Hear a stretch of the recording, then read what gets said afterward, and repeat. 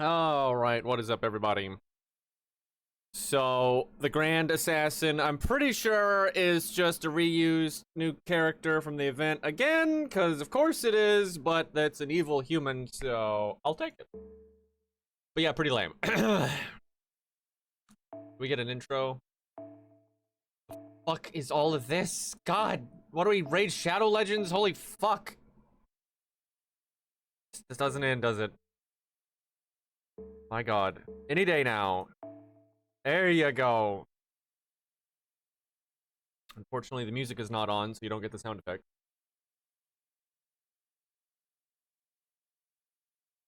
Obviously, we're gonna go with Sanson.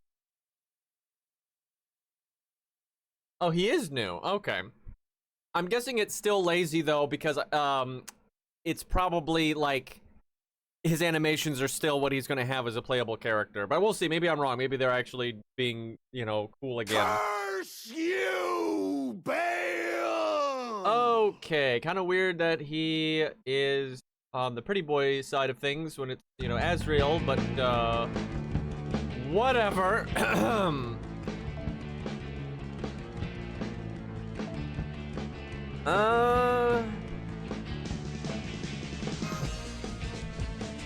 Free shit.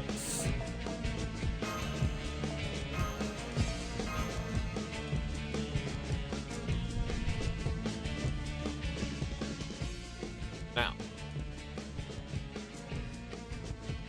Not as cool as Blaze Blue. True! The only thing about... My god, that's loud. The only issue with Azrael in Blaze Blue is his default color palette is a little... out there.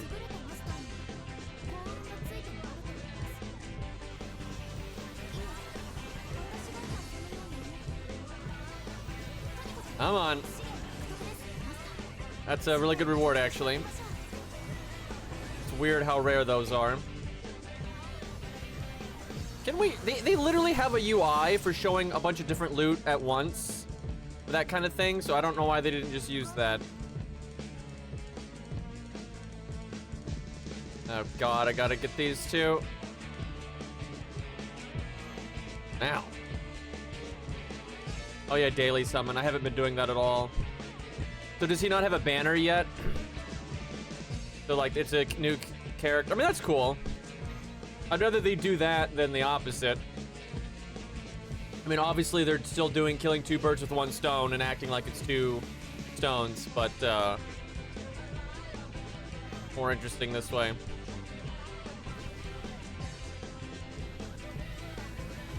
What a guy. Did I get the monthly shop? This is what happens when you barely play these games.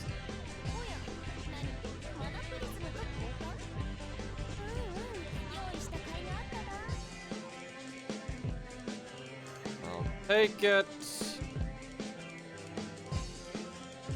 Teapots are normally good. No rush. Okay, good enough.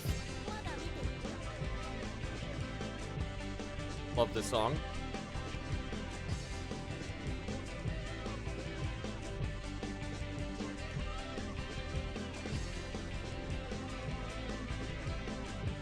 I mean, it's not that bad of a design, all things considered. You know, it's not really what I would have, you know, liked it a bit more evil looking, but I have seen worse. Now.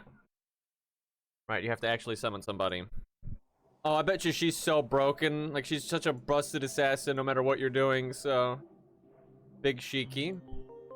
That's fun. Big Semiramis. We'll go Shiki.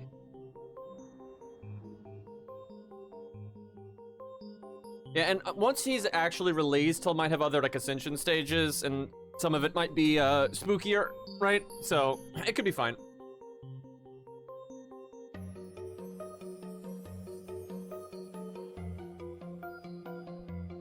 Right, you can only bring assassins. I can't remember, does she have team support?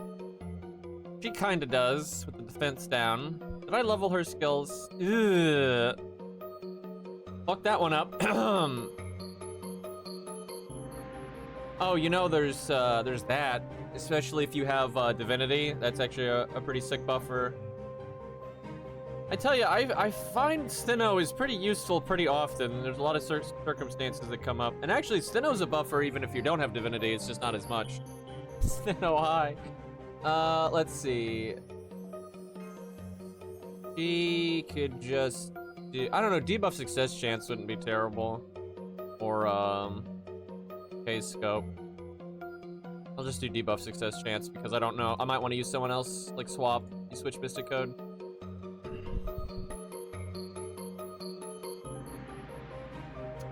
There it is.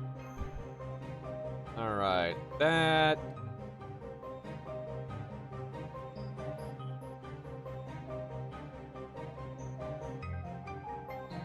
Oh, I love this song. Probably the only person in chat that actually played the game that it's from. Mech Warrior 2. Back on like Windows 98 or some shit.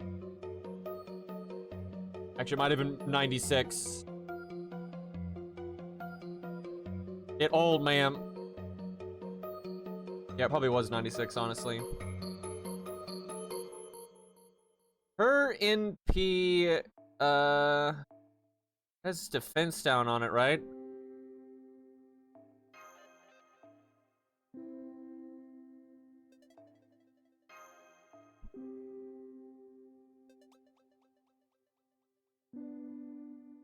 Case scope for everyone.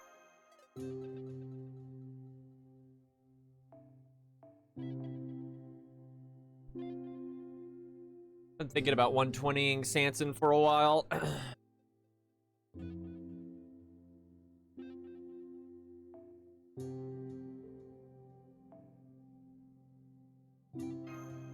main issue with 120ing is I don't want to put up with the time that it takes. I mean, what is wrong with them? In Arknights, you can level a unit from like 1 to whatever just instantly, one click. Just boom. This game is like, nope. You gotta go through the UI like 80,000 times. Hey, Zert.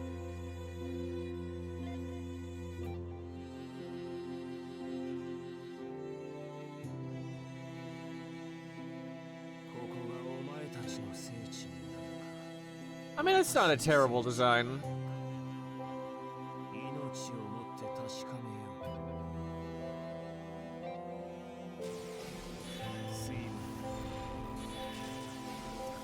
Okay, some wacky debuff I've never seen, or buff.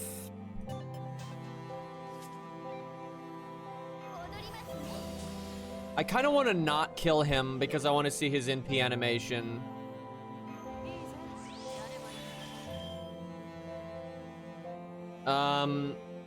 Don't one-shot Sanson, please. Although I guess I could always do this because he has an evade.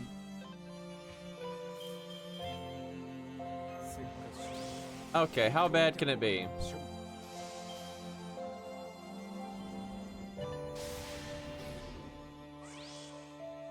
Well, she's dead.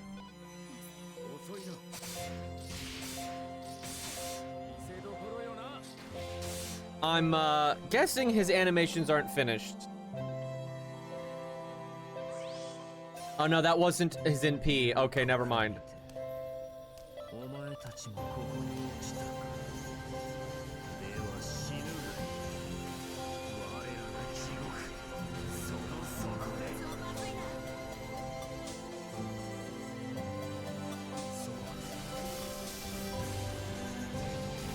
Ooh, that was cool.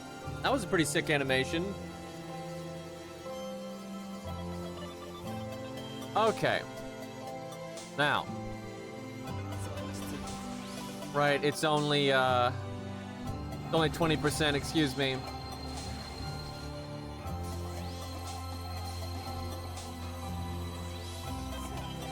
Well, it lasts 3 turns.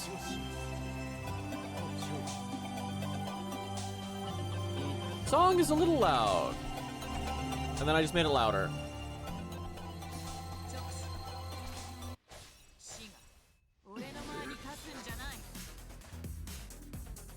Oh, Shiki got that. Aww. Feels bad. Let's see if he resurrects. Oh. Well, that's an interesting mechanic.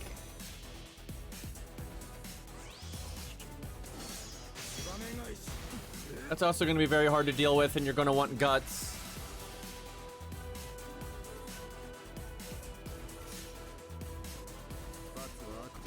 So it's like a counterattack, but preemptive.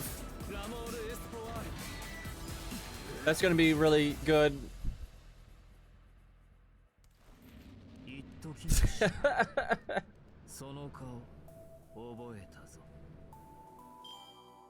Okay, bye.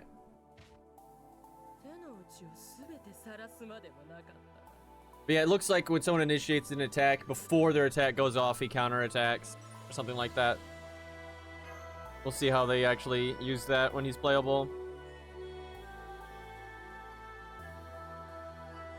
They want King Hassan to be good here, because all the Guts stuff. Like, it's obvious that Guts is really good here.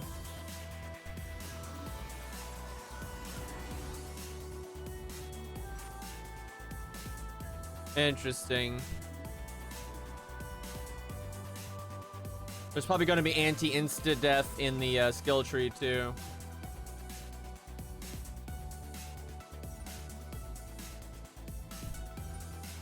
Okay, I should at least record this so on the VOD. Like, the quality... If I want to make a video, I want to at least have the VOD available. I'm just going to mute my mic when I do this part. I should technically turn chat off. Or we allow you all to be deranged. I mean, I don't know if I'll make a video or not, but...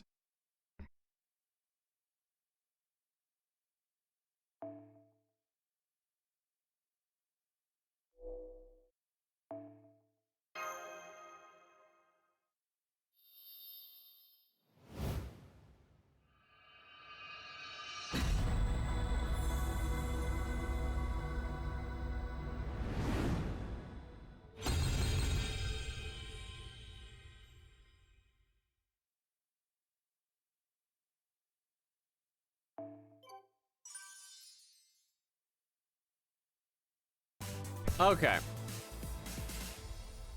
Everyone gets golden sumo, apparently. So, there's no world you use his spawn CE effect. It's like the worst in the game. It gives team-wide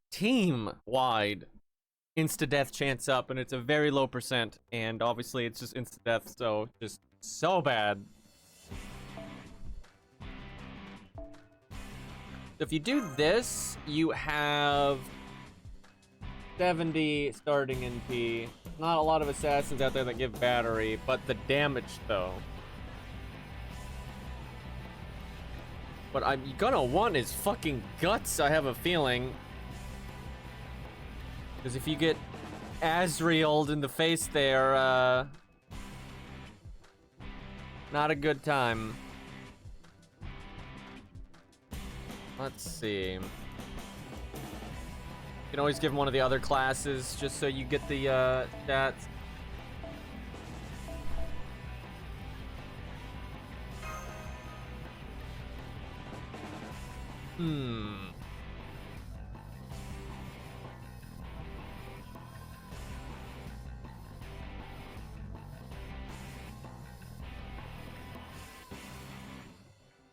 Yeah, it's the Angel of Death.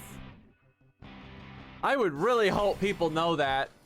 Like, I would really hope people know that. It's a pretty famous one. It's like when someone sees like a pyramid in real life and they're like, oh, that's like the Millennium Puzzle from Yu-Gi-Oh! Dear God.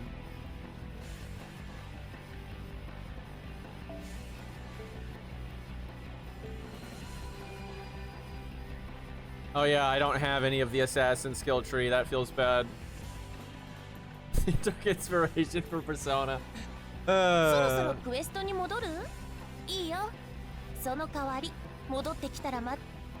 Chat, the enemy Grand Assassin is like a Gravekeeper deck from Yu-Gi-Oh!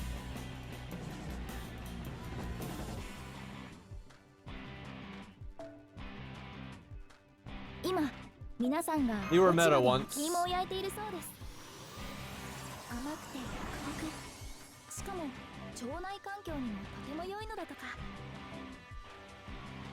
回も無事に帰還できましたね。戦いは厳しくな小さなことからコツコツとですね。一歩一歩着実に前進していきましょう。優れたマスターには幸運がついて回ると言い Play ます。 Necro Valley and win. Man, that was a long time ago. Let's see. Grab these. How many grails am I sitting on right now? ようこそ。 I still haven't decided who my Grandcaster is. I think it's going to be a VC Braun because, you know, I really like him, but Chin Gong would be pretty great. 惚れ惚れしちゃう。次はもっ The hell happened to my playlist? You know what? You guys get Ort. There you go.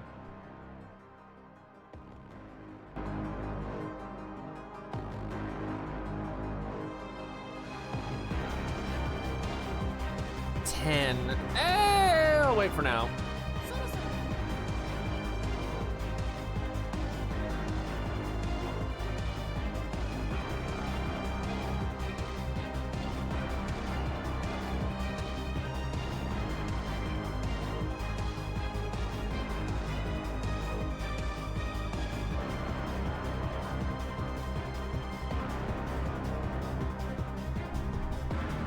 Ooh. That's fun.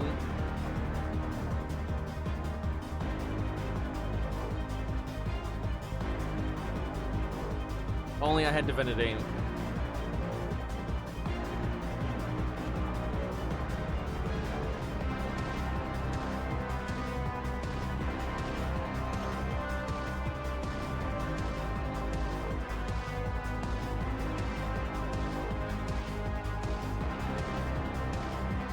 I mean, she has guts, so she's really good, but I'd love to use like a King Hassan or something. Oh my god, she has Divinity, so she works with Steno. Well, there's one, but that's fucked up.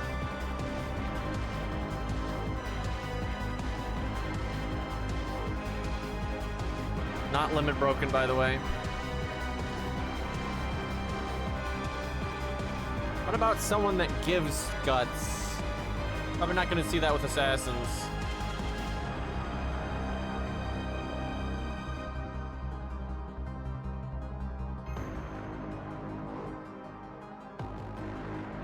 Yeah, I'm kind of surprised we haven't seen a Gramps yet. He's pretty popular. I mean, yeah, there's that one, but it's scuffed.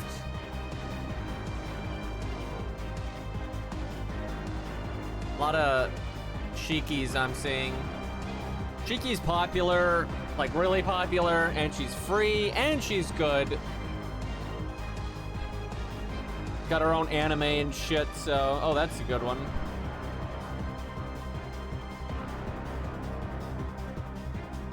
Why I've seen 3 Gramps now, and I'm pretty sure from all different people, and none of them have their Bond CE. Yeah, maybe it's Curse Arm time. That is so unique. Fuck it. Just don't get insta-deathed, forehead.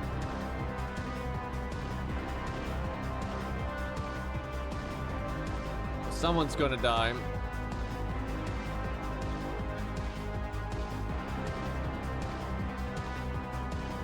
I wonder if Taunt will allow you to soak the attack Azrael does.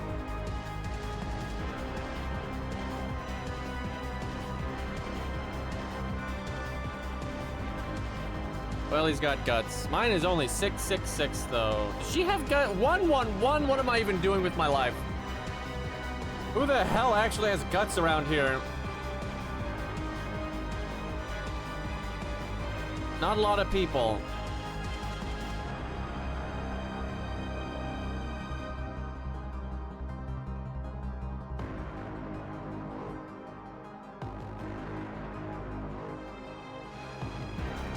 I don't know if this is gonna work or not, but OP as fuck.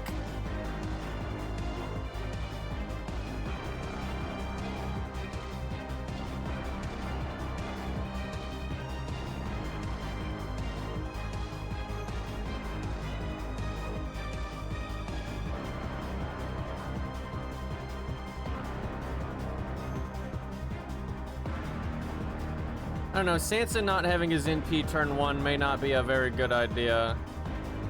It gives the boss multiple opportunities to eat you.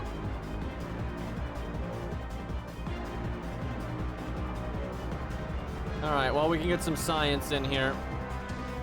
Oh, I probably should have brought the Switch Mystic Code. I don't know, maybe it's better not to.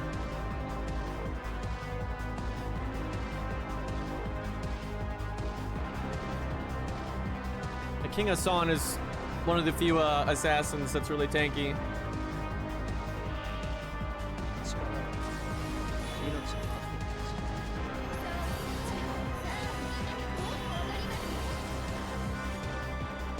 Well, look at that insta death up. Oh, baby. Oh, right, because he's got his passive.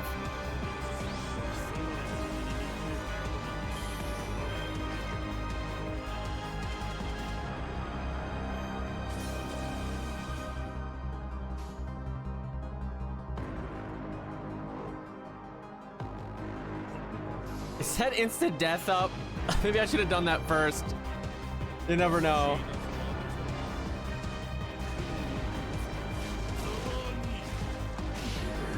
Holy fuck, did he just insta-death? I wonder if this boss doesn't have good death resist.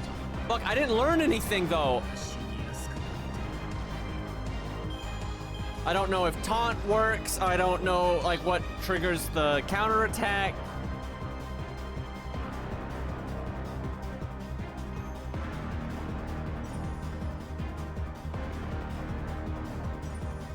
He only does it once? I mean, is it random? Like, what's the...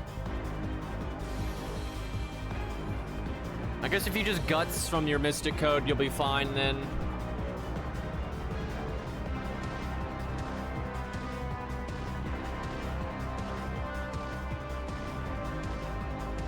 Yeah, kid. This Bond CE is the exact same as Curse Arms Bond CE, but it's just better. It's literally the same thing, but higher stats. Or more of the effect, which is insta-death up, which is not very good. But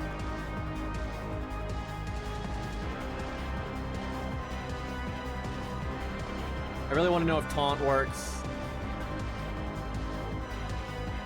It's probably not necessary.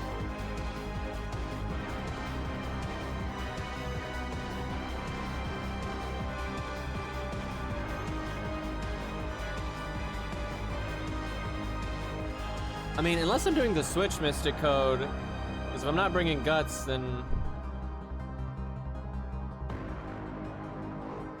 Man, I gotta give him 10% who the there has to be an assassin that gives battery. It's only 10% for fuck's sakes. That's so little. Woo, get that the fuck out of here. Pretty sure I did get Woo back in the day and I just instantly burned her. Oh, I still have a Woo, but absolutely not. Oh, does she have battery? I haven't used her much. Yes, then let's see.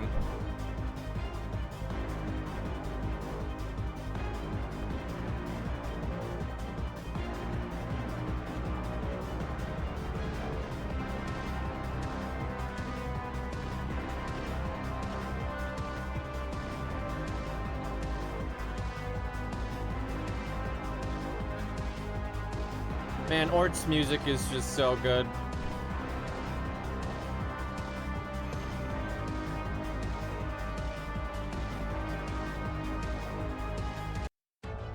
Look, we'll play them out of order.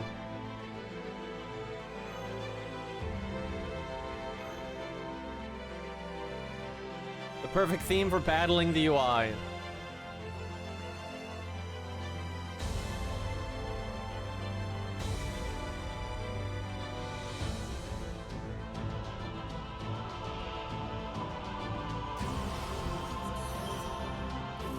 Do we not do the higher difficulty one? 'Cause that's like the same stats, I swear. Very nice. Look at her being useful.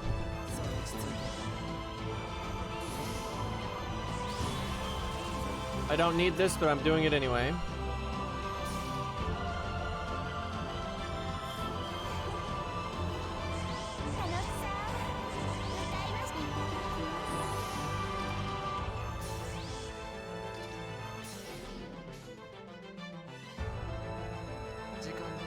Just for the shits and giggles, I want to see the damage.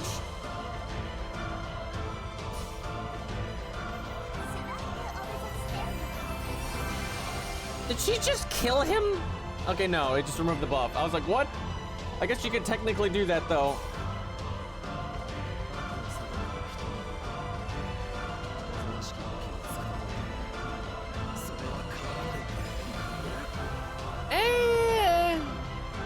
This could be a problem.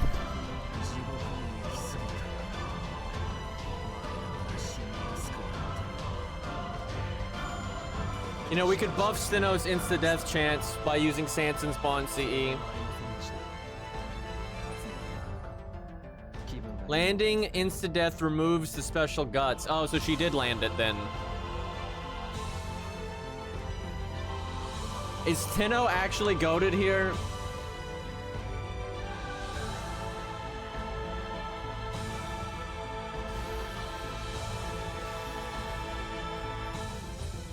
I lost.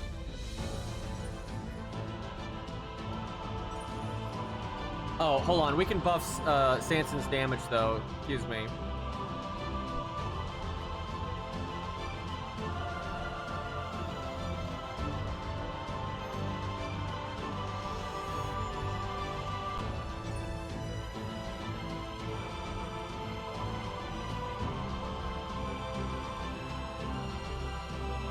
Yeah, there's normally multiple ways to up your damage from the tree. Steno has always been good. It's just, might be really good here.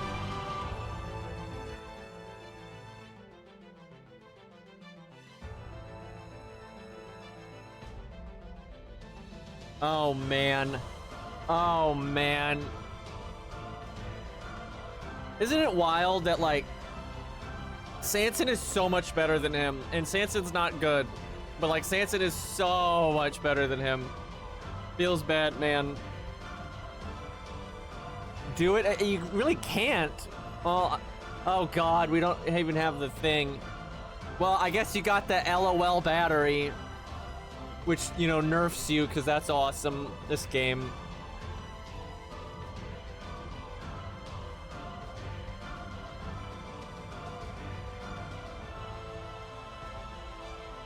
Oh, I see. I haven't maxed her passive. That's why she didn't have her NP.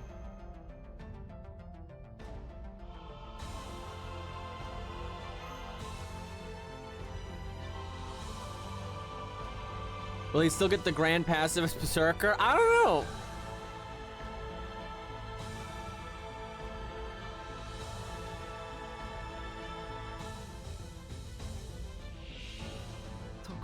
I mean, he's not necessarily nerfed after his buff. It's more like if you use the buff, then you're nerfing yourself. It's like a trick, because you could just not use it.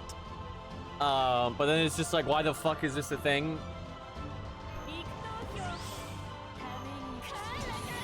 Oh, she's a great unit for this, though.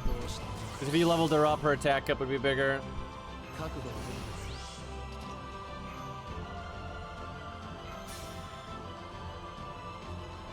Do I not Sanson to try to use Jekyll and Hyde?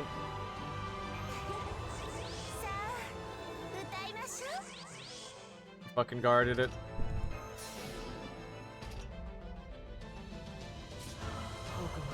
This is the worst. You get that shit crit buff because of that. That's where like all your damages too.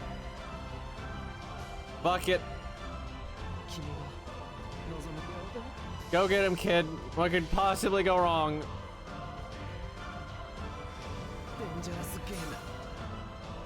I knew they were gonna make it where he would lose the... Actually, I didn't know, but I had a feeling they were gonna make it so he loses his stuff when he switches. It's so fucked up. He's a double grand, guys.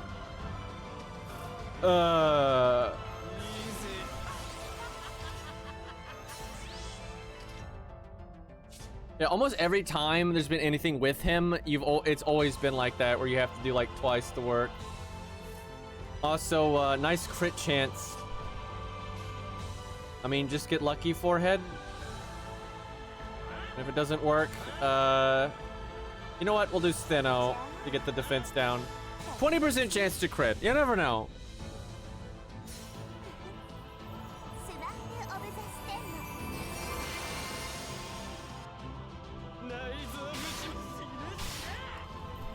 Well, 137. That's true. You do kind of get class advantage. You get like half class advantage because of the Berserker thing. That's kind of cool, honestly. I don't think it makes him good, obviously, but I mean, you could do Anniversary Blonde and you could actually crit. It's just then you have to deal with the deck and stuff. But you might be able to get some decent damage out of him, especially if you have, you know, maxed the Berserker tree. Because your Grand tree is stronger if the regular class tree is leveled. So, you know, just level 2 class trees for one guy. Isn't it great?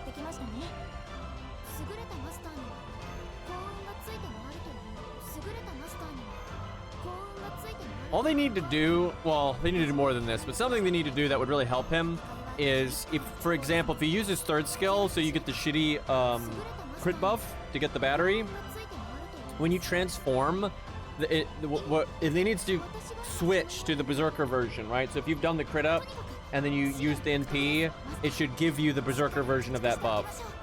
And then also the NP should give you an attack up instead of just a buster up.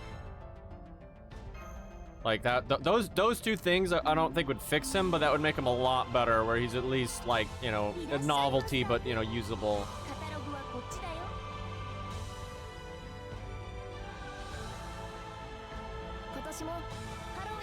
Okay.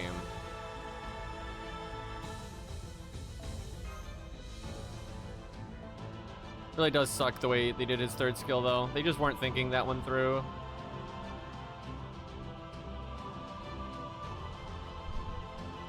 I mean, Shiki is just crazy good here. Ares is probably about as good as it's gonna get. Now, if this gets hard enough, we could actually level her skills to give a bigger attack up, but hopefully we won't really need that.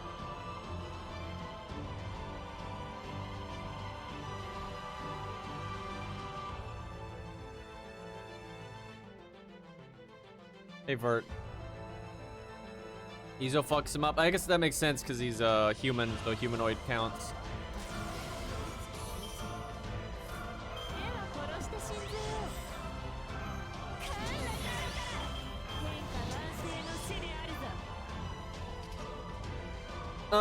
You know, I really do hope somehow in the finale some crazy shit happens during the story and we can actually get Ort, you know, Grand Foreigner and all that. That would be great. Man can dream.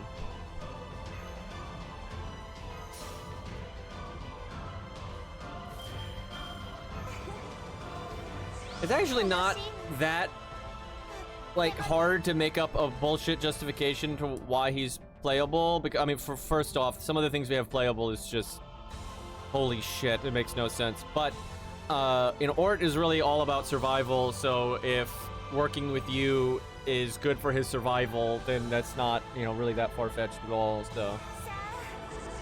I'm guessing he has extreme resistance to charm, because that never works.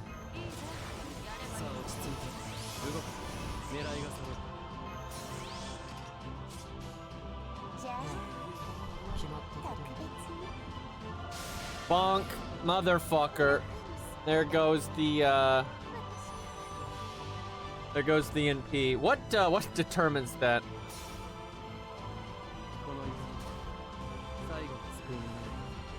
I think there's a decent chance we're going to see Beast Angra. They've been hinting at that for a good while.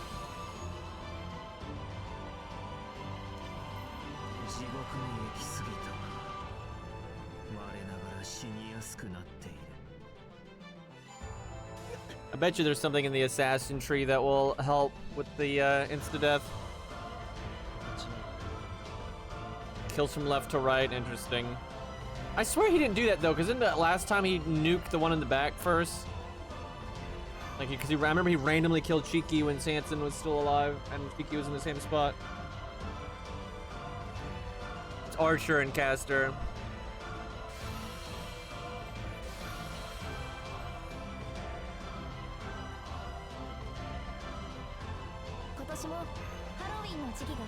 Can we get a Billy the Kid animation update, please?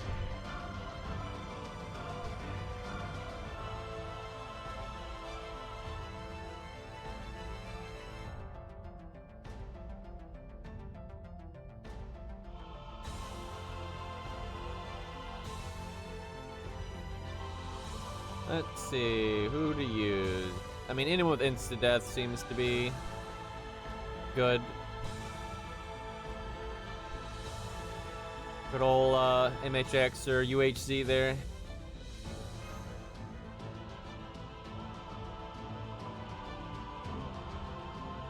He's probably disgusting here.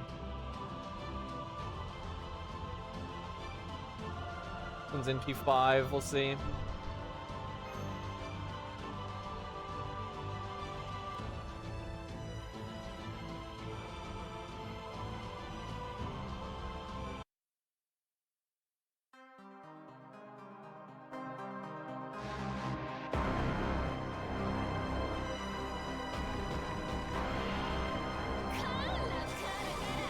Cool background.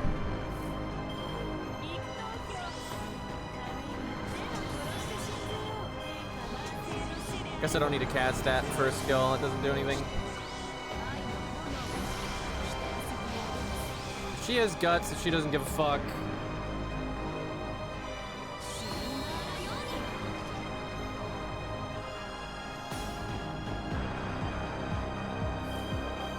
I could just give Steno a guts CE. If he does consistently smack her, we'll see. One day it'll work.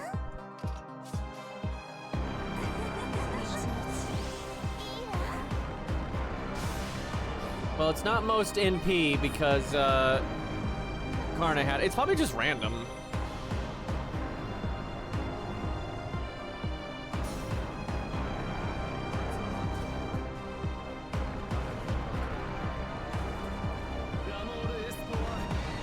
Do that or use the front one, but that is weird because that second time he fought him, or the second time he did it, he killed Cheeky when she was in the back. But that might have been because he had done it more than once, or because it was the intro fight, not the farming version.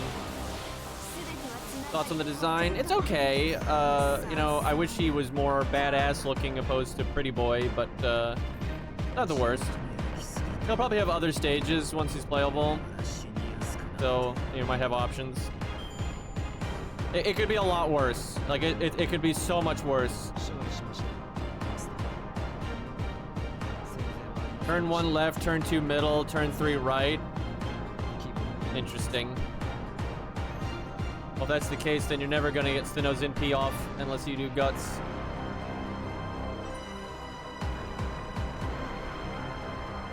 I'm not sure that's right, though, because I'm pretty sure that first time we fought him in the intro, he turned 1 the front run, and then he turned 2 the back one. Oh yeah, I might have skill sealed him with Motohari or something, so he might have skipped over it.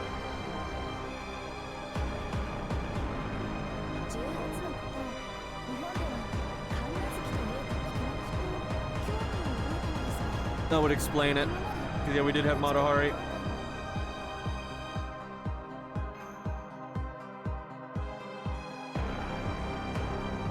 I guess Motohari is pretty good here then.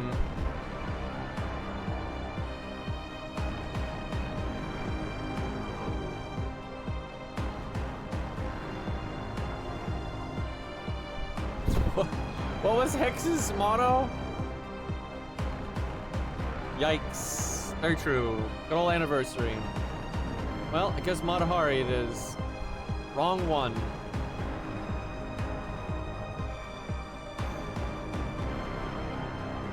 You don't necessarily have to do the switch Mysticode either.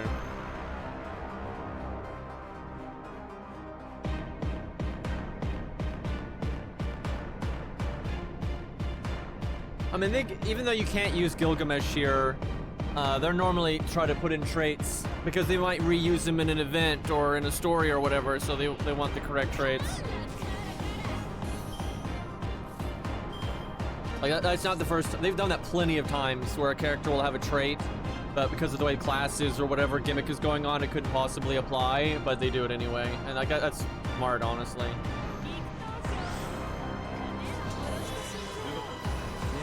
Oh, damn, he doesn't have battery, does he?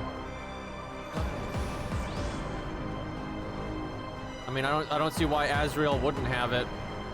He's an angel, not a god, and I mean, Gil don't like people like that. And like loads of, I mean, lots of gods have weak to Enema Elish, for crying out loud. Like, I'm pretty sure Ishtar has it, and she's a god. So, and you know, Azrael's just an angel, so it'd be weird if he didn't have it. There's really nothing about his lore or anything that would, because most of the people that don't have it are people that are very Cosmo related, like the space related, or people that like Gil sees as contributing to like the boarding of humanity a lot. Like that's pretty much all the people that don't have it. So yeah, I think it'd be so weird if he didn't have it.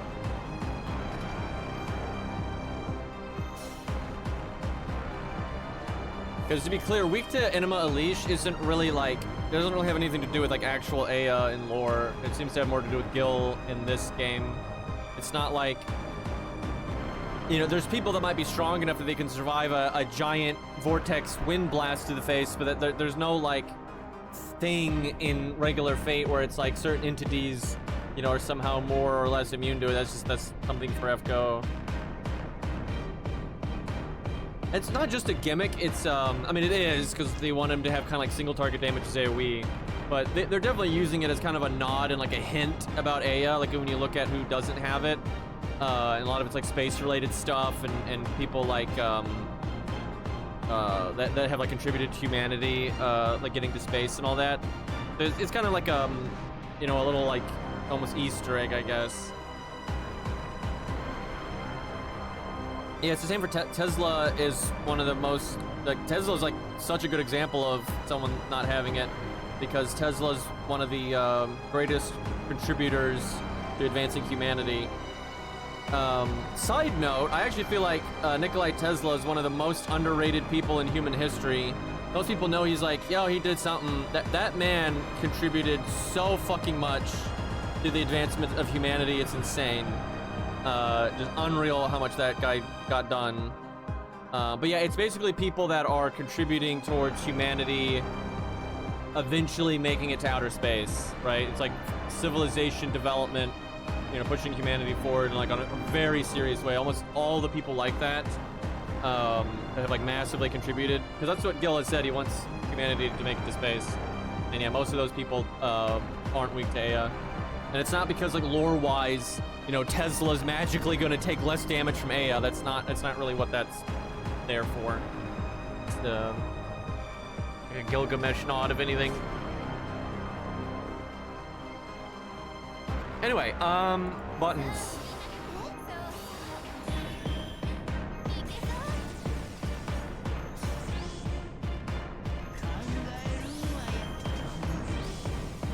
He got buffed, but no battery.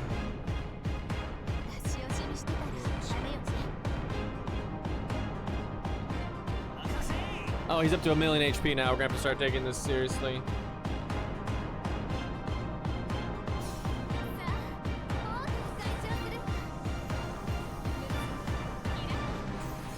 Well, in actual Fate, Gil does like try harder against people he respects. Ironically, in FGO though, they kind of have him trying less hard because they make Aya do less damage. But you know, again, it's more of just like a gameplay, you know, Easter egg thing.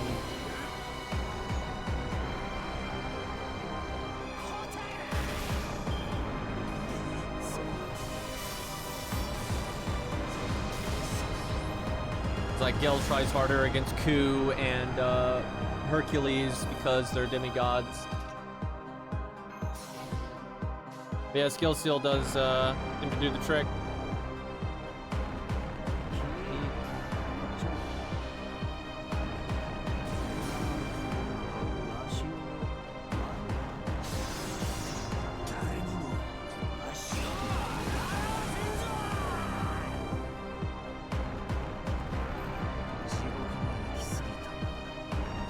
And normally Gil doesn't even use Aya, and if he does, he's using it like at such a weak like version of itself. It kind of sucks. People have really just like lost a lot of the point of like the storytelling in some of the early stories of Fate, because like Fate Zero came out after Fate Stay Night, even though it like takes place before it. And they like set it up on purpose that like, oh, in Fate Stay Night, you know, Gil never used Aya seriously. So in Fate Zero, they gave him a reason to use it more seriously with Alexander the Great, and then being inside the reality marble, so it was like fine for him to let loose and all that. That was like the point.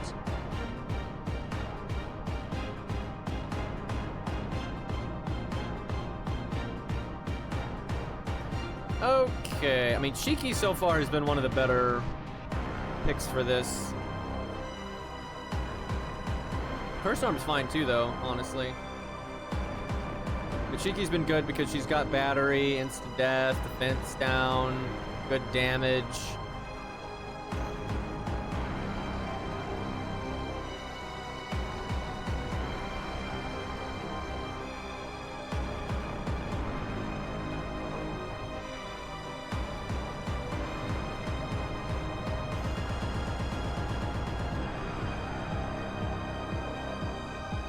Yeah, and they've diluted a lot of stuff with Fate and whatnot. But it's like the original stories are kind of what's important, and you know, people are always like, I don't know how to get into Fate, and it's, you release orders generally it's the way to go. The main issue I find is just I don't think Fate Stay Night's very good. I mean, that's just, it is what it is. I don't think it's a good story, really. You know, it's a cool premise, right? I think like Fate Stay Night is a really cool premise, and all the characters are really cool, right? But like the actual story and like the way the story unfolds and stuff is pretty cringe.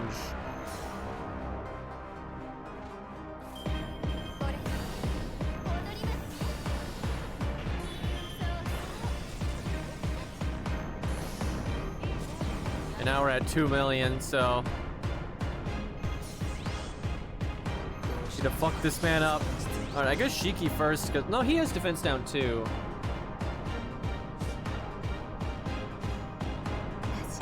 I guess it depends. I imagine that Shiki's skill tree is more advanced than mine, so they're probably the way to go. And they're 120.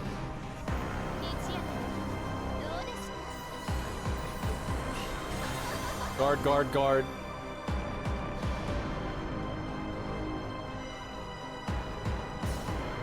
I know, Medeus had that dragon since the Fate franchise started. And it's EX rank for some reason. We did less damage. That's a problem. Insta-death, please. We're gonna have to get that skill tree going, I think. Uh-oh. Woo-wee! Why you gotta do that? Why did you attack the same unit 3 times in a row, buddy? Could have done the evade. Didn't think it was necessary. Don't worry, guys. I cleared that debuff.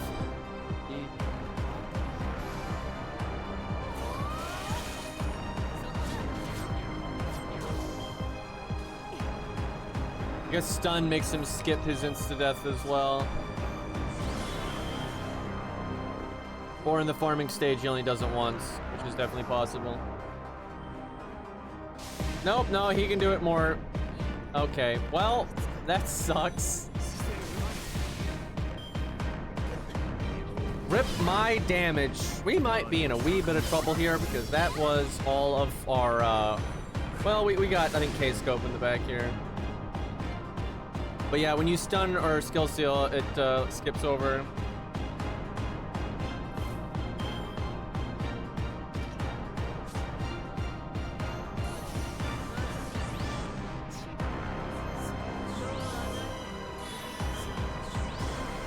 Do they have this?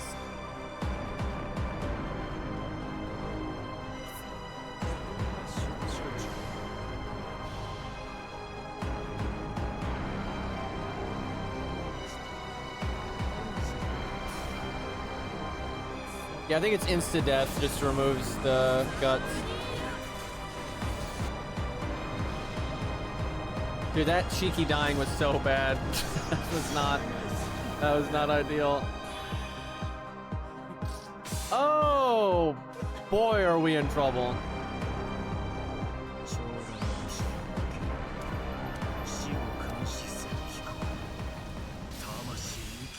You just had to hit Sanson, didn't you? Literally, the other two had evade and weren't as strong.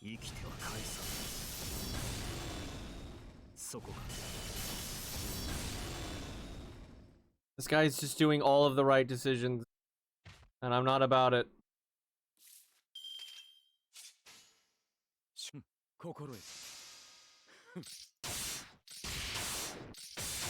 Boss has a defense up too, I see.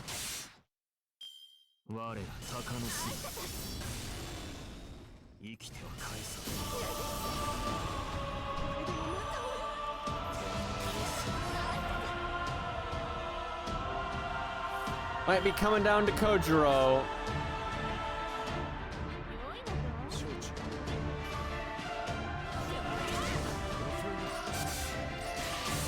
$137.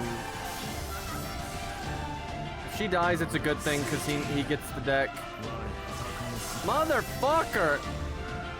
We would have won if she died for sure, but now we might not.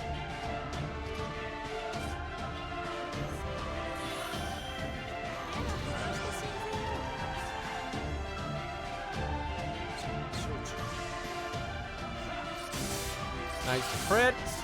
Motherfucker. Well, we'll see what he does. I don't know how much evade she has. Can't kill us all. Aw, damn. It was a swallow all along.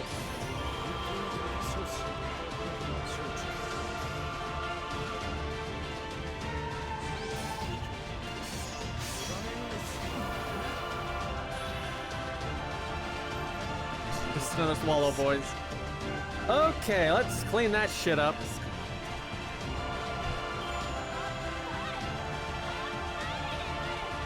I think you let the first assassin get smacked, then you Madohari. If you're not gonna turn one. See if you're a France. Oh, good time.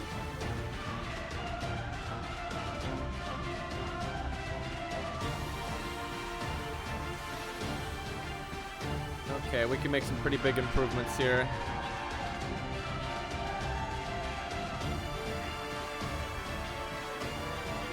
Normally this one has something damage related about it.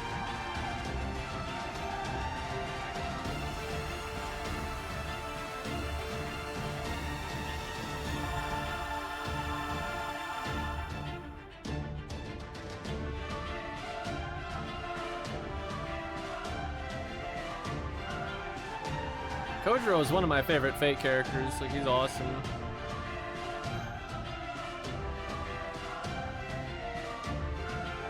I doubt Kojiro's better.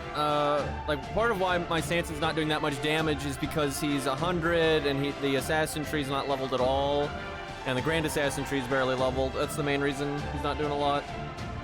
Having the generic tree leveled generally actually matters a lot for these because it like empowers the grand tree.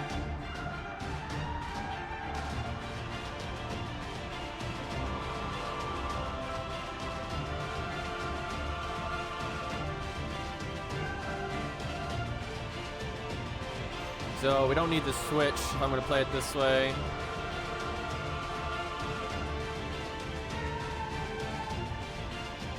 Although the switch Mystic Out gives you a team-wide attack up, so it's hitting 2 people.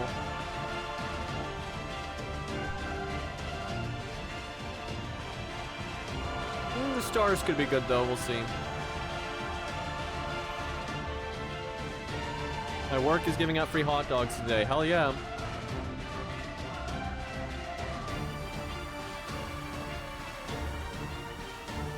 Kojiro can NP more than once per calendar year. Shut up! They have sweet relish and not regular? I hate that, dude. Dude, most people I've known in real life don't know there is a difference. They think sweet relish is the only relish that exists. I have converted so many people that thought relish sucked into like, oh wow, relish is awesome. It's just sweet relish that sucks. Yeah, I don't get why Sweet Relish is just everywhere. It's not great. 1 second though, chat. I need to BRB real quick. I gotta get water and stuff.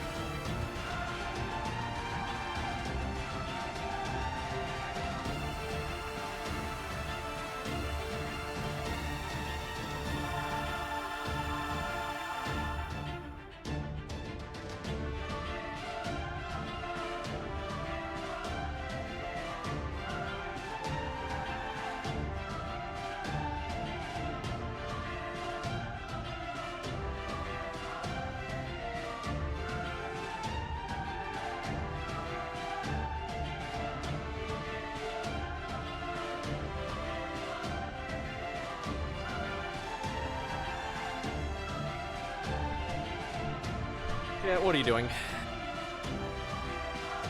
Especially pizza. Actually, especially Finrear.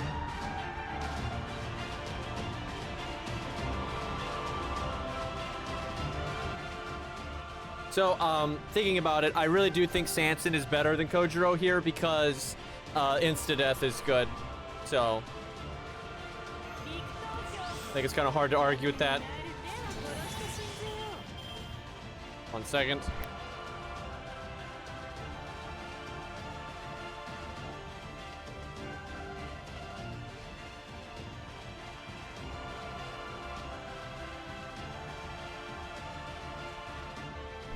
Okay, I'm back again. All right. Common Sanson W. Okay, I don't know about that part. Sanson W, sure. I'm pretty sure this boss was like designed to fail because like skill seal's good. It normally is not, right? And Matahari has skill seal, and everyone has Matahari. He's human instead of humanoid, which they almost never do that. And, you know, Sanson, and everyone has Sanson. So it's like I think they kind of looked at the assassins everyone has, and like, okay, let's make a boss that's good for them. And like Curse Arm, Shiki, Sanson. You know, a bunch of the free-to-play assassins have insta-death, and then this boss is weak to insta-death. Like, there's a theme here. Does this have Star Bomb? Nope.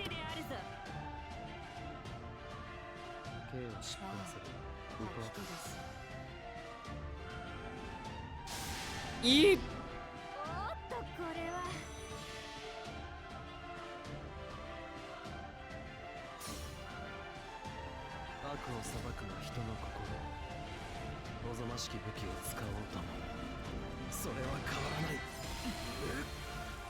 I mean, people on Discord were saying he had human, but maybe it is man. I'll have to check.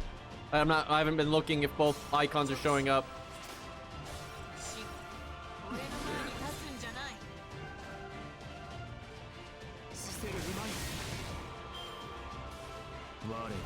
Oh yeah, Fuma. Yeah, Fuma makes a lot of sense because you get the debuff.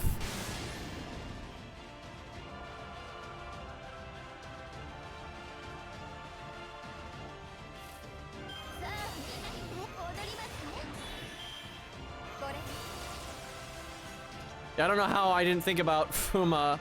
Yeah, I don't know what's wrong with me. The weird thing is, I use Fuma all the time. Like, there's so many bosses where most people don't think of Fuma, and I'm like, oh yeah, I'll use Fuma here. It's great. I've done. That's kind of wild. I guess I haven't been playing the game a lot recently, though, so off my game. Watch these crits.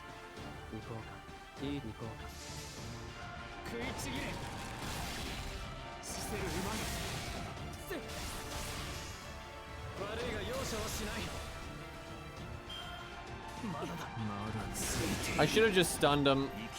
Don't triple attack Sanson, you fucking jackass. I'm so fucking safe scumming that. What a jackass, dude. This game.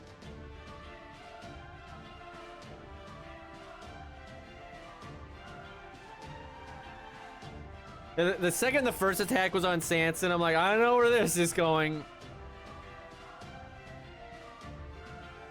Mild cheating. Look, it's farming. What do you want from me?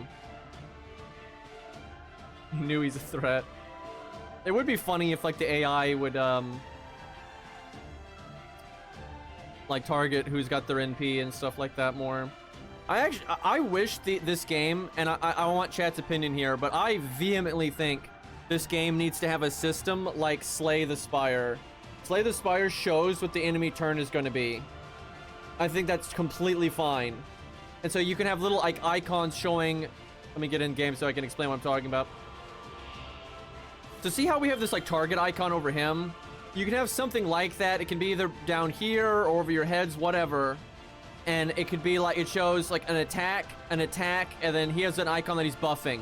So one action is attack, one action is attacking Sanson, and then one action is buffing himself. And then you could have all three on Matahari, which means he's triple attacking Matahari. I think that's great because then it lets you know when to use your evades and stuff like that. We don't need this RNG bullshit. I think it'd make it way more fun, and yeah, you get to strategize more. And then like when you taunt, obviously it'll change any attacks that he's doing then to that target, right? I think it's so much better. Like I would enjoy the game significantly more if they did that. Like it'd make free to play a lot more reliable. Like free to play has gotten more and more RNG as time has gone on, and it's on. Oh, I don't have stun, but it's gotten like ridiculous, honestly.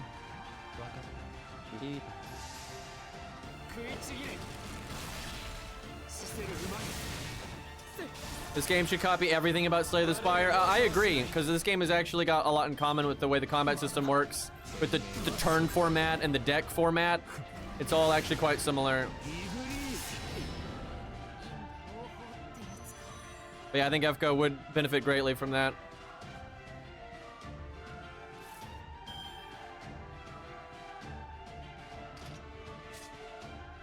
Okay.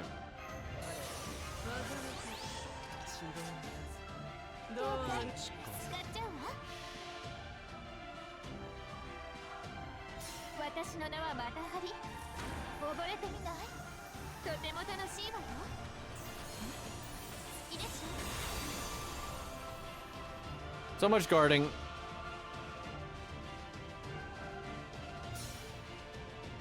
I mean, I don't think there's anything wrong with knowing how much damage the enemy does. It's not a problem in Slay the Spire. Why would it be a problem here? And frankly, Slay the Spire is the better game anyway. So it's like, I don't. Why do we need RNG? Like, what good does RNG do anyone?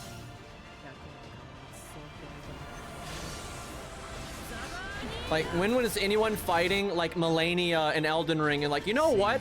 I wish her waterfowl dance did a random amount of damage. That would make this so much better.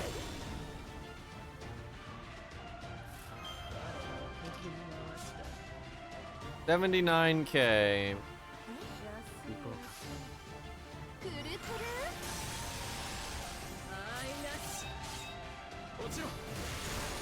Everyone crit, how about that?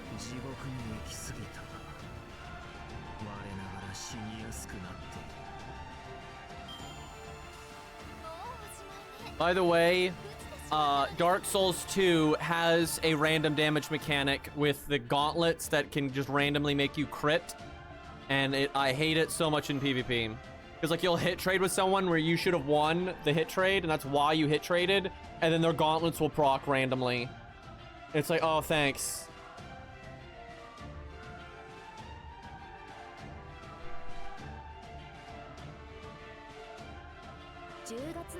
It lost, you must stream Elden Ring, I swear to God.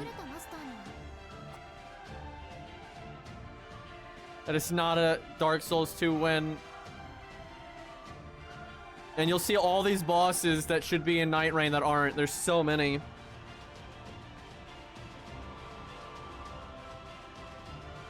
Malekith and all that.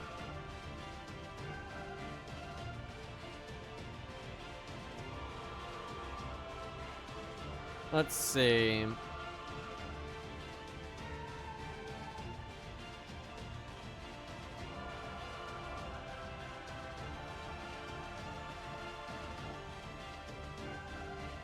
All right, what music shall we listen to now?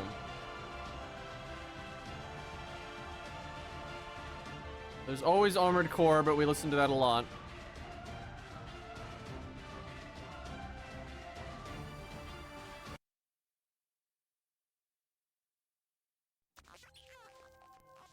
There we go, Metroid Prime.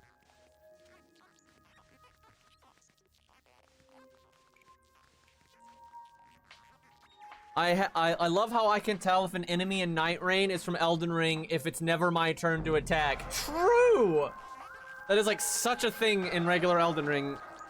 Yeah, that was very noticeable to me the other way around. It's like, oh, this enemy's not, you know, this is new because it's actually good. I have not. If you can link me that, Beasley. Yeah, honestly, this stream is a good time to like listen to soundtracks and stuff.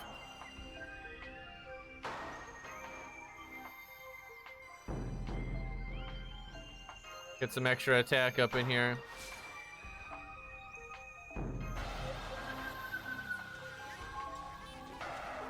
We'll leave it there for now. She's doing like the Willy Wonka pose, I swear. Let me do the skill tree some.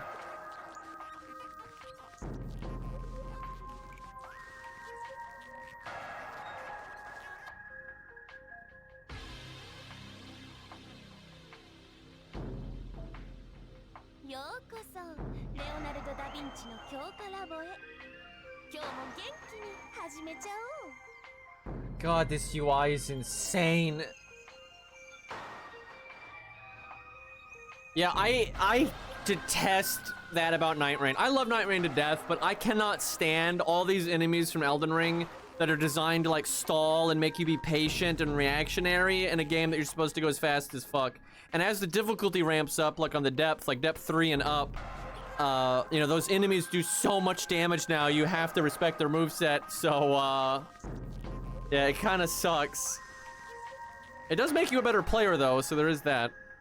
Yeah, every enemy in Elden Ring that is in Night Rain, Lost, I'm assuming is going to, like, obliterate. There might be a few exceptions, because some of them have, like, special movesets here and there, but, it'll be interesting to see. Is it really worth using that many bones? Like, goddamn.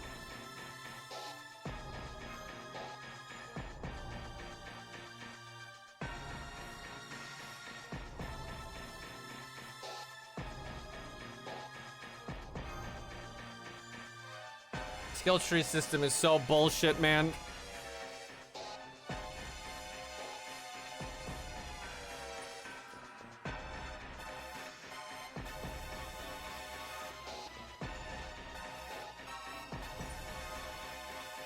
It's designed to make you farm forever. This is a yellow one. Okay, no, it's a red one, but I don't want to use a yellow one here.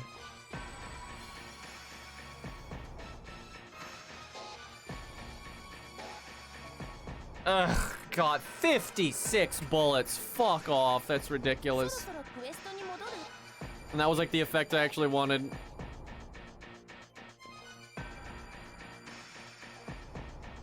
Ugh. おや、何か物入りかなでは、ピュアプリズムをそれぞれ必要な素材に変えてみよう。クエストに出る必要がないなんて、まさに魔術科学の。まだ見ていく？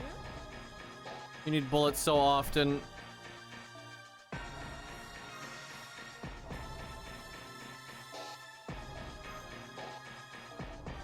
Chat, when's the Green Knight?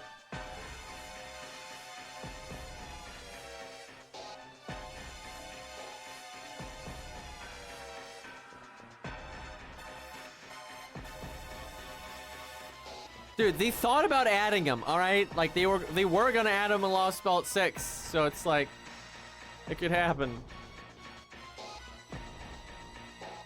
But I'd rather have Fuma or Matahari.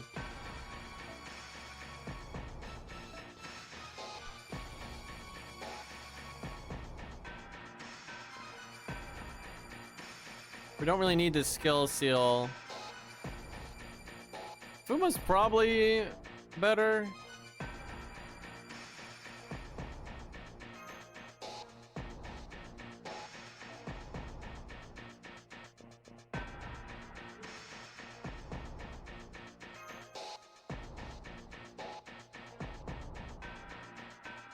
Green Knight, 1 day before end of service.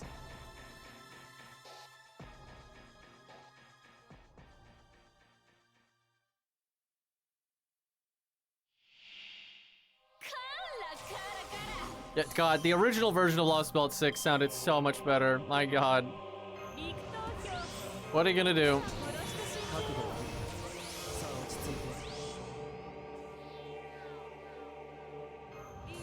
Man, I want to play Tarnished Edition so bad. They need to get that shit out. Like, I really want to play regular Elden Ring after Night Rain and see what it's like. I'm very curious.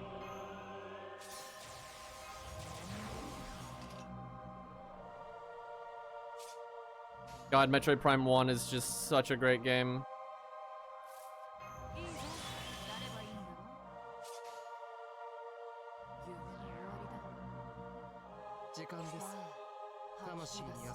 The green one gives me the chain, but that doesn't really matter that much.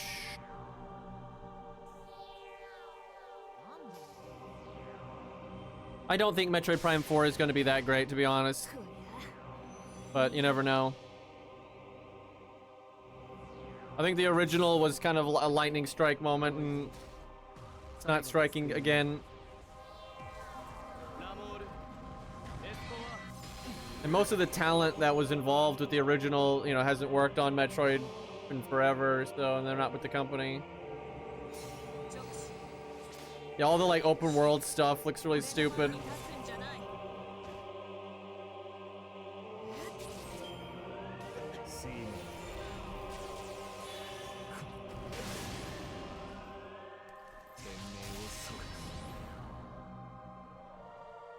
The only thing that makes me sad is, so I vastly prefer the GameCube version of Metroid Prime over like the Wii remake and stuff.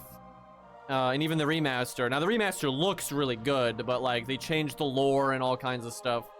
And so I really like the GameCube version, but and you can get it to run perfectly on an emulator, right? Perfect 60 frames per second and all that. But to get the controller to work properly with the way the game detects you, like clicking the L button or letting it go is such a... I don't even remember how I did that. I think Beastly had to help me set that up. And if I had to do it again, I wouldn't remember how, because that was such a nightmare. But yeah, when you do get it all set up, it feels great to play again, but it's so much work. Motherfucker. He guarded the one that's important there. He guarded again. Man, this guy.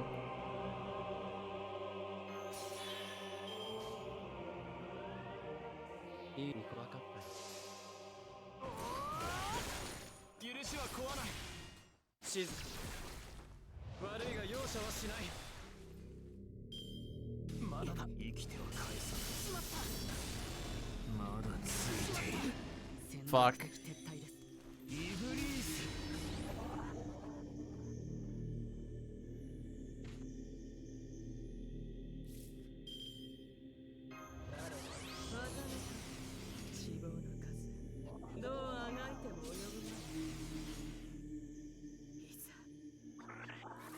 Maybe in future I should save her evade.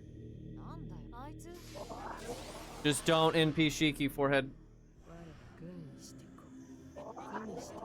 You know what game I'm interested in?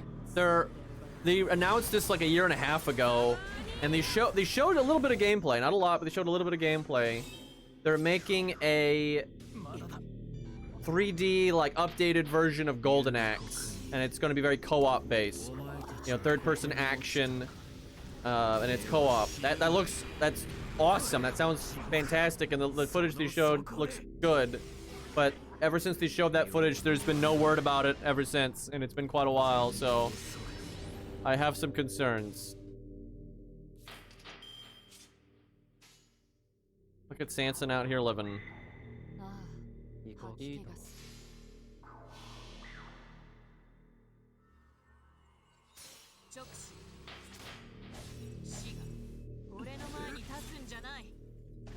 We're not doing so hot on this one. Oof.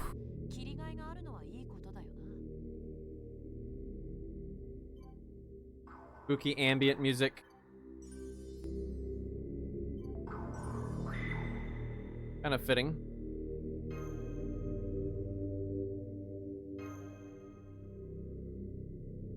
Oh, hold on. I should check if I can buy that upgrade.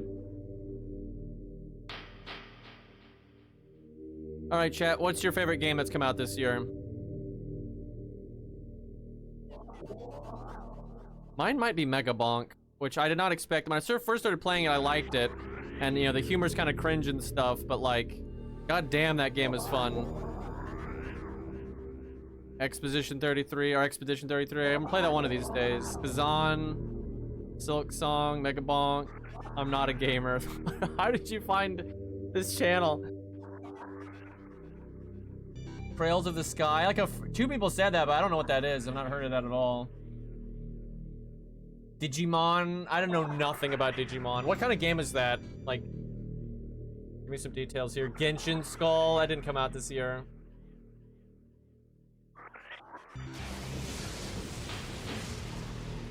Hey, thank you for the 18 months, man. I appreciate it.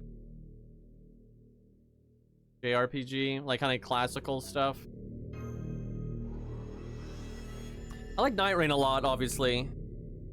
I like really like Night Rain, but there's also aspects of it that I really don't like. Where Mega Bonk is mostly just positive. It's just a really fun game.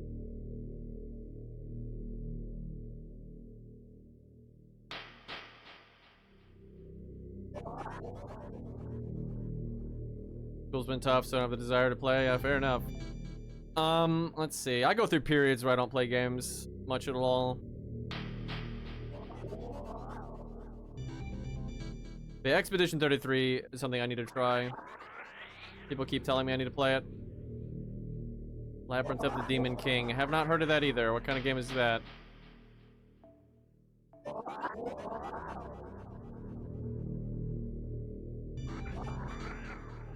Yeah, I don't know how I feel about Night Rain. It's like there's aspects of it that I like so much, and then there's aspects I'm like, what were you all thinking? Like, there's just aspects of it that are so bad. Oh my god, it's like it's the best, worst roguelike I've ever played. Or it's the best bad roguelike I've ever played. Kingsfield with survivor horror elements. That definitely sounds like a beastly game.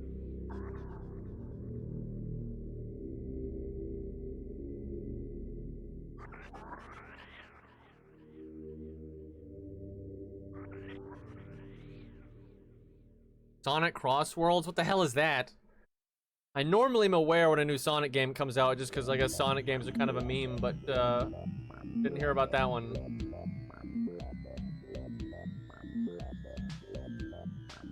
I don't want to try a different Mystic Code. I don't think the Switch one's terrible just because of the double attack up is actually pretty good. Mario Kart but Sonic. I mean, hey, if it's got good, you know, controls and everything.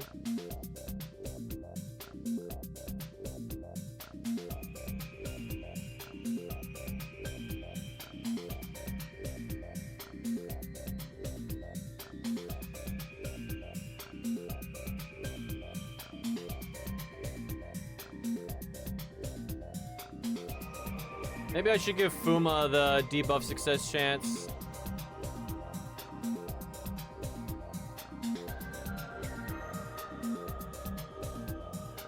Yeah, I could do that.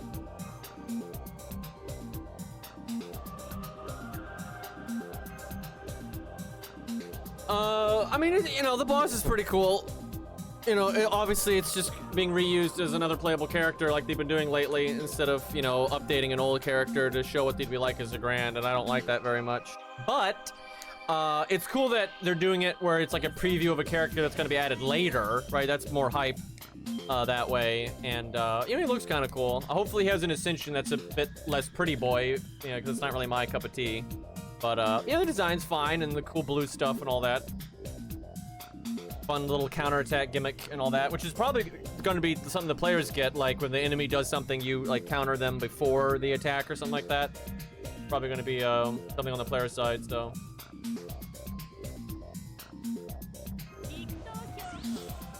The question is, when is he going to be playable? I mean, obviously he's going to be playable. And I don't think any of his animations here are like special to the Grand fight. You know, it's probably just copy pasted, so pretty much what we're gonna get, I would think.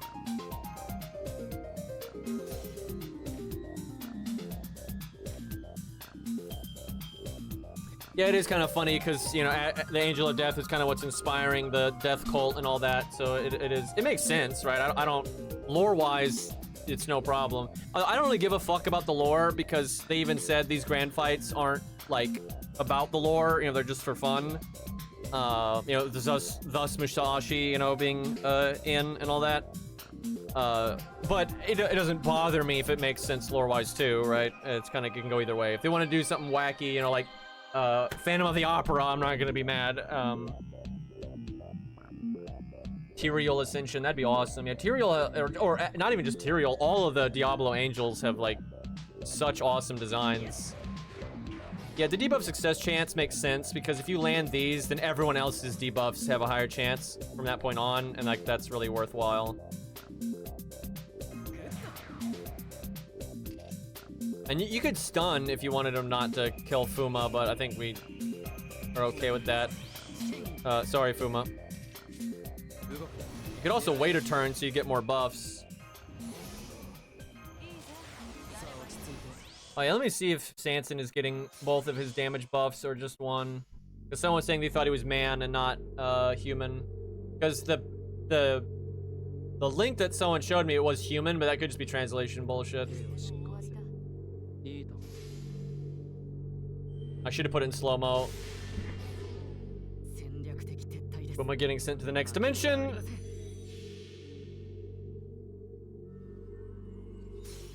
Yeah, I saw Jekyll stuff. You gotta work twice as hard. Pretty typical for our boy. I mean, really, when have they not done shit like that for him, right?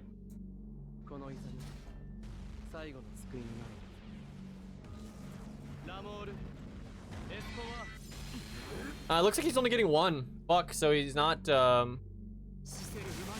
mean, it could be he's not evil, but I doubt that's the case. Well, Sanson still doesn't have his day.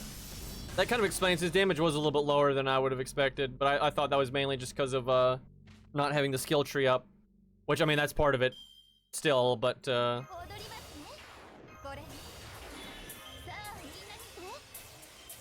defense down for days. I can actually have even more defense down, but there's not much point because I don't have any damage. Actually, fuck it. Give Shiki the art first card. Why would the angel be human anyways? I mean, why is Sanson's skill limited to human anyways? That's the real question. Because, like, no offense to Nightingale, but, like, Nightingale is a nurse. Sanson was, you know, training to be a doctor and was pretty far along on that. So, and their lore reasons, if you read, like, the book, right, their lore reasons for having their skills are exactly the same, right? It's not, like, kind of the same. They're exactly the same. And for some reason, hers is humanoid. And then even worse, I would say, is, Dogface, what's his name, Izo. Because Izo has just killed a lot of people, right? Sanson has killed a lot of people and was going to be a doctor, right? So he has way more reasons to have the skill Yeah, and the truth is, it's because Sanson was made first, and they didn't know what they were doing, right? That's the reason.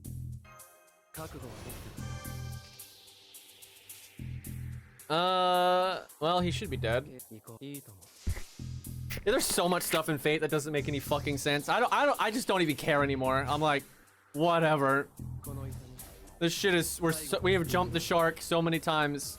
I mean, I guess to be fair, even in Fate Stay Night, there was a lot of stuff that didn't make any sense. Actually, Fate Stay Night's really bad about it. So, like, in the character material book, and if I remember correctly, in the game, right, in the game Fate Stay Night, in the profile for Archer, it says that if he's not strained and fighting, his independent action skill will allow him to live for 48 hours.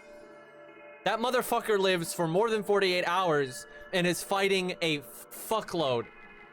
And then somehow he's alive. And then he gets Omega impaled by Gilgamesh, you know, so many swords. And then somehow he's still alive and lives for another day, right? Like a day goes by and he's still alive. And he's still able to like summon weapons and fight. And so it's like, what is fucking happening? Oh yeah, and he summons a bunch of weapons to save Rin from the Grail, right? Like, it is so dumb. He's him, I guess. Yeah, apparently, just fuck the lore. They have always just contradicted themselves, you know, from the beginning. I mean, it's just the way Nasu is. Nasu is a very character-driven writer. And, you know, he will throw the shit out the window if it allows him to do the thing that he wants to do, so.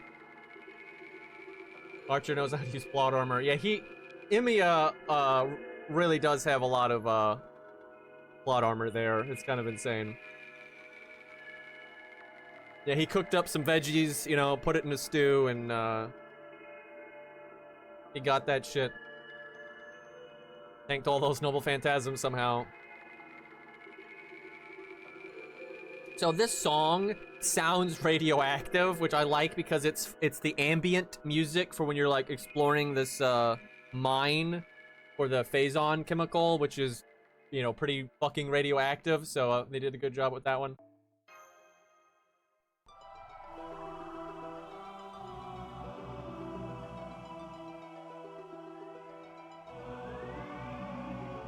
So he can NP right off the rip. I guess we'll see his damage. I am concerned, but I don't know, man. Shiki's just so good because it's like the same thing, but you just have a free 80% damage. But he does have a better damage mod than her. I guess we'll check it out. Let's see.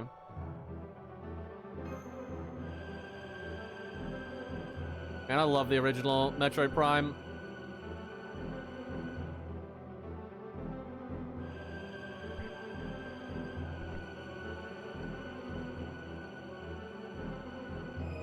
The thing is, all the explanations in the character material book and character profile of Fate Stay Night are referencing, you know, how he is in that story. That's why it's the Fate Stay Night character material book. So, like, Gilgamesh, his context is different in Fate Stay Night and in Fate Zero, and his character material book is different for each story, right? So what's explained about Archer is that version of Archer, and, yeah, also Emiya's not famous, so... yeah, shit makes absolutely no sense. I mean, look, people like try to like contort themselves to like explain some of the just nonsense in Fate. Look, it's just dumb writing, right? It's you know, it's stupid shit, right? It's not rocket science. It's just Nasu is fucking silly. Favorite track from Metroid Prime? Oh boy, that's tough. Probably the intro screen, not the title screen. Now, the title screen's awesome. Like, you got the intro screen, right? And then you click start, and then you go to, like, the save selection. And the first one, right? The, like, actual intro bit, you know, don't press start. That's probably my favorite. But I don't know, man, because, like, the screen after that's really good. And, like, Meta Ridley's theme is really good. Metroid Prime's theme is really good. But, yeah, it's probably the intro song, like at the very start. But yeah, it's tough. There's so much good music. One of my favorite soundtracks ever. Yeah, look, it's just, Nasu literally said this multiple times in interviews. He just, and he even jokes about it. Like, he writes in a way where it's like, if he wants the story to focus on, you know, Sanson, he's just going to contrive it to focus on Sanson, right? That's just the way he does it. Yeah, there's an interview at the end of one of the Fate Strange Fake books where the writer Fate Strange Fake is like, yep, I want things to be consistent. I'm trying really hard to keep things in line with the character material books and blah, blah, blah, blah. The Nasu's like, nah, fuck it. I don't care about any of that.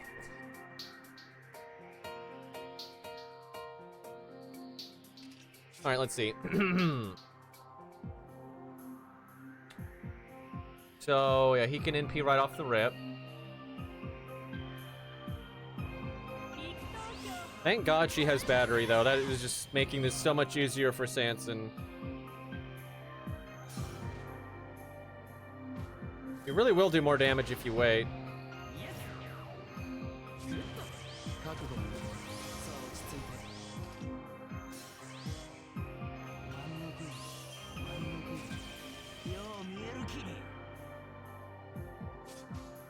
Oh, we got that big Buster crit. I guess we'll do that. See how much damage he can do.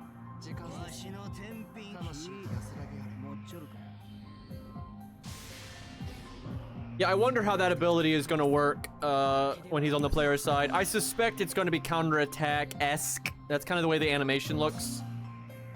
Also, rip Galahad. I hope they find a way to give us Galahad someday. But I had a feeling he wasn't going to be playable, honestly, because his NP didn't really make sense the way it used the background of the stage and stuff. And his animations were decent, but they weren't really player character decent. But I don't know, hopefully they'll find a way to make him playable later anyway. They've done that before.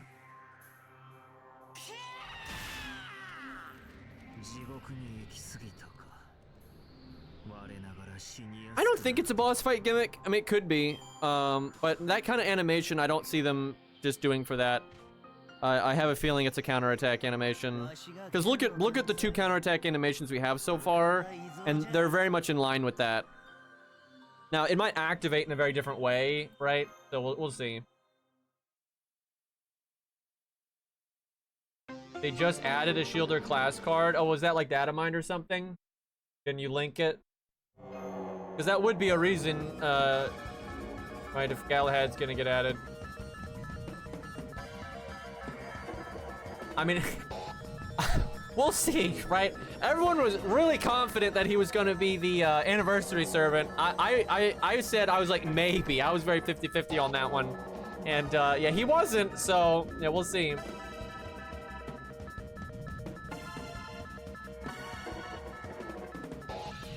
Damn, did we just...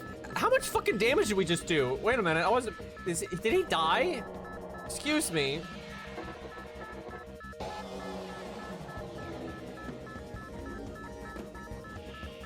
If they finally allow other shield... Okay, first off, it's blatant, right, that they've been not allowing other shielders because they want MASH to be a special snowflake.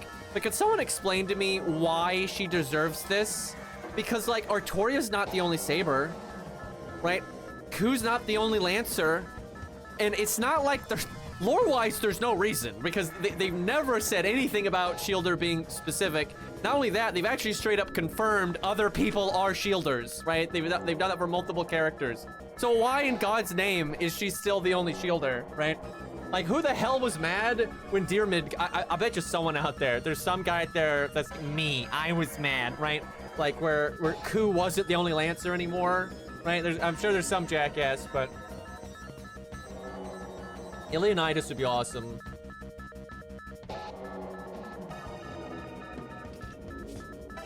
Look, I'm convinced if they... I don't even understand what is going on with these businesses, and some of them have figured this out, right? But plenty of guys relate to male characters, right? Just like a lot of women relate to female characters, right? This is not rare, right? Like King Hassan is popular, no, right? So you already have that for male characters, right? And then I think last time they did a survey, it was like 40% of the player base was women. Okay, that's a lot. So it's like, it's weird to me why they don't do more stuff with the male characters. Because like with the summer characters, how they're never playable, right? You never get a new character that's male, ever, not once, right? And I, like, from a business standpoint, I'm not really understanding that. All right, let's see what you got here, Lost. Oh, wow. Yeah, that, I mean, interesting. It's interesting art. I don't know about the crown. That looks a little dorky. I know chat's gonna Maddie at me, but I don't know, the crown is a little dorky. Another thing I don't like as much, and this has kind of been a difference, I prefer the class, like, this is total preference, but I always prefer the class cards, like, the Saber one, where you don't see any kind of face at all, right? It's like, it's a total, you know, mystery, because it is, like, the generic class card that's not for any specific person, right? So I always prefer that, opposed to when they actually have, like, a face. But yeah, that's just me. Because they've always had both, right? Because you've got, like, the Lancer one and stuff like that. I need a helmet when I have a shield. That's another thing. I just like helmets, too. Me, I was mad. Okay. Let's actually pay attention to our damage this time. Also, I should go upgrade the, tree again. Izo really is cool, though. Oh, it wasn't Izo, like, hasn't he just been unbelievably popular, like, on every metric possible? And, you know, not only is he a guy, but, like, you know, he's a 3-star for fuck's sakes. Probably not, Vol. Helmets are basically shields for your face. Well, you could have 2 shields, though.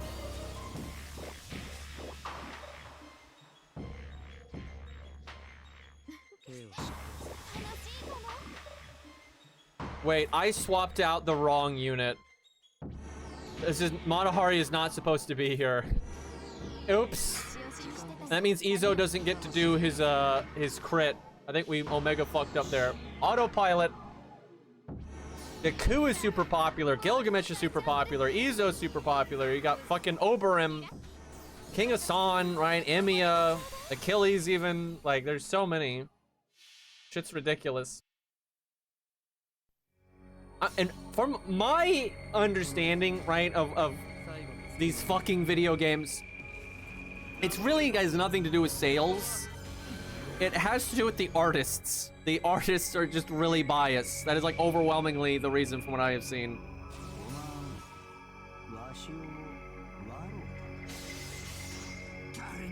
Like, a lot of artists just are more excited to make Waifu 99, so...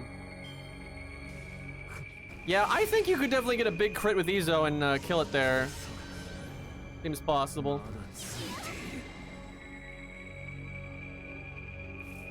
We're radioactive again.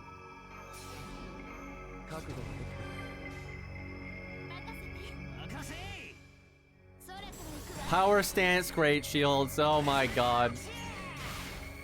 The door great shields, man.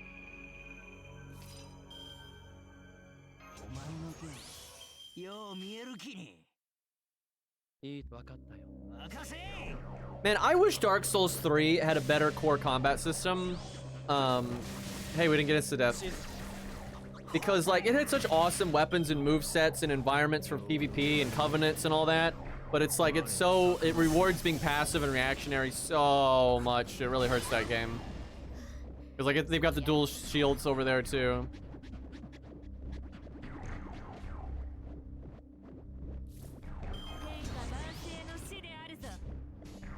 We've made a variety of mistakes here, but we should be alright. Sanson, I think we need, like, a crit, buddy. Okay, that's not a good start. Nope. God damn it, Sanson. Well, we get to see the animation again.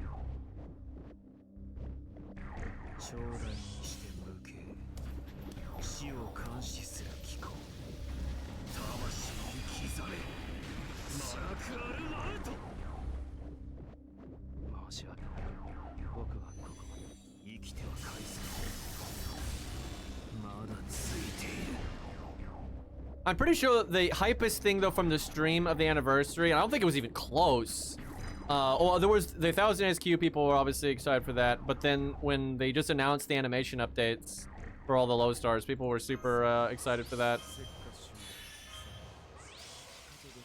Y'all remember like way back when there was an interview that they were like, yeah, you know, we get a lot of requests for new low stars and we weren't really expecting that and we don't really know what to do about it. They were like, we didn't think anyone would want more low stars.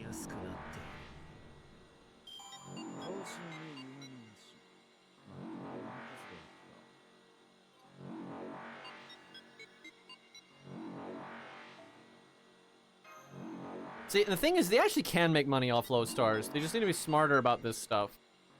I stand by this. Every character in this game should have like 2 or 3 skins. Every single one of them. And they should be available all the time. And you should be able to buy them if you want.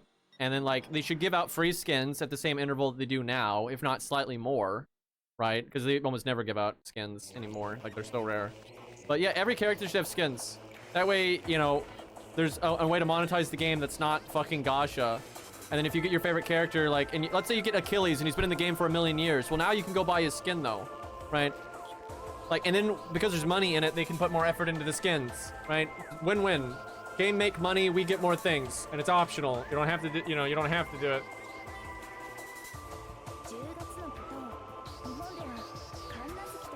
Another Grail.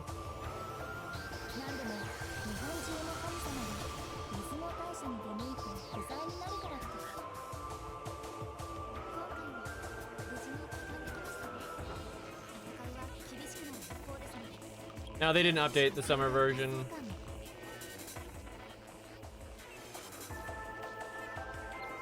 Gil's Tiamat skin should be like something you can just unlock because that was so, you know, minor, I would say.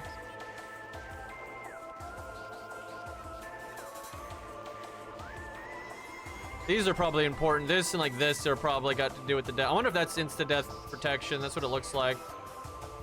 That could actually be a bad thing, though, if you're wanting your unit to die.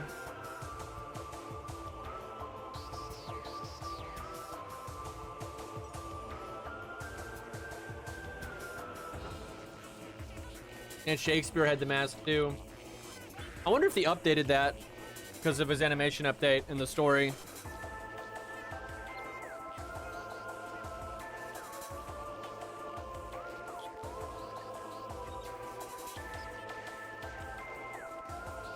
Alright, let's give Izo another go here and try to do it right this time.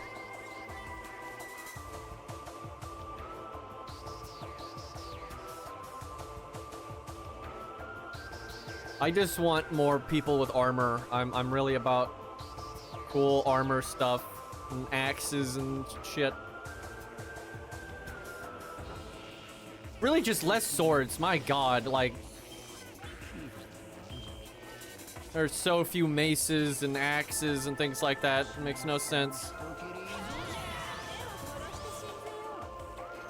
Oh, he's got more starting NP now. Actually, probably doesn't need her anymore. Well, that's handy.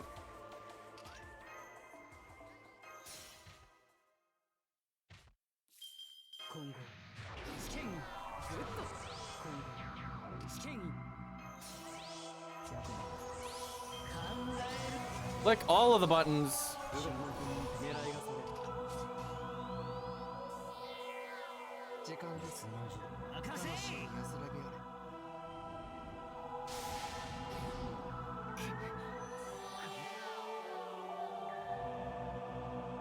And not only is there like all these like skins from the actual stories, but you've got, you know, all the craft essence art and blah blah blah. There's a million things they could pull from to make skins for. It's just all this free money sitting there.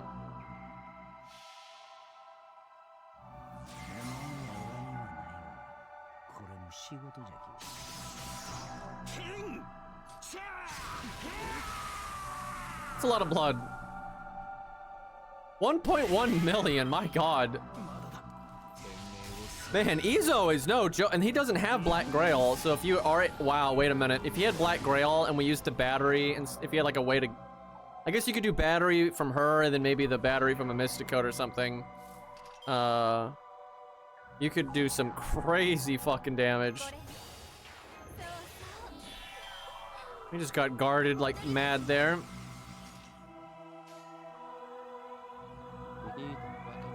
Sanson's a champion. I mean, he got it. Sanson's a pretty popular low star too.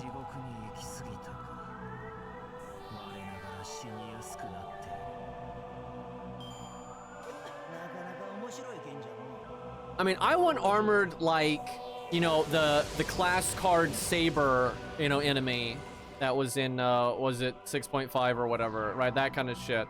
You know, I want you know, some plate armor and, you know, Dark Souls looking shit. And even tankier than that if we can have it, right? That's what I want. And Urzer, dude, thank you for the 47 months. We are so old. What's your opinion on the new guy? I mean, it fits, right? I think, you know, it's cool to do Azrael as the Grand. You know, it's kind of the top inspiration for all the Hassans and stuff, so it kind of works.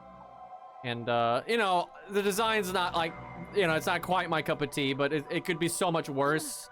It could be so much worse, so I'm not gonna complain. You know, it could be fucking Van Gogh, so you know, I'm okay. And, you know, the attacks are cool and stuff, so I'll be interested to see when he's fully playable, like, what his other ascensions are. Like, maybe he gets, you know, a spooky mask or a helmet or something. It'd be cool if it was, like, a lot more extreme than the skull mask. You know, like, glowy blue stuff or something. Yeah, I love the class card enemies. That was so cool. And it made sense because they were, like, you know, generic servants, essentially. They weren't, like, famous people and stuff. So it made sense. And they looked awesome. I wish what they would do with those characters. I think this would be pretty popular. And it wouldn't take that much work. So you touch up their animations a bit because they have, you know, good animations, but they're not playable character good. But you don't have to go full on normal playable character. Just touch their animations up a bit. Give them all like an extra attack or two. Make them look a little bit better, right? And make them look a little bit less stiff. Just a little bit of effort, right? Nothing like having to make a whole character. But yeah, clean up the animations just a little bit. And they're already designed, or their sprites are a bit customizable. And I would just make it so they're more customizable. Like, you can change all the colors. And that's very easy to do. Make it so you can, like, you know, make them black and green or pink and red or whatever the hell you want to do. And then everybody gets them, right? Or you can pick one or whatever, however they want to do it. You know, maybe it's like special, like you get to pick which class. You know, however they're going to do it. And then you have like 3 to 5 first skills to pick from. 3 to 5 second skills to pick from, 3 to 5 third skills to pick from, and then you get to, you know, pick what 3 skills they have, right? And then you can like do stuff like how you get those mash upgrade quests. You can go do like content and stuff to like up their rarity, you know, up to 4-star or whatever they want to do, and you know, just you know, get their stats up and whatnot. I think that'd be super fun. And then you have like a customizable, and then you can name the character too, right? Because that's the whole point, is they can be like, you know, whatever you want. So you can name the character or whatever you want. And yeah, so then you get to pick the colors. You have different skills to pick from. Probably like let them pick between single target, AoE, and support and shit like that. And then allow people to swap, but make it hard, right? Don't make it where you can just swap willy-nilly. So every time there's a hard bit of content, you swap to what's optimal. You don't let them do that. But if you're like, man, I really wish I had been this one instead of that one, you can swap it. So that would actually be pretty minimal work on their part, right? Like that's really not that much work. And like the stages to like upgrade them, you can reuse assets in boss fights and stuff, and just, you know, change the stats around to what works, like they did with MASH. Just do stuff like that. I think it'd be super fun.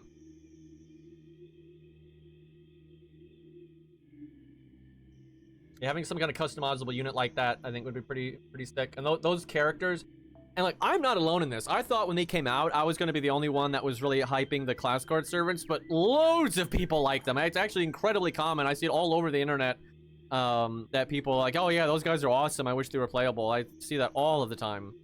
And because, you know, they have more work put into them than a lot of trash mobs and stuff, making them playable is not really that hard to do. And, you know, that you could make that a whole event, right? You know, they're always looking for reasons to have like filler events and whatnot. So why not have an event where it's all about the generic class card servants, and you get to get one and customize it and all that, and, you know, that'll keep the player base happy for a month or whatever. And, you know, that seems better than a lot of the generic bullshit they do instead. So So Sanson's really not going to need the battery anymore, so I could change up what I'm doing if I wanted to. I don't know how much attack up she actually gives. I like that saber more than half the actual sabers. Me too. Maybe more than half, actually. I really like the generic saber. They're super cool, and their NP is super cool. I like the Lancer a lot too.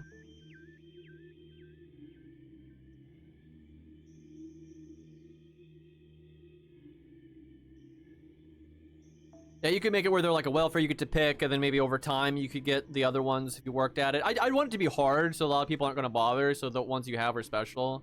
I think that would make sense, but I know there's going to be people that like, man, I love the Saber one and the Lancer one, and like it would suck to not be able to get them, so. But you know, when you have choice like that, you know, that's what makes your choice matter.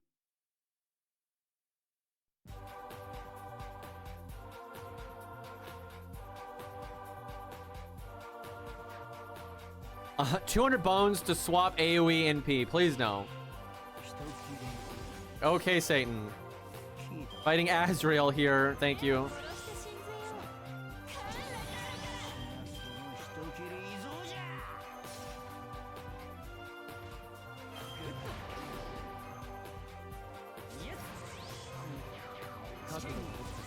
I wonder if the attack down affects his counterattack thing.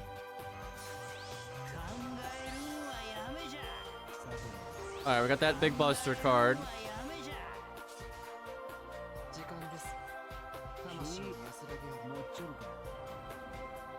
Hey, Star. Oh, I didn't look if the attack down icon was there.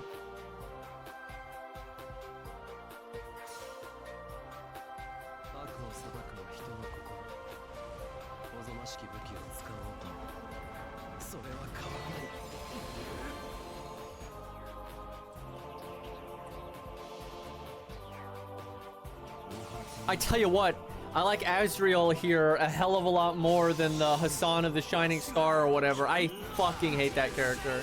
Because it's just like, it exemplifies something I don't like about Modern Fate. Where they take something that they act like was a thing all along, but then its design is like blatantly not.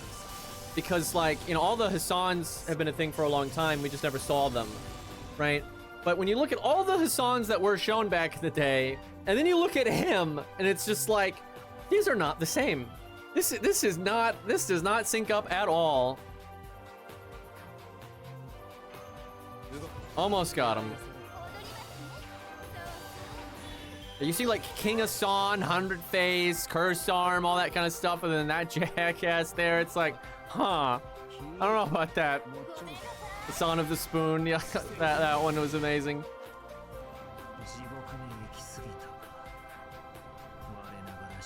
Yeah, they obviously, you know, is a new design, you know, very modern Fate.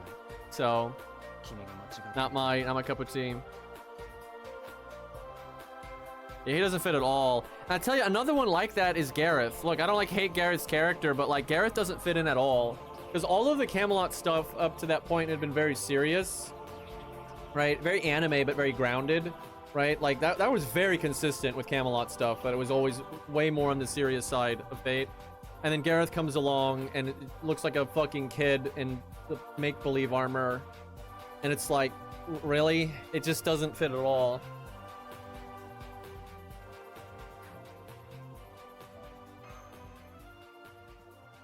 Oh my god, Odysseus. Oh god, dude. They got way too into the mech stuff. That was so stupid. Not a fan. I know you have like Achilles there and Hercules, right? You know, these are very grounded designs.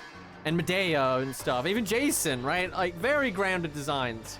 And then you have Odysseus and it's like, okay, Gundam Seed. So out of place.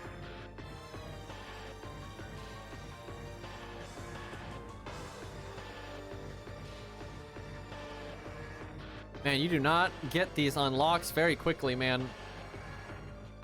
Yeah, that's what I don't get, is why didn't he just have a ascension that was normal? Like, that's always the way to go. It's like, if you want to have a wacky design, that's fine, right? You know, they can do what they want. But at least have one ascension that's, you know, grounded. Red Audi, yeah, we Char now.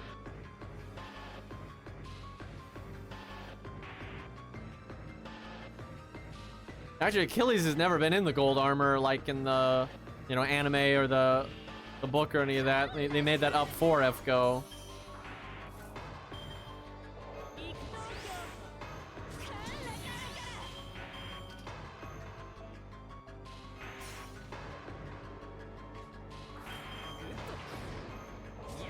That's kind of just been a thing with Fate as it's aged, and it depends on the artist and the writer, because they're not all like this. But it's just gotten less grounded as time has gotten on, and it's gotten like more like a fad, right, with the kind of designs and stuff.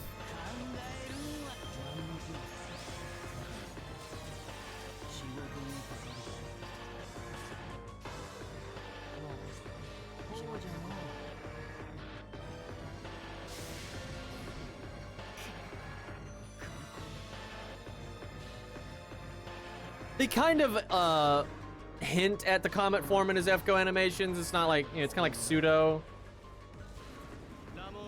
I do like how, though, that when Achilles finally starts like actually trying in Fate Epoch, it's when he's been nerfed by 70%, right? Because Chiron is an asshole. But like when he's fighting Atalante, that he's trying harder than he really has for the whole story. And he's just unbelievably fast, right? Like he's just so much like stronger. It's ridiculous. And that's him being like omega nerfed. And now they did that though because he would break the story too much. The only character he could fight and have it, be a good fight would be Karna. And like they say that in the book, right? Like literally the only two people that could fight in that story that would for either of them that is each other, right? Which never happens, obviously.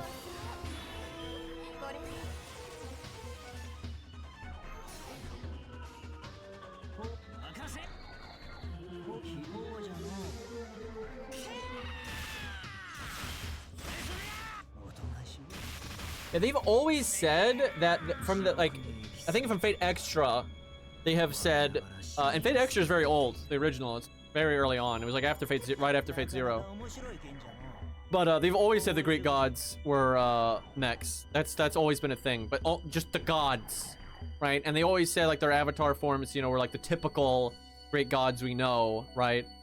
And then the heroes and stuff had never been mechanical bullshit. That's why, Medea, Jason, Achilles, Hercules, Heracles, whatever you want to say, etc., right? But I love people that get mad about the Hercules pronunciation, and it's just massive ignorance because that is not the only name that has like changed in that case with Rome specifically and been more popular and caught on. That's almost all of the names. Even Zeus had a bunch of fucking different pronunciations throughout time. All of them are like that, every single one, because there was no copyright, there was no canon, it was just a bunch of bullshit going on over an incredibly long period of time. None of these names are correct to how they were said back in the day, not even close, right? So it's so like arbitrary to pick out Hercules, because even Heracles isn't the only way to pronounce it. The fact is, it's like most of the pronunciations are just the ones that got famous and caught on for this or that reason, and the Roman version just caught on. Also, it's a lot easier to say Hercules than Heracles. Okay, I'm just gonna put that one out there. Thank you for the 8 months, dude. I appreciate it. That name, always remember that one. And yeah, you got a bunch of different people designing stuff. Everyone has different tastes and blah, blah, blah. That being said, though, Type Moon has said that they do have final say, right? They have to approve the designs. Now, they seem to give their artists quite a bit of leeway, but they've clearly given them more leeway. And also, it's Nasu's fault. This is so obvious. Like, as time has gone on and things that he's said in interviews and stuff, he's just kind of bored of doing normal Fate, being like anime and history and stuff. And if that's the case, that's fine. But I think he needs to kind of move on and do other stuff, because they aren't really sticking to what it was about, and it doesn't even make sense, right? It doesn't make sense that like if Hassan of the Shining Star was designed back in Fate Zero, he would have looked completely different. He absolutely would have, versus where he just coincidentally gets designed now, and now he looks, like a fucking VTuber. There's a lot of stuff like that, and it rings really false, because it's so arbitrary. right? Like when their design just happens to fit the what they're doing now, what the fad is now, and like their design philosophy now, right? It just doesn't really work very well in my opinion. But yeah, the different artists have different takes on this stuff because like the what's their name? I think it's Sakura or whatever that they do. You know, they're doing Fate Lost and they did Fate Blue Fragments and all that shit. That they've done enough stuff now that it's clearly their thing. That they really try to be more like, you know, Fate Stay Night and Fate Zero, and they like things to be grounded. You know, still anime. It's anime as fuck, but it's still way more grounded because they've made enough stuff now that it's like that's not a coincidence, right? They have so many designs in their stories now that is just blatantly their taste, which, you know, I approve of, obviously, but, you know, different artists and stuff are just gonna have different things.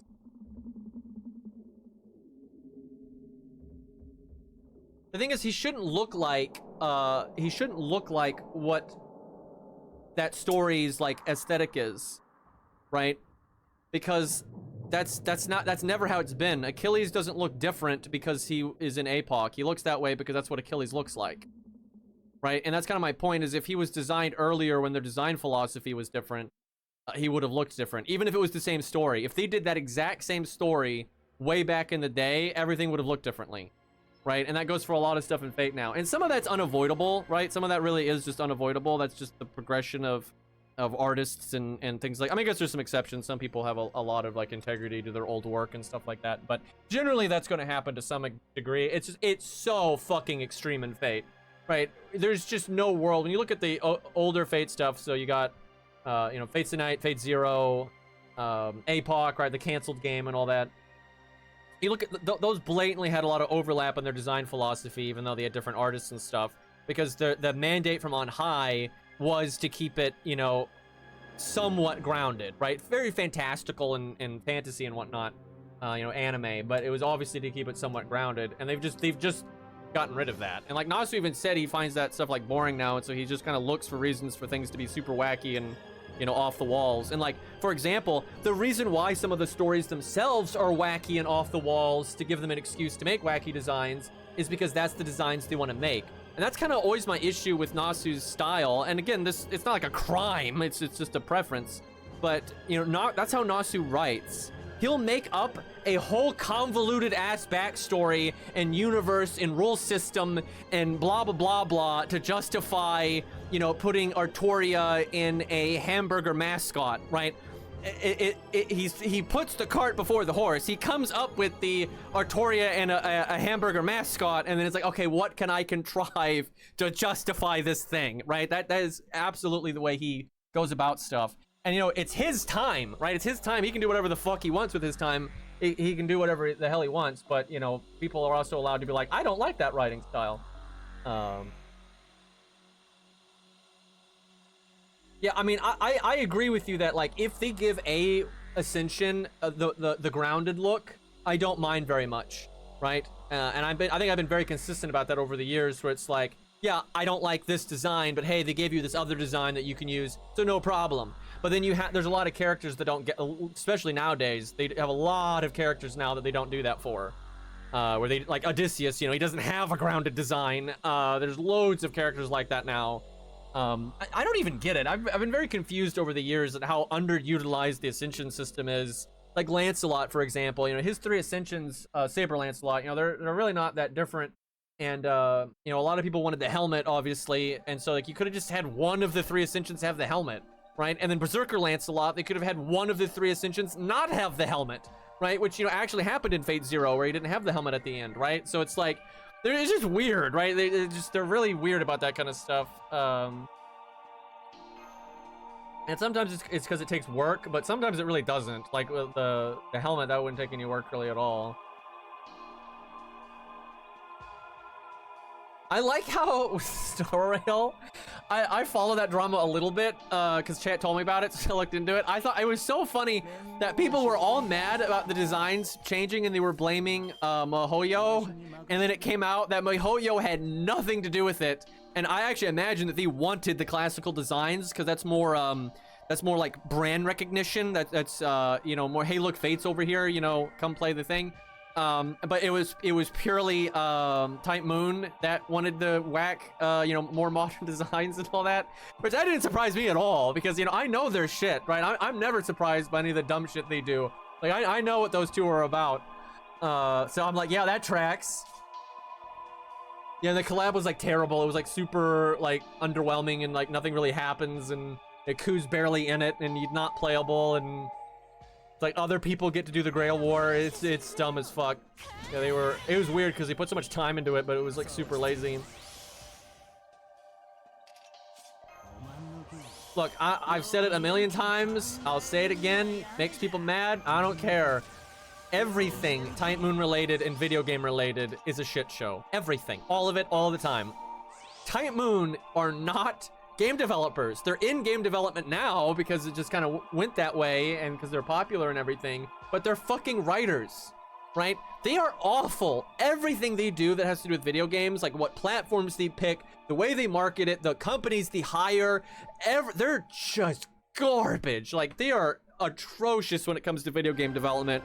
And it's so noticeable because they've been involved in so many video games now and every single one of them is a catastrophe. And so many decisions like from Nasu are really bad. It's just like, you know, engineers. Engineers are super important and great, but you don't want to put an engineer in charge of like the writing, right? You don't do that. You know, and what happens a lot of times with the artist side of things, and this isn't unique to video games, this happens in movies and stuff. And I have a lot of friends in the arts and stuff and that are actors and things like that. And they have very much confirmed this, and it doesn't take a genius to notice this. But a lot of times it's a lot more likely that you'll have an artist type, you know, your creative type, your actor, your writer or whatever, because of their fame and because they're very forward facing, right? A lot of times they're the face of the franchise or whatever, the marketability and stuff. They will get disproportionately involved in things that they shouldn't. Right, like they'll get involved in the editing process or the marketing process or just, you know, the producer part when they shouldn't. They aren't qualified and they have a very negative effect on things because of that. Now, mind you, that's not always the case. There are artists that have put in the work and are very good editors themselves, and so they can contribute to those kinds of things. Just because you're an artist doesn't disqualify you from, like, you know, having a broad range of skills. But it does happen a lot that the face of a franchise, the fan thing that the fans see and stuff will get a disproportionate amount of like input on something that's not their field, right? Where like a code monkey in a video game that Bob that no one's ever heard of, even if he's like the best coder on planet Earth, right, and makes the coding process go way better, and there are plenty of coders like that where they're so talented they have a very substantial effect on the project. Because they're, you know, under the hood, behind the scenes and stuff, they're not going to have a disproportionate input on a bunch of stuff, right, that they don't have a say on. And the artist side frequently will have that kind of like extra sway. And again, if they're talented in that field and stuff, sometimes that's fine, but a lot of times it's not, right?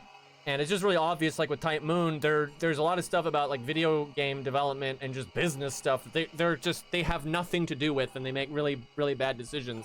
And a lot of times, God, Fate Extra, don't even get me started on that one. Anyway, a lot of times artist types that are really smart are aware of this, and they will, you know, listen to the people around them. Like they'll listen to their editor or you know, the producer or what have you. Especially if they have a producer that they know and trust and they know is good, because obviously some producers are shit.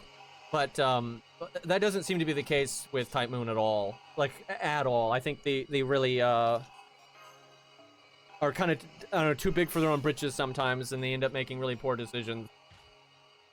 I would be shocked if the Fate Extra game is any good. Now, you know, people might like the story and you know, that kind of stuff, but I would be very surprised if it was not, it may not be dog shit, but at best it's going to be average, because every once in a while they'll make a game that it's not like Samurai, Fate Samurai is not as bad as like Extella Link. It's not as bad as the original Fate Extra, right? But it's not great. It really isn't, right? It's not as good as Relink. It's not as good as, you know, Ninja Gaiden or any of that shit. You know, it's not even close to that good of a video game.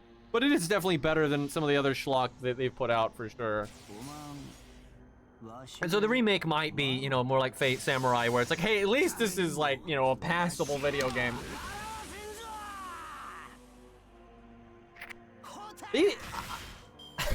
I have a feeling the Fate Extra remake has been going through development hell, because the stuff that they talked about and showed at the very beginning versus what they've showed most recently is really at odds with each other. So I think they've been like shifting gears a lot, which sometimes is the right call, right? Like seriously, sometimes it's the wait, we're not accidentally doing the. Oh no, we're not. For a second I thought we might have accidentally started one of the later fights, but no, this is just the farming one. See, I forgot. Can I kill here? Probably not. We'll see. Slated for February next year. It's pretty soon, but I guess it's been in development for so long. I mean, who knows? I don't think I'll buy it because I just have no faith in Fate video games, but I'll keep an eye on it if it happens to be good.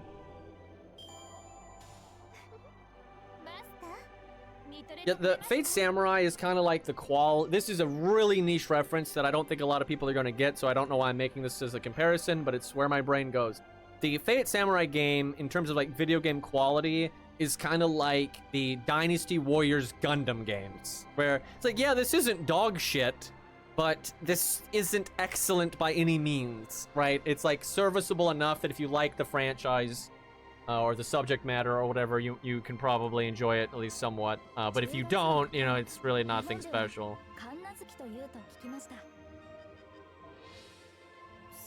Yeah, actually, I think it's a good comparison. It's just no one's going to understand that comparison. Like, there's probably 2 people here that have played those games.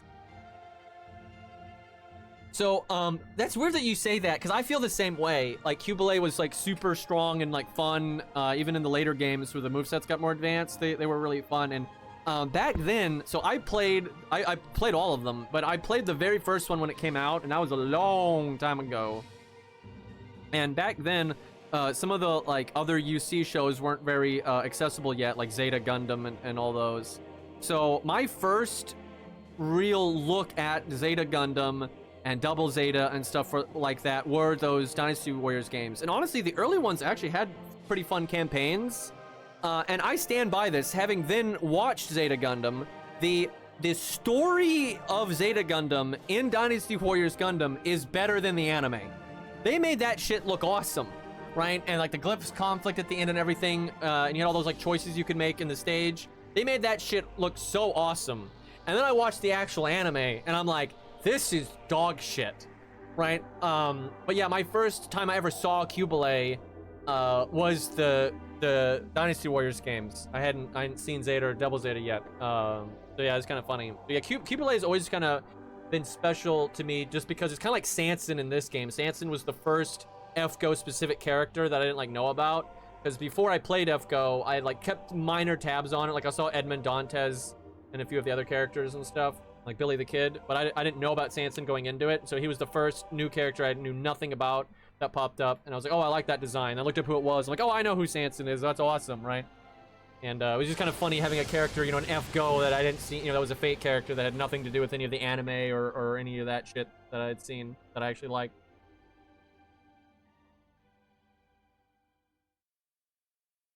Yeah, so the Dynasty Warriors games, they were fun, and you could play on higher difficulties, and you know, they had their ups and downs. Like the first one had a lot of like legitimately fun, like silly crossover stuff and just wacky stuff and like cool campaign and all that. The later ones, because the roster got so big, they couldn't really do dedicated stories anymore, so the stories kind of fell off. And then I think the third one was really bad. The third one was like super generic, and there was it just wasn't that great. And then the fourth one was just like a lot better. It was still didn't have like dedicated stories or anything, but like the gameplay was just so much better. So like off memory, the first, second, and fourth are like the good ones. The first one is the most simplistic gameplay, but it's just kind of, if you're a Gundam fan, it has like the most like kind of fun, wacky, just like silly stories and stuff. But yeah, it is not a masterpiece video game at all. I would say the only one of them from a gameplay perspective that is pretty good is the fourth one, like the last one they made. I think it was like Reborn or something like that. That was the only one that the gameplay was actually like, okay, this is getting somewhere. But there was some fun gameplay to be had, I think, on the earlier one. Like especially the first and second. I think they had a pretty fun gameplay.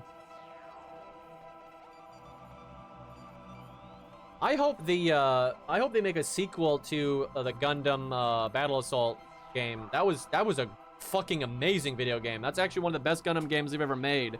Because I don't think it's just a fun Gundam game. That's just a fun game. The movement feels incredible. The boss fights are hard. They're really fucking hard, but they're really fun to learn and everything.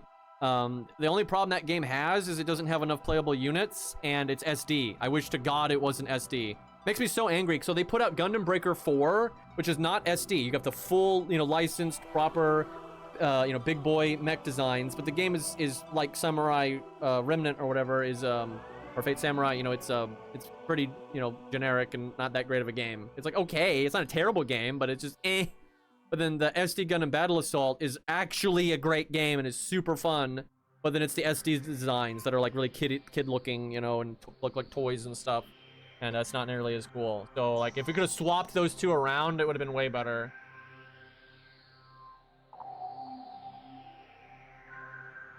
Yeah, the Fate Samurai servants aren't too wacky, I agree. For the most part, they're fine. Like Samson, excuse me. Let's see, how far in are we here?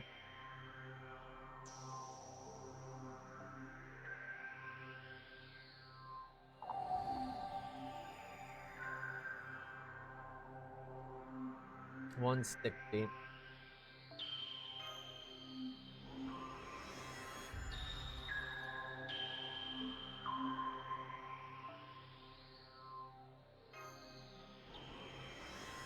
Alright, technically we don't have a lot of unlocks left, but these side upgrades are always super expensive, so it's actually a really far... I'm kind of surprised Sanson isn't in FGO. Oh yeah, it's because the I forgot the Remnant like collab event was garbage. That was so lame. Like they added a character that was like similar to a character from Fate Samurai, but wasn't actually from it and everything. It was so stupid. That was such a lame collab. Like it's a collab, but we're adding characters that aren't actually from the thing that we're collabing with. If that makes sense.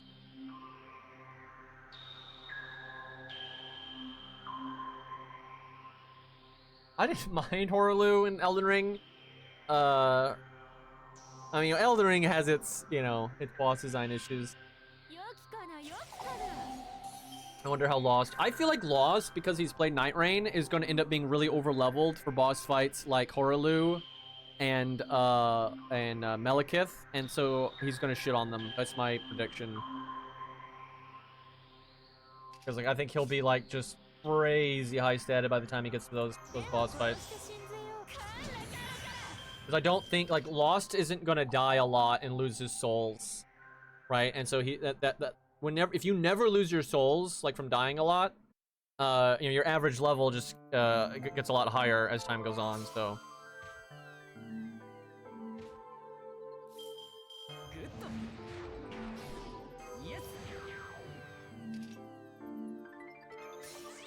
Why is there 100 face here? Whoops. Well, she can't NP.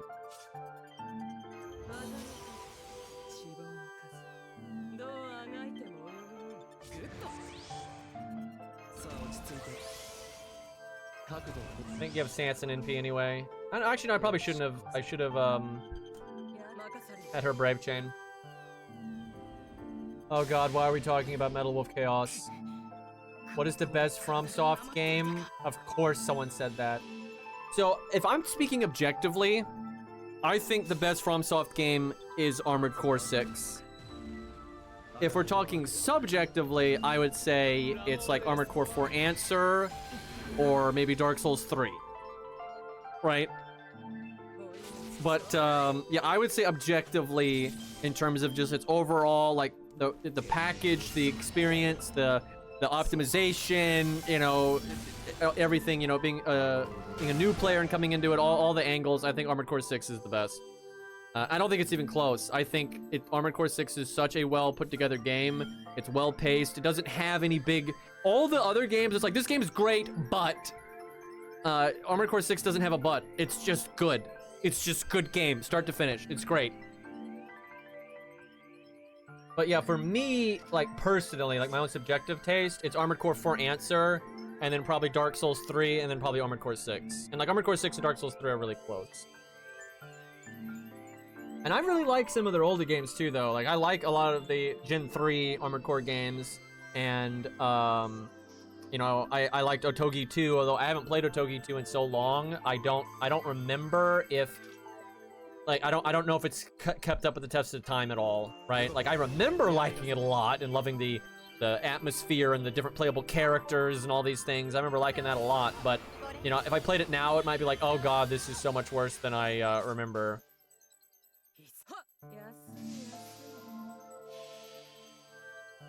Oh, and I like Lost Kingdoms too. That game is really fun. It's just a fun game.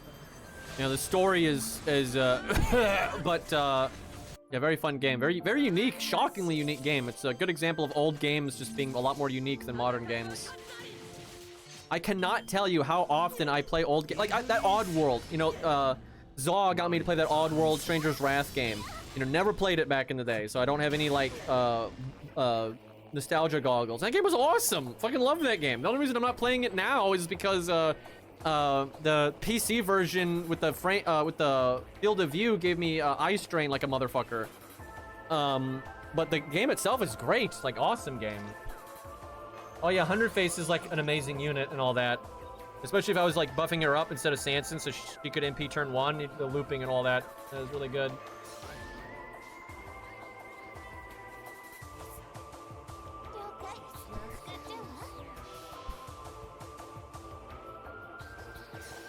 Yeah, there's a lot about Elden Ring I don't like either. And yeah, Armored Core 6 was just such a nice, fresh breath of air. I'll give Elden Ring this. I don't universally hate it. I actually like Elden Ring a lot. You know, the customization is awesome. The amount of armor and weapons and all the cool weapon arts you can use and just fun, like, combos you can do to enemies and, you know, like, juggling enemies in the air with stance and all that, or stamp. You know, there's so much fun to be had in that game. And the lore's great. I love the lore in Elden Ring, and I love the atmosphere, because it's so much more normal than Dark Souls, to be honest, and I actually like that. I love Dark Souls to death, but, you know, Dark Souls 3 was, you know, that was an aesthetic, but, like, Elden Ring was so much more, like, normal fantasy. I loved it. I absolutely loved it. I think... And Limgrave, I think Limgrave is peak. I think Limgrave is so great. Because at that point, they're not like reusing enemies constantly. You know, all these like, and like Stormvale Castle is incredible level layout with all these like fun enemies and stuff. Yeah, Limgrave is honestly phenomenal. If the rest of the game could have had that quality and kept adding new enemies and the enemies didn't get so fucking bullshit, Elden Ring would be a much better game. But when it comes down to it, Elden Ring just the game design gets really bullshit. It's really cheap. They start getting really cheap with the enemy attacks, and it gets also repetitive because they start reusing enemies like crazy. I mean, just so much. I mean, the final area, the snow area, every single enemy in there is reused. Every single one. There's no new enemies, right? It's just fucking lame. So lame. So yeah, Elden Ring is very flawed. You know, there's aspects of it that are great. You know, the aesthetic's awesome, the armor's awesome.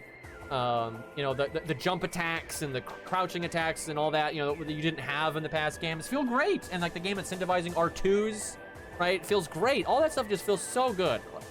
It's just the enemy design and the enemy count and all the bloat from it being open world and stuff are really bad for it. I want Elden Ring, but way more condensed to be more like Dark Souls 3. And then, so the enemy variety's better and everything, and it's, you know, not just so repetitive and all this running. Like, this amount of running you have to do in Elden Ring gets so fucking old, dude. But yeah, I still love Elden Ring. It's far from perfect. It's far from my favorite, but I still like it a lot. And there's, you know, it can be very frustrating, and there's aspects of it that make me want to scream. But, you know, there's still so much there that I do appreciate. My hope is that FromSoft will be smart enough to see the pros and the cons of Elden Ring and fix it. And they might, because a lot of people think they're, you know, because ever since Elden Ring, a lot of games have been like Elden Ring and like trying to be open world and having these like delayed attacks that fire off like a laser that you can't react to. And Yeah, that's kind of everywhere, but it's not been everywhere with FromSoft since Elden Ring, right? Because they haven't made a lot since Elden Ring, right? We had Armored Core 6, which wasn't like that at all, and then Night Rain reused Elden Ring, so it had a lot of that, but the Night Lords didn't do that, right? They did a little bit, especially some of the Everdarks. They did a little bit, but not that bad. So my hope is they have seen the issues with Elden Ring, and they're not going to do it. Yeah, the Elden Ringification of action games has been disastrous. I completely agree. It was very noticeable, and yeah, not a fan. It's affected a lot of RPGs and stuff too, like Tales of Arise and all that. It is always a breath of fresh air, though. Like, Elden Ring, I disliked so much in terms of enemy design, especially later in the game, that when I got to play, like, Vandictus, Defying Fate, and all that, and they did not have design like that, it was so great. Oh my god, just... The only issue I've had with the Vandictus so far was that second beta, where they changed the controls for Fiona, and I have so much muscle memory for Fiona that I just could not fucking play that. Like, that was, and like, there was no way to turn it back to the way it was, and that was so annoying, which kind of sucks because that's like a character I played so much, so I obviously want to play it in the new game, but I'm like, holy fuck, that was such a problem. But that's more of a personal issue, but... Yeah, it's either Souls or Batman combat now. Yeah, I know that, like, Assassin's Creed style button mash bullshit has become really popular. It's because it lets you look all fancy and you know, skillful and shit, and it's actually unbelievably simplistic and turn your brain off, so that's why it's so popular. Hey, Lubba-Dub. Oh yeah, I keep picking this 100 face without thinking about what I'm doing. I guess I'll wait. It's just 100 face doesn't actually have any NP gain here.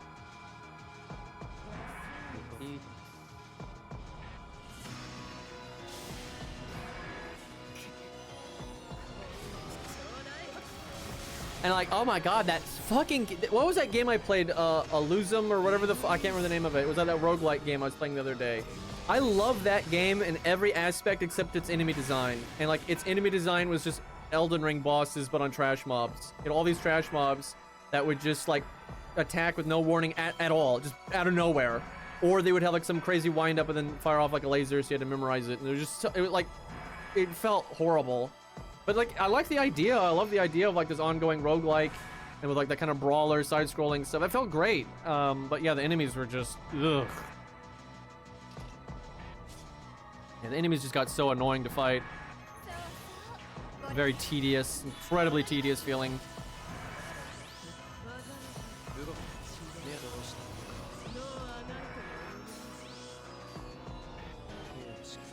Now, I could do Monohari's to get the defense down, but I think this art crit could be worth. Who's the Grand Assassin? Azrael. Angel of Death.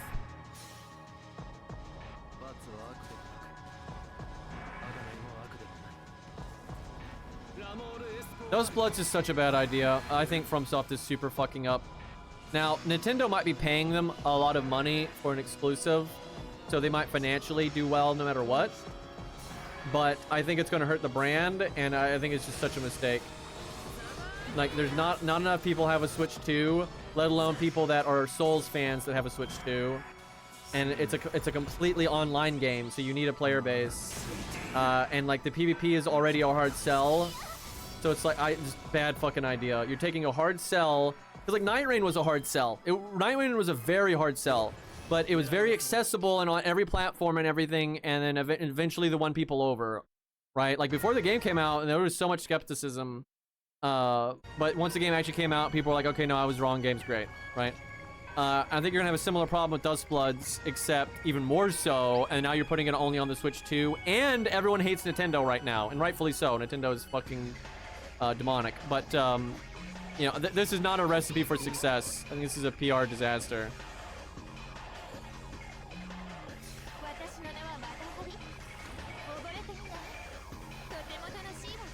The two best names in netcode, From Software and Nintendo. Yep. Yeah, if FromSoft has a weakness, it's definitely everything to do with online. They're so bad at it.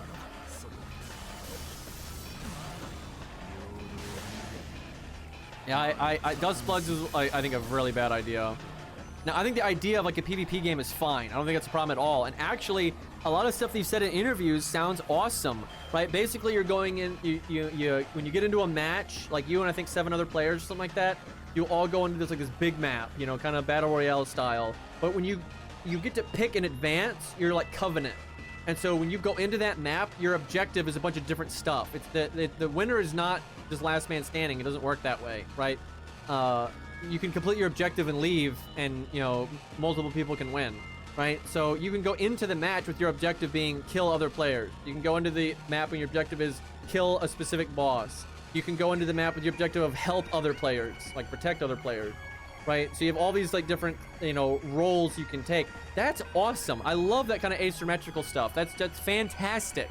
But why the fuck are you putting it on the Switch 2, right? Like, just terrible idea. And like, if anything, it should be a game mode in part of a larger game too. I think that would also be a better idea.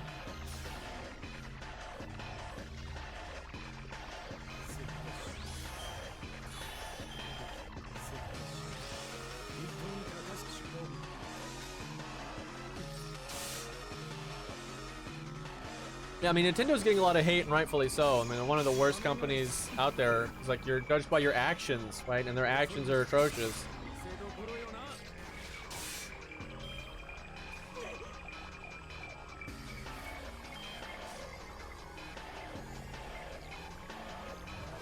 No 100-face stuff, unfortunately. No Buster card either.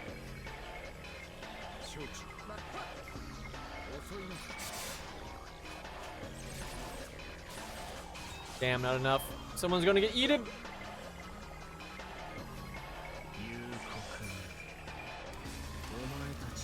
Yeah, I mean, they probably wanted the money from an exclusive, but like, I think the PR and everything is not, especially coming off a Night Rain. I just don't think this is a good move. The business decision doesn't make sense to me. However, it wouldn't surprise me if, you know, they're working on, air quotes, you know, Elden Ring 2 or Dark Souls 4 or Dragon Souls, you know, whatever the next big mainline game is. And, you know, it's probably been in the works for a minute. And getting some guaranteed money to kind of keep funding that is probably what they're thinking about. Which does make a degree of sense, but I think that they're smart enough and successful enough that they could just put in that and make a normal game, and it's going to be successful enough. I don't think they need to do weird stuff like that. But I mean, Nintendo might have offered them a crazy amount of money for an exclusive, so... I don't think FromSoft is even used to the fact that they're a big name now. You can see that by like the way they've reacted to a lot of stuff like the Game Awards and all that. I don't think they're really used to the status that they have, because they've always been such just like bizarre underground dev. But then Elden Ring really put them on the map. They said they are making more Armored Core, but it's gonna... I totally get what's happening. I mean, I said this like from the very beginning. It was so obvious from interviews and everything that they weren't confident in Armored Core. And I mean, I wasn't confident in Armored Core. I don't think anyone in their right mind with the state of the market and stuff would be confident that, you know, bringing Armored Core back would translate to good sales. You know, they had been the Souls guys for so long at that point, and Mecha has always been kind of a hard sell, especially in the West, that there was just, that was such a risky thing to do. And like, that's why they hadn't even been making Armored Core, because even though they love it and they've talked about how much they love Armored Core, it was clear that they just weren't confident that they could do it without it just being a disaster. And it was super risky. And you can see that, again, all over their interviews and stuff, they were super unconfident in how it was going to perform. And, you know, they were pretty conservative with the budget and stuff. But then the game was crazy successful, right? Did very, very, very well. And so they said, okay, yeah, we're going to make more Armored Core. But they obviously weren't prepping, right? So for like Armored Core 4 into Armored Core 4 Answer, and like Armored Core 5 into Armored Core Verdict Day and all that, they were already planning those follow-up games, like the expansion games. So, you know, they were already in pre-production, you know, and so much faster. Armored Core 6, they had nothing planned. Zip. It was just Armored Core 6, that's it. Finite, done.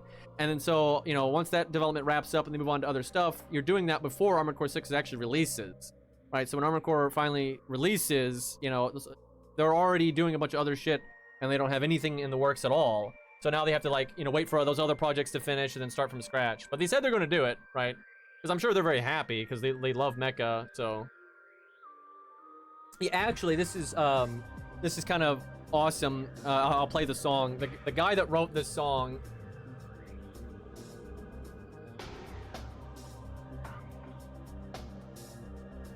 So, the guy that composed this song, which is on disc 3, for Armored Core 6, which, they should have put into the game for fuck's sakes.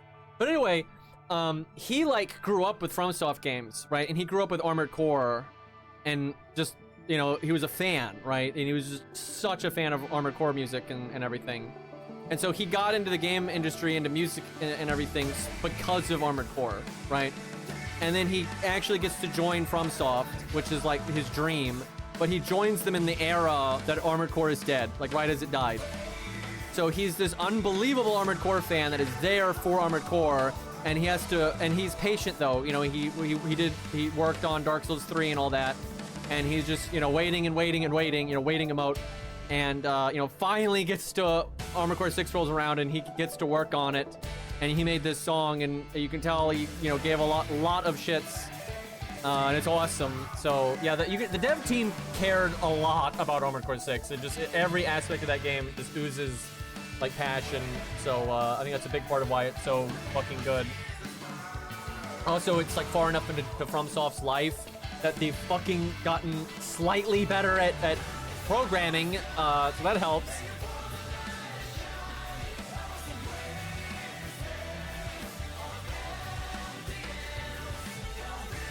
Oh yeah, the whole Katakawa nonsense. I mean, Sony has like 11% of Katakawa, so it's not like the end of the world.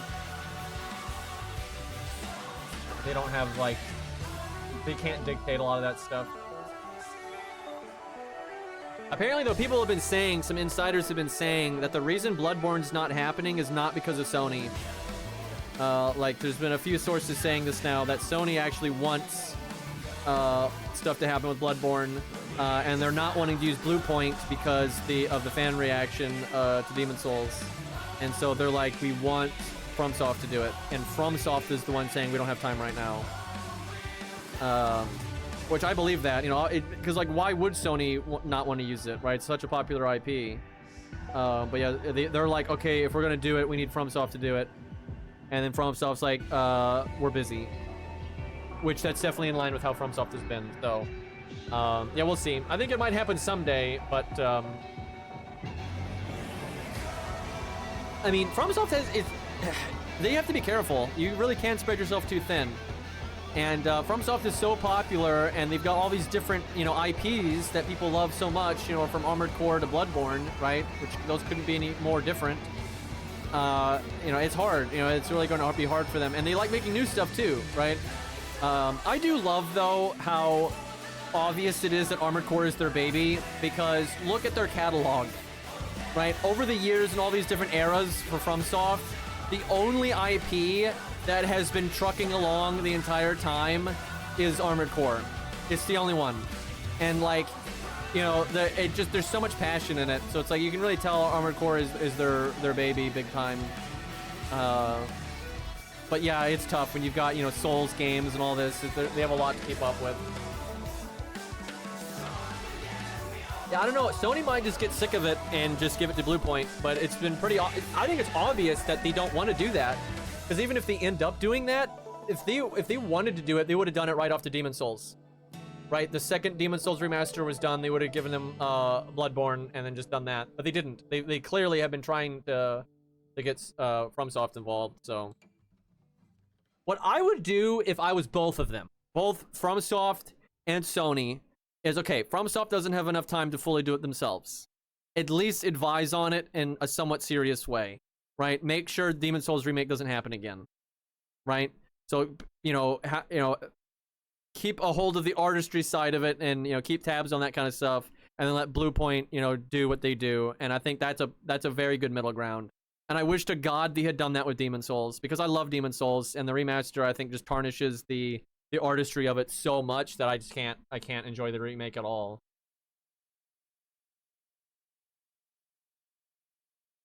Yeah, Bluepoint has always been an engineering studio, so like they would be the company you would outsource to, right? If you needed like you know, you want this system in your game and you don't have time for it and blah blah blah blah, you have them do it, right? There have always been like the technical side of stuff, which I have to stress this, I have complete respect for, right? You know, I have, it is just as much an art knowing how to code properly, and it actually has a larger impact on the game really than anything. Like, it doesn't matter how great your art is if the fucking coding is bad and the game won't run or is unfun and just, you know, won't, and crashes all the time. It doesn't matter how good your fucking art is, right? So the backbone of everything is the engineering side of it. Super important.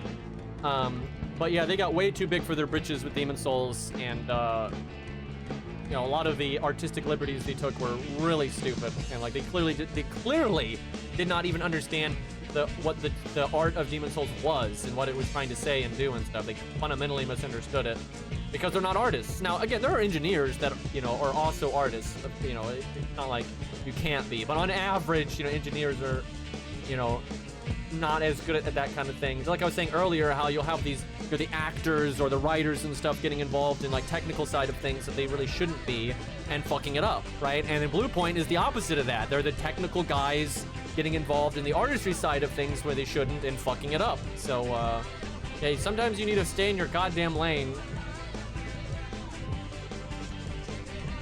What I would do if I was Sony is, like, I would try to get, you know, FromSoft to, like, oversee it. And if you can't do that, then I would just port the damn thing and just make it 60 frames per second and that kind of stuff. Because I think Bloodborne, honestly, has aged very well. I think the graphics still look really good.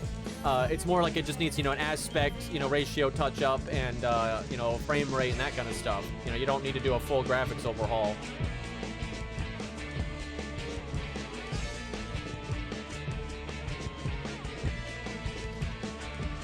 Yeah, I'm so sick of games not being optimized, though. Look, if you look at, like, Battlefield 6 that just came out, right, and the Call of Duty game that's coming out and all that, and then you look at, like, those games from, like, 10 years ago, they look the same! You have to, like, zoom in with a magnifying glass to see all this, like, you know, unnecessary detail. Like, oh my god, you can see his, like, mustache hair. Like, I don't give a fuck about that. And a lot of this, like, absurd level of detail is just, like, putting such a strain on systems, and then they're also not optimized at all, and it's horrible.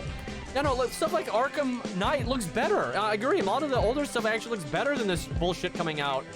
Oh yeah, Battlefield 3 looks fine. I know exactly what you're talking about. Like, I would much rather have games still looking like Battlefield 3 and running like butter, right? Smooth as butter, than the stupid bullshit we have now. I don't, like, God, it drives me nuts, dude. I am very glad, because, like, Vandictus is a game I'm super looking forward to. And I'm so glad that the devs, after that beta, said, okay, our #1 priority is optimization. Like, they said that was #1. So, like, hopefully when the game actually comes out, it'll be optimized. Because, man, that second beta was miserable and how unoptimized it was. And it's like, I don't want a game to just be kind of optimized. I want it to be really optimized. I want it to run really, really well. You know, performance first, graphics second. Like, Jesus.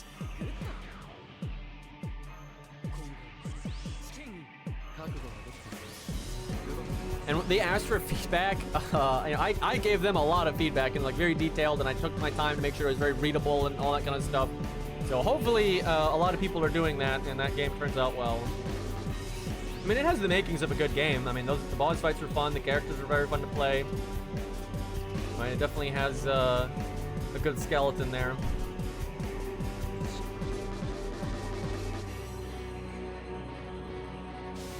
I know, slightly better water physics, but now you have 2 frames per second. Yep.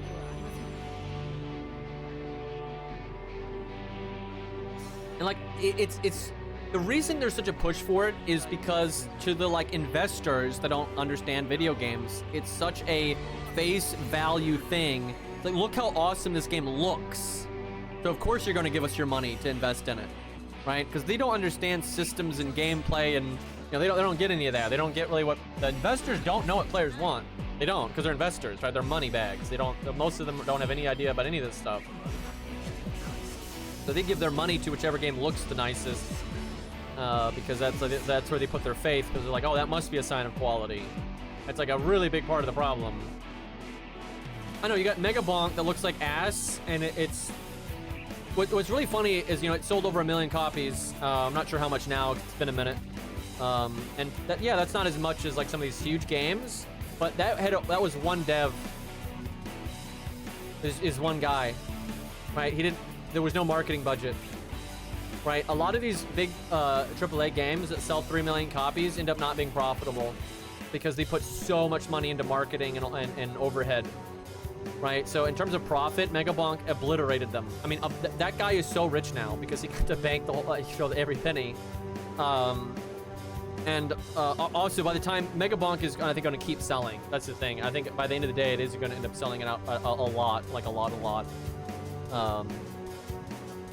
I imagine if Megabonk was like a 3-man dev team, right? Just a little bit more oomph on the quality.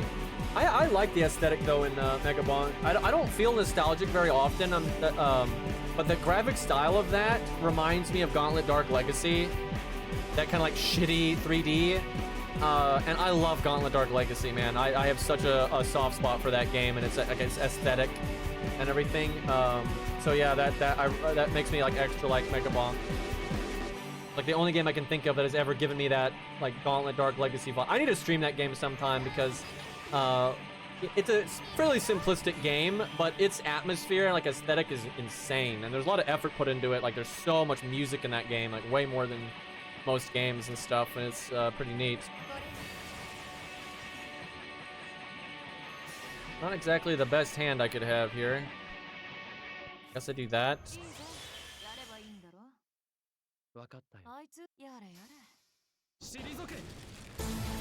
Expedition 33 sold 5 million copies and was made by 30 people. Yeah, they're making bank too.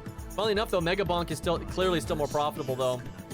Because, you know, not only is it, you know, probably 1 to 2 million right now, but, you know, one person is still a lot less than 30, and there was no marketing. Because Expedition 33 did have some marketing. What do you mean it's not 33 devs? That would have been really good. But Expedition 33 is all, like Megabonk, I'm sure is going to keep selling, you know, for a very long time. And, like, it'll go on Steam sales, you know, and people will keep buying it and stuff, so it should be plenty profitable. Yeah, a lot of indie devs prioritize optimization. Yeah, I've heard Silksong is very well optimized. Silksong was what, 2 devs, I think, something like that. And I think they had a few third-party people they worked with as well, like outsourcing stuff. That one was probably not as profitable though as one might like, because that was in development for eternity and a half. 3 devs and a composer. So yeah, I mean, that's, you know, a little bit more. And then again, it was just in development for so long. Just crazy how long it took. So yeah, I mean, it's probably profitable, I would hope, because it did sell super well. But yeah, that one is pushing it a bit. I know those guys are, you know, doing it for the art though, so.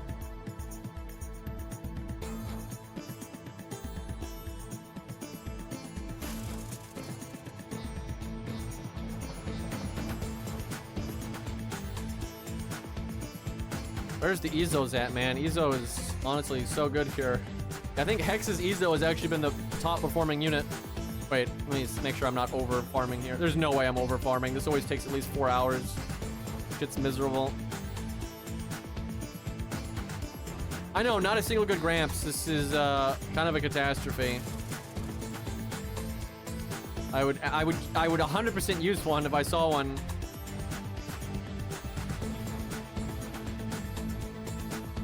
OG Hollow Knight sold 15 million. Yeah, that's pretty good. I'm sure that's over, you know, quite a few years, but I mean, it's the money is still the money.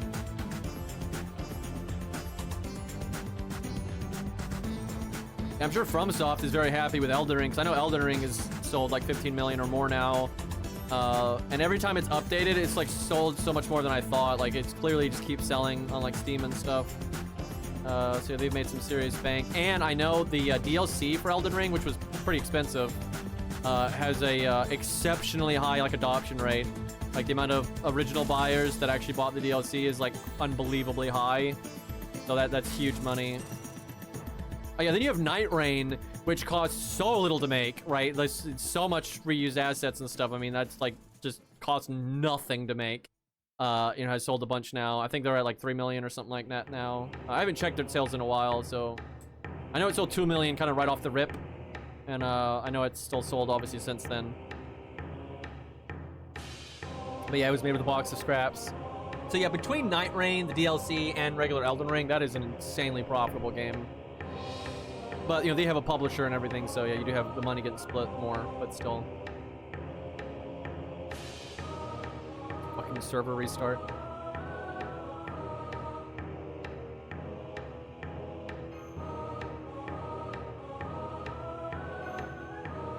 I'll take all this free stuff, though.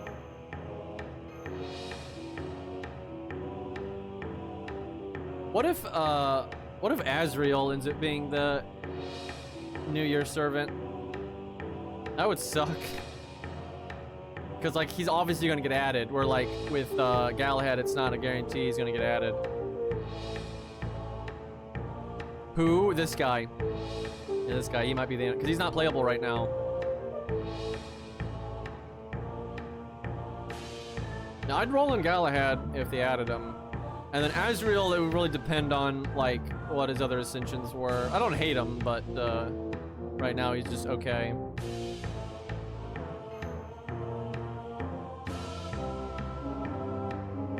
Maybe Halloween. Sometimes they skip Halloween, so we'll see. Yeah, I could see this guy being Halloween, though. That would make sense.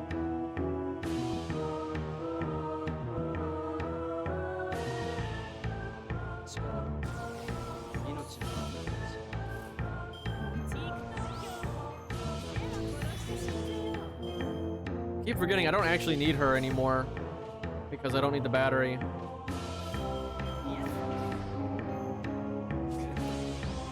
Maybe I should do Fuma and Damato Hari or something.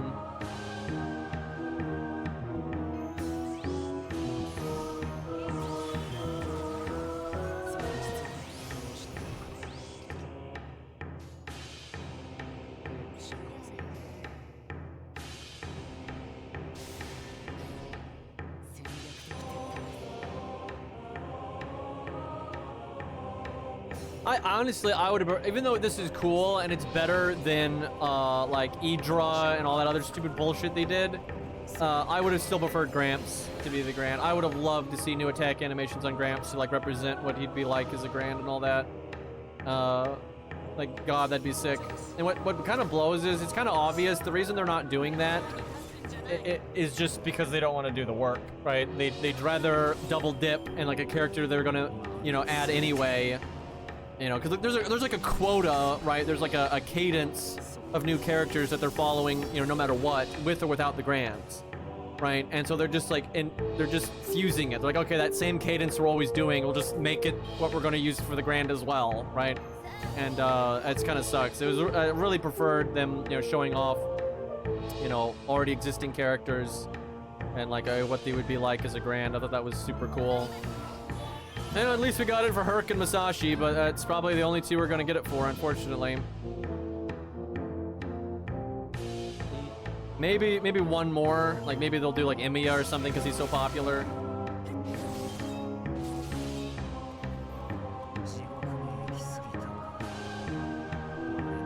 Like, they just gotta hire more fucking people. I mean, it's crazy how much of a skeleton crew this game is. It's just so silly to me, a game with this much money having such a staffing issue. And like, look, no offense to the staff, but like, they're not very good. I'm sorry. Like, and I don't mean that as in like they make bad decisions. They're not experienced. Like, most of them are college kids, right, when they were hired. And like, that's they actively, Lizangle actively goes after, you know, Sony really, you know, actively goes after college kids. Because they're cheaper. That's why they're getting people that don't have a lot of experience so they can pay them less and be a skeleton crew to like coast with this game. That's like their business strategy, right? And I don't think it's a very good one. And when you have a bunch of people that aren't particularly experienced and it's a small team, they can't keep up with demand. Like, no, of course they can't. Like, why on earth, you know, would they be able to? And also, this game is, you know, fucking Unity engine and old as fuck and got spaghetti code and, you know, it's just, what a nightmare.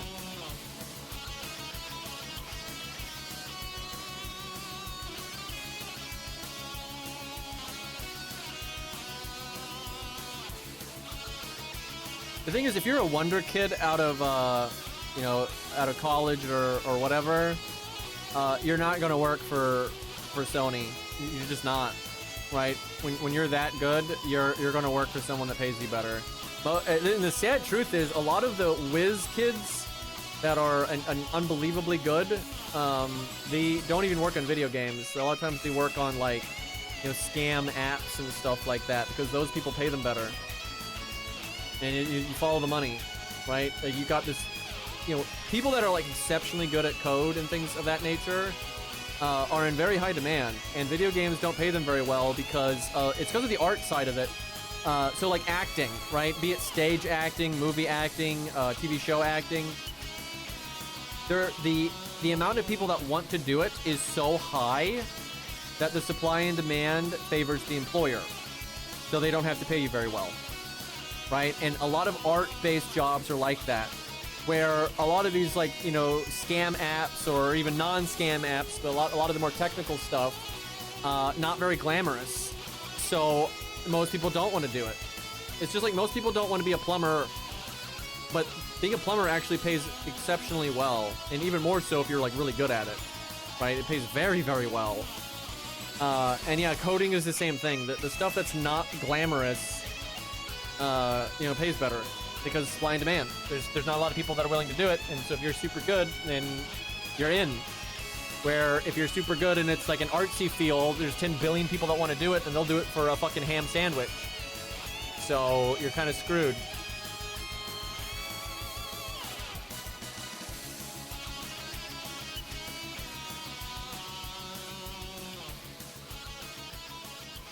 Yeah, it's funny. You'll often this was very much a thing when I was younger. I don't know if it's as much of a thing now, but when I was younger, I would commonly see people, like, as an insult, say you're gonna grow up to be a garbage man and shit like that. You know, that kind of, like, disdain for garbage men and, like, making fun of them and seeing it as, like, a low class thing and everything was very common. It probably is now. I can't imagine people hear you're a garbage man and are like, oh my god, you're so awesome. But yeah, they make bank. Also, I really dislike how many people, like, don't have appreciation for all the jobs that have to do with reality. So if we don't have, you know, HR, it's not going to really matter. If you don't have garbage men, your society is going to know really fast, and it's going to cause massive problems. I mean, just massive fucking problems. Like, society cannot function without garbage men, electricians, carpenters, construction workers, you know, plumbers. These jobs are just unbelievably important, right? Without them, you don't have anything. They are the backbone that allows you to do everything. And there's just a lot of people that have grown up in we grow up in these societies now that have so many barriers between us and entropy, right? Like, there's the decay of reality. We have all these, you know, guys working on oil rigs to supply us with the oil to run everything, right? And all this shit. You know, all these unseen people for the most part that are holding up society and keeping it functional. And so we don't, a lot of people just don't realize how dangerous reality is and how hard it is, and, you know, how big of an issue the second law of thermodynamics is, and, you know, just entropy is, right? They don't get that stuff. And because of that, they don't appreciate people that do, you know, what they see as more, you know, air quotes, grunt work.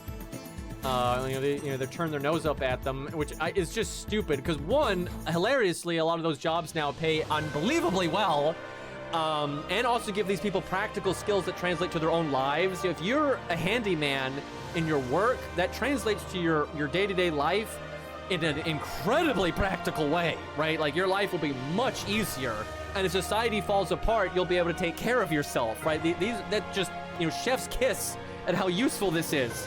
Right? So yeah, I can't believe people that, you know, don't appreciate those kinds of people.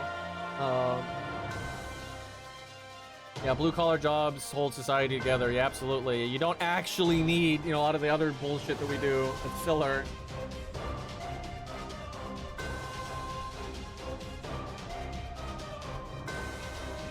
Yeah, there's a lot of life skills with that kind of stuff that really is like hacking. It will make your life so much easier. Either aced that Spanish essay or bombed it. Well, good luck.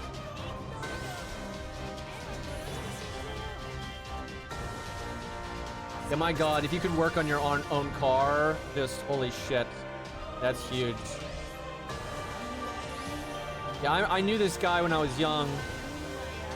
When I was young, I worked at a pizza place, and it was my first. Well, my first job was cutting grass, but it was my first like a more normal job. And one of the pizza delivery guys there was pretty young, maybe like 20. And he was obsessed with cars, man. Like he loved them. He was so into it. It was his hobby, like his passion. He was so into it.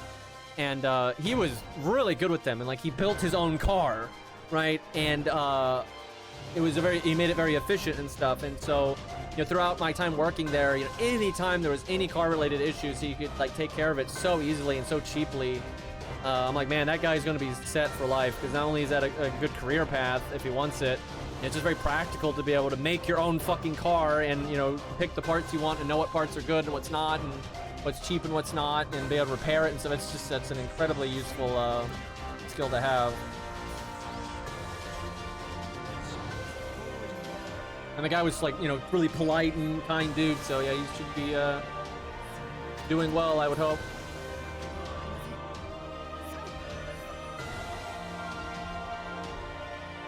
Yeah, I know people that can't change light bulb. Look, I shouldn't even talk about this. You know, I'm a landlord. I really shouldn't talk about my tenants, but I have to use this as an example. I'm not going to say anyone's name or any of that, but these tenants had just moved in, and they were complaining that the hot water wasn't hot enough, and that the pipe that goes into the washer was leaking, right? And so I even explained to them, okay, because, you know, I've been looking at the property in between tenants. I'm like, you know, there shouldn't really be anything major wrong here. So I'm like, you probably just need to take a wrench and tighten the connection to the washer. And the water heater, you probably just need to go to the water heater and literally turn the dial up, because the prior tenant probably just turned it down. Because I know the prior tenant was a military guy, and, you know, he probably didn't want super hot, you know, showers and stuff. And they couldn't do it. And so I had to send a fucking maintenance guy out there. And the maintenance guy confirmed, yeah, I literally just took a wrench and tightened the connection, and I just turned the water heater up. They couldn't do it. And I was just like, motherfucker.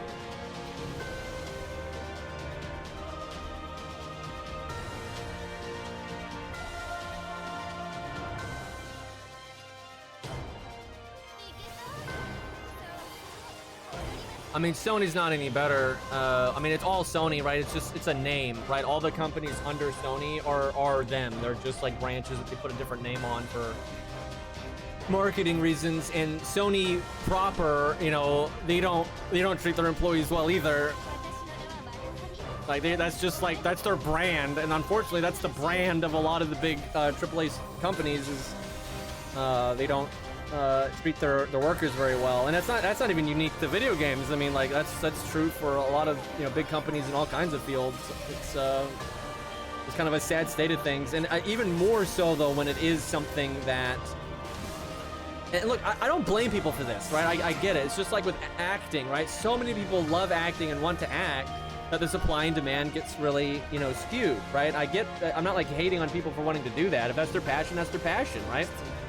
But yeah, when you have, you know, a crap load of people that want to work at like Activision, right? You know, God help them. But a lot of, as bad as Activision is, a lot of people grew up playing World of Warcraft or Call of Duty and some of these other games under their umbrella, right?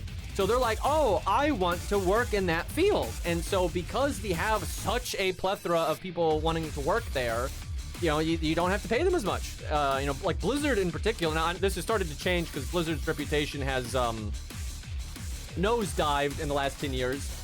But, you know, Blizzard was such a sought-after company, and it was such a beloved company back in the day of, you know, Warcraft 3 and early World of Warcraft and StarCraft and all that kind of stuff. They were such a beloved company. You know, they were like the FromSoft now. And notoriously, this was incredibly well documented, and loads of ex-employees have talked about this. During that era, they paid way below industry standard. And industry standard wasn't very high. That's the thing. The typical industry standard was still bad, and then Blizzard was significantly lower than that. Even though they were a company making more money than the industry standard, right? They paid worse, and that sounds crazy to like an outsider, but when you actually kind of know how, you know, business works, that's unfortunately normal. Like the more prestigious normally they are, the less they're gonna fucking pay. You know, there's some exceptions to that. You know, some fields are so complicated or they require talent that's so rare that the supply and demand will never be like favorable to the company. But yeah, generally that's not the case. And, you know, like, you know, coding is hard, right? Like video game stuff is pretty hard, but lots of people want to do it, right? I mean, loads of fucking people want to do it. So the amount of people that were trying to work at Activision was through the goddamn roof, and so they paid them like dirt. You know, Sony's like that, Nintendo's like that, Microsoft is like that. Funnily enough, a lot of times when they start tanking, they start paying better. I wanted to work for Blizzard when I was in college. Yeah, that was a lot of people. Lots and lots of people. But yeah, they, you know, they got taken. I don't know if taking advantage is the right way of putting it, because, you know, you're an adult and you can make your own decisions. And it's not like you don't know what they're offering you, but like your passion, I guess, in a lot of cases, got people accepting things that, you know, otherwise they wouldn't, I guess is the better way of putting it.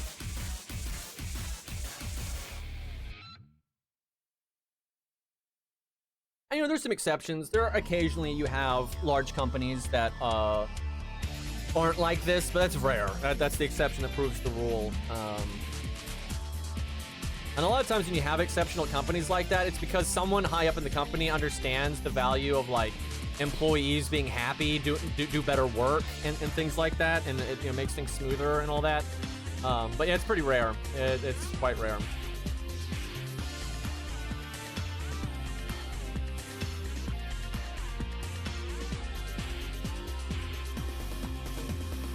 God, Activision is just, wow, that's a bad company. You know, and there's some people that work for them that are, you know, very talented and, you know, make, you know, really cool stuff. But, you know, as a company, they're a complete piece of shit. You know, like even like World of Warcraft, which is not an IP I'm a fan of. You know, I liked it way back in the day. I like Warcraft anyway. You know, their artists, you know, make, you know, great art. They're like zone design and like building design and all that. It's done very well, right? Very, very well. But absolute piece of shit company.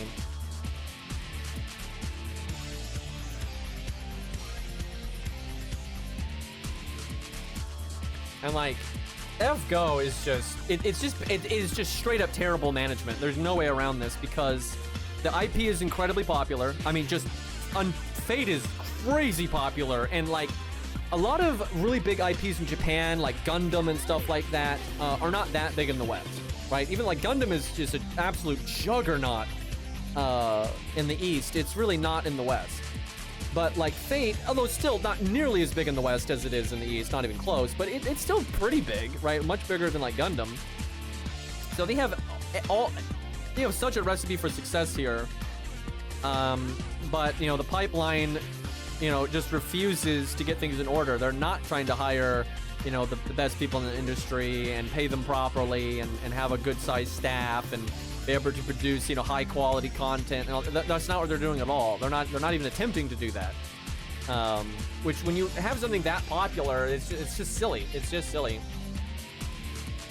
But, you know, it's hard to convince a lot of these, you know, suits and stuff. They're like, well, you know, it's making good money now, and we're paying these people pennies, and we have a tiny development staff, so we have no overhead, so why change it?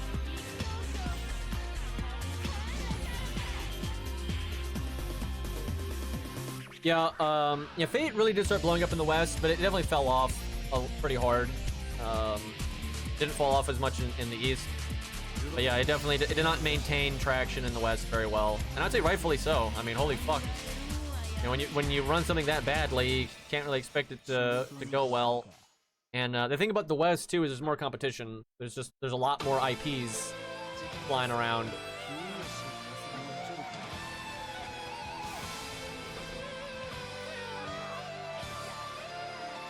I mean, there's a million reasons. I mean, to be fair, mechs are actually decently popular in the West, but it's not necessarily Gundam in particular and whatnot.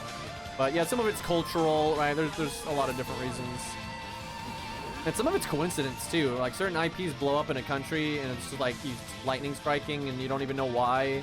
Like, you know, Star Wars becoming so unbelievably popular back in the day and stuff like that. These things are not always very predictable. And like, 'cause like Star Wars was such a cultural thing for such a long time, and it's one thing to like predict success, but no one's gonna predict that level of success.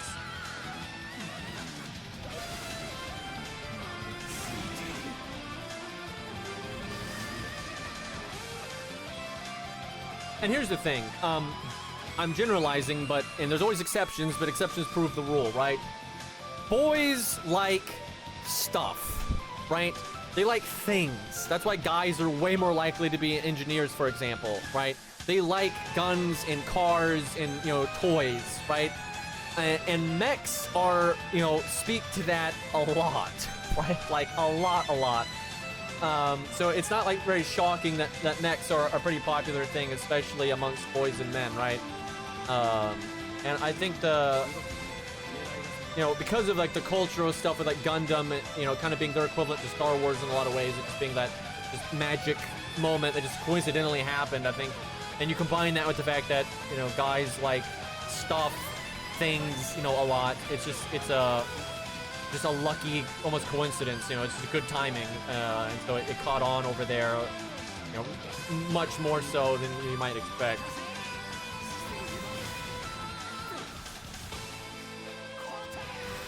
That's a very well documented thing that, and it's not that there aren't women that, really like stuff and, cars and mechs and stuff, but it's a lot less common, right? It's a very well documented thing that on average guys like toys type things, so much more than the ladies do. It's like not even close.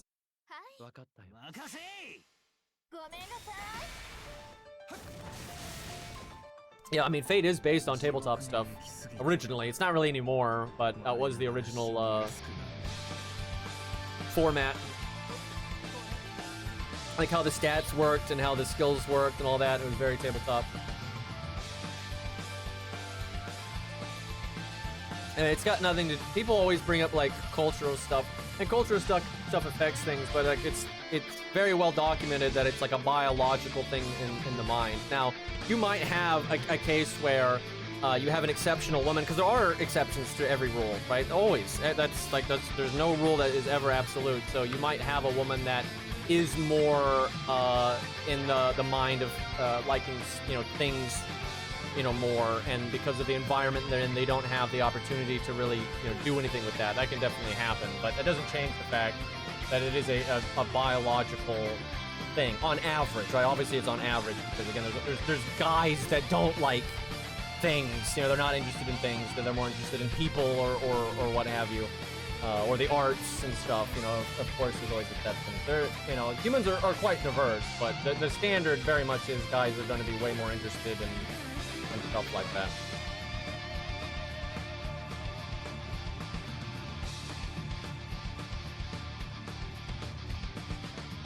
And also, I reject this idea. I just, this is going to be a whole, like, liberal versus conservative mindset thing, but I reject this idea that, like, throughout all human history, it's like women were, like, especially excluded and they couldn't do what they didn't want to do. They were excluded and couldn't do what they wanted to do, and neither could most men, right? That's just the reality of human history is most people had a really bad time all of the time, and, the peasantry, scrounged together the best they could to get through, and nobody really had, but when you're living in a mud hut, and a peasantry and whatnot, you would still have the boys, making, bullshit with the sticks and the rocks, more than the girls. That's just, neither of these people have any opportunity, and they're both being oppressed by the, ruling class. But it's like, it's kind of an excuse people use, in my opinion, where a lot of people just don't want to accept the reality that, there are differences, and that's no reason to, like, excuse an individual, right? You should always treat an individual like that, an individual, right? Because a lot of individuals aren't going to be the standard for their gender or their race or their age or their height or, whatever, bullshit characteristic, or your nationality, right? You should always treat people as an individual, but, there just undeniably is aspects of, reality that are true, and, like, culture is informed by biology, not the other way around. Your culture doesn't spring up out of the ether, right? Human culture comes from humans, and so it's rooted in our biology and our innate drives and our innate mind and stuff. And sometimes that does ostracize specific groups and stuff, right? Like the majority, you know, the power that be might have a disproportionate sway on something. So an exceptional person, you know, might get, you know, stamped out or ignored or whatnot. That can definitely happen. But, you know, culture at large is just completely informed by our biology. And animals prove that, right? We have all these things about humans. You know, we're mammals, and you have all these other mammals that mirror a lot of our structure and our, you know, behavior and whatnot. And animals too have exceptions, right? So you have like wolf packs.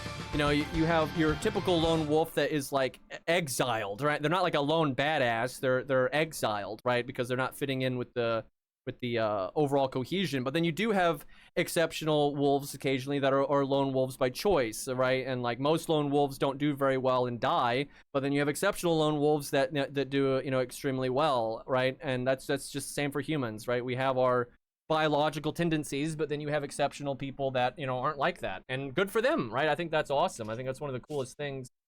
One of my favorite things in life is just I love talking to people. I love you know, meeting people. I'm very social, especially in real life.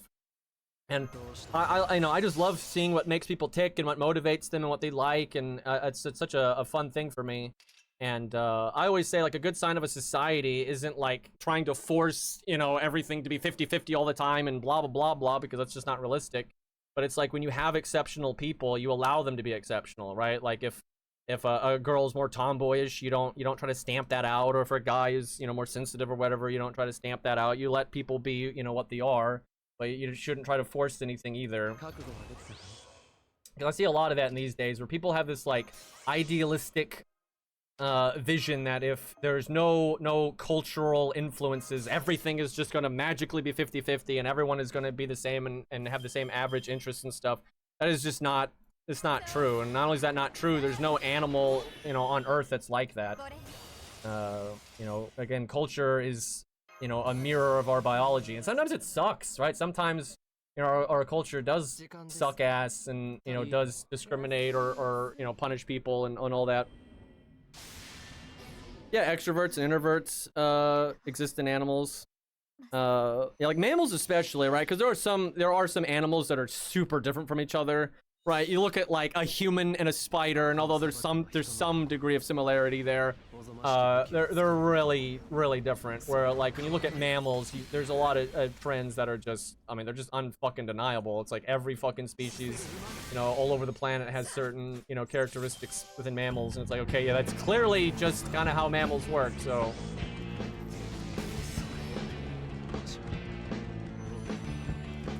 why are we what the I need to cheat, because why am I getting so, that's turn 1 and everyone's dead. What the hell did I do?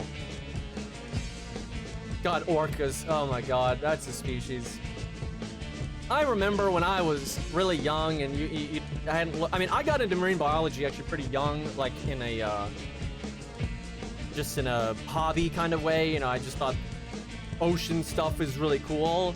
But so I remember, you know, you start off and you're like, oh, orcas are so cool and nice and blah blah blah. No. They are sadistic assholes, and they clearly learned to like butter up humans, because we're like the one thing they won't fuck with. Yeah, there are 0 attacks on. This is so crazy because like sharks don't really want to eat humans. We're not like their favored kind of food, and they haven't like evolved to see us as prey, so it's not smart for them to like attack things they don't recognize. But still, sharks will accidentally attack humans, and or they're desperate, and you have like bull sharks that are more aggressive and stuff, right? So there are, you know, shark attacks on humans. There are 0 orca attacks on humans in the wild. They're only in captivity, where we're like, you know, they're fucked up because it's like insane to have you know, orcas in captivity. I see. I swapped to the wrong unit. That's what. And then she didn't land the skill seal. That's what happened there. Anyway, so yeah, the only attacks on humans is, you know, orcas in captivity that we've driven insane. And yeah, there's 0 attacks on humans in the wild, and it's like they clearly have just learned that it's not smart to fuck with humans, because they will fuck with everything else. Like, they are just complete assholes. Like, they'll actually, like, torture their food, dude. It is so wild. They are, like, just absolute sadistic bastards. And like they like directly teach their young and like show them and like pass on knowledge and stuff. So like, they're very intelligent. You know, good for them, but yeah, they're absolute bullies. And like, they're better at teamwork than like sharks, right? So, you know, generally sharks are in a really bad way when it comes to orcas, because sharks will like work together, but in a very just pragmatic way. They don't really have teamwork. Where orcas have actual teamwork. So yeah, they're horrifying, man. You want to talk about, it's just funny because they're a lot of people's like favorite animal, and like good for them if they like orcas, but man, they're horrible. Man, can this fucker stop insta-killing everybody?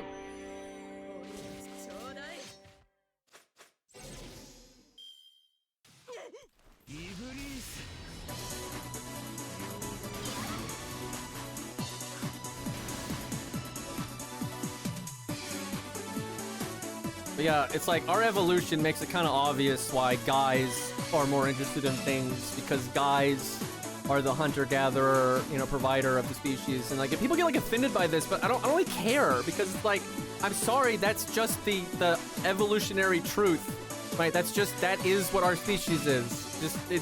You know, and that doesn't mean you can't, if you want to be a woman and you want to, you know, try to be a more hunter type or whatever, go nuts. That's fine, right? You know, freedom's great.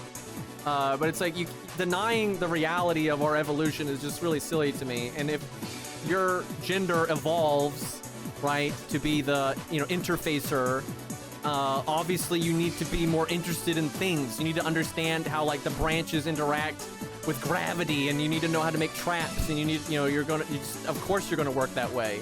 And then when you're, you know, raising the kids and that kind of stuff, you need to understand the psychology of humans better. So you're going to be more interested in people, right? That doesn't mean there aren't guys that aren't interested in people and there aren't women that aren't interested in things. Of course there are, right? A big part of humans is variance, right? That's just evolution in general, is, you know, variance is the thing.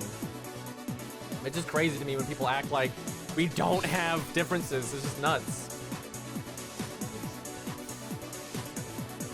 Because like an example people will give often, and I think it's just a misunderstanding of like evolution, is they're like, well, some spiders, you know, the females are stronger and all this kind of stuff. And that if you look at what's going on with spiders, that makes total sense, because the males are still the ones being an interphaser, right? Males are like always like adapting to what the species needs, because they don't have to carry the children, right? They don't have to give birth, right? So they're like the one that nature customizes for what the species needs. Because those spiders where the females are stronger, what they need the males to do is run around like a motherfucker, right? They need to like scurry around and go from web to web and whatnot, and not get eaten by a fucking hawk, right? Or a rat, you know, because no matter how big a spider is, they're never going to beat a hawk.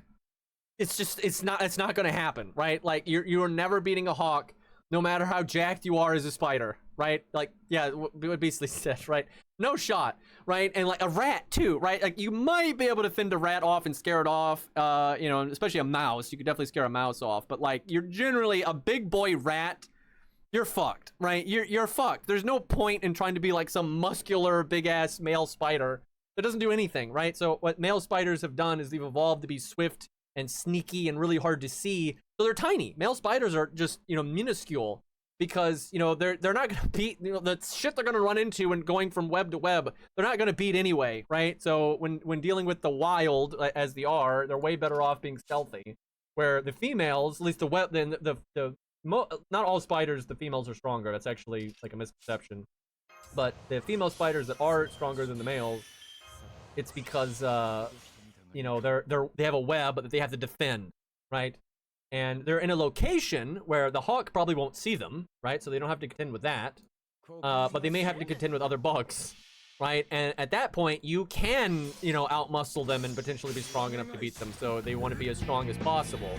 You know, they're generally not as fast because they're not scurrying around from web to web. They don't have to deal with that kind of stuff.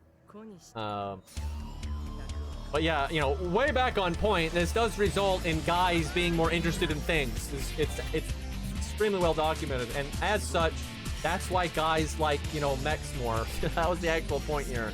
That's why, you know, look at models, you know, Gundam models and stuff like that. It's like 90%, if not higher, men that are interested in that stuff.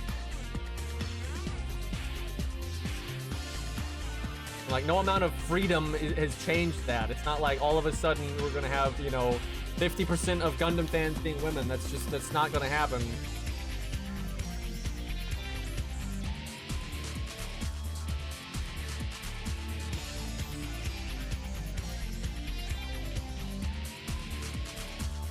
It is wild to me that Izo has been the best character for this so far. Now, to be fair, like, we haven't used a King of San.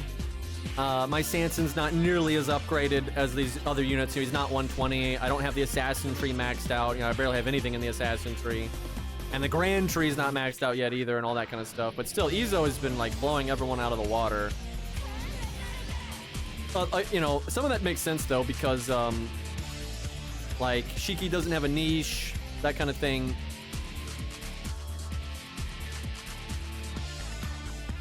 We only used Kama once. She didn't do nearly as well as Izo, but she did fine for sure. We should really use her again and see. I figured though if 100 Face was set up right, because I'm not using like my team correctly for 100 Face to like give her a battery so she can turn 1 NP and stuff like that. And I'd never have done anything to help 100 Face out at all. I think 100 Face could be really good here just because she can double NP pretty consistently. But this is a really good fight for Izo though. Like it is very much his cup of tea because it's so bursty.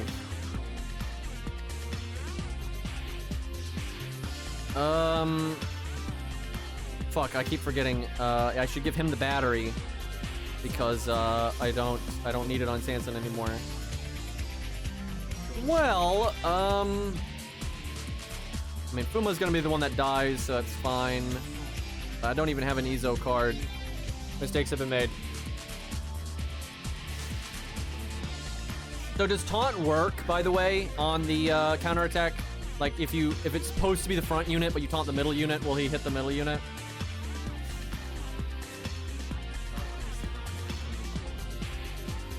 I haven't messed with any of that stuff. I've actually been thinking about 120ing Sanson for quite a while. Because I like him a lot. Like long before all this grand stuff, I've been thinking about it. And there's like Billy as well. And Mordred too, I like Mordred a lot. Like Mordred's in like my top 5. I don't know what my top 5 is though, it's really hard because I like Gil, Ku, Avisi Braun, Mordred, Achilles, you know, these are Kojiro, you know, these are really big shots. I can think of a few other ones too. Oh, hey, Lonely. Let's see here.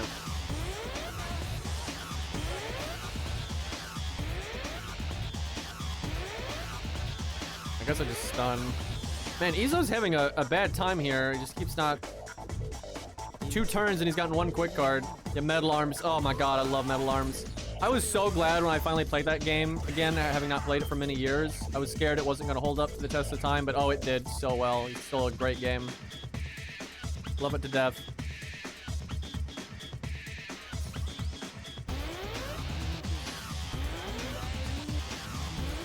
That game could use a like a Steam release and stuff, like just touch up the field of view and all that.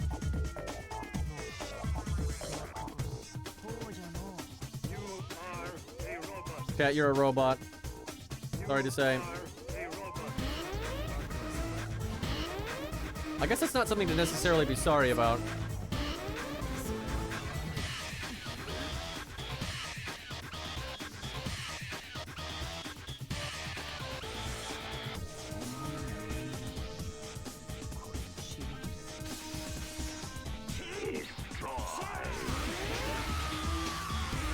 Are we a cool robot? Maybe. That's a good question. The flesh is weak.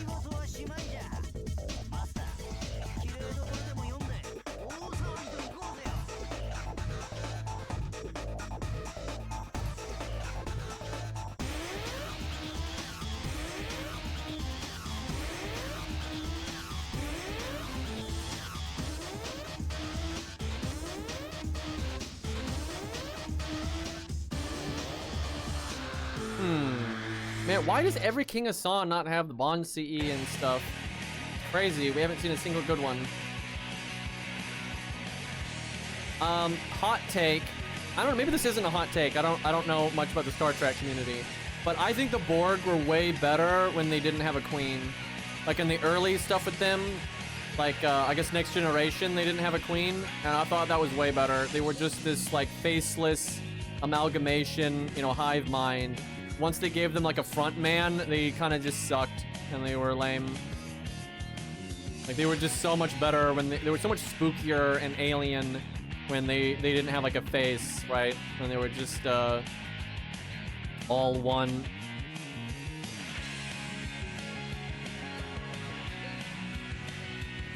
What is a Borg? They're like cyborgs, evil cyborgs that were a hive mind. AI gone wrong, I guess.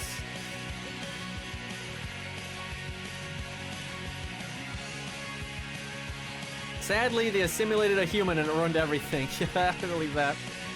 Like, oh god, we should have done that.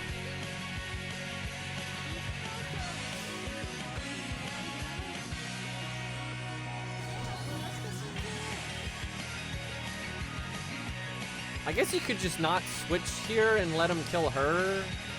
I have to wait a turn anyway.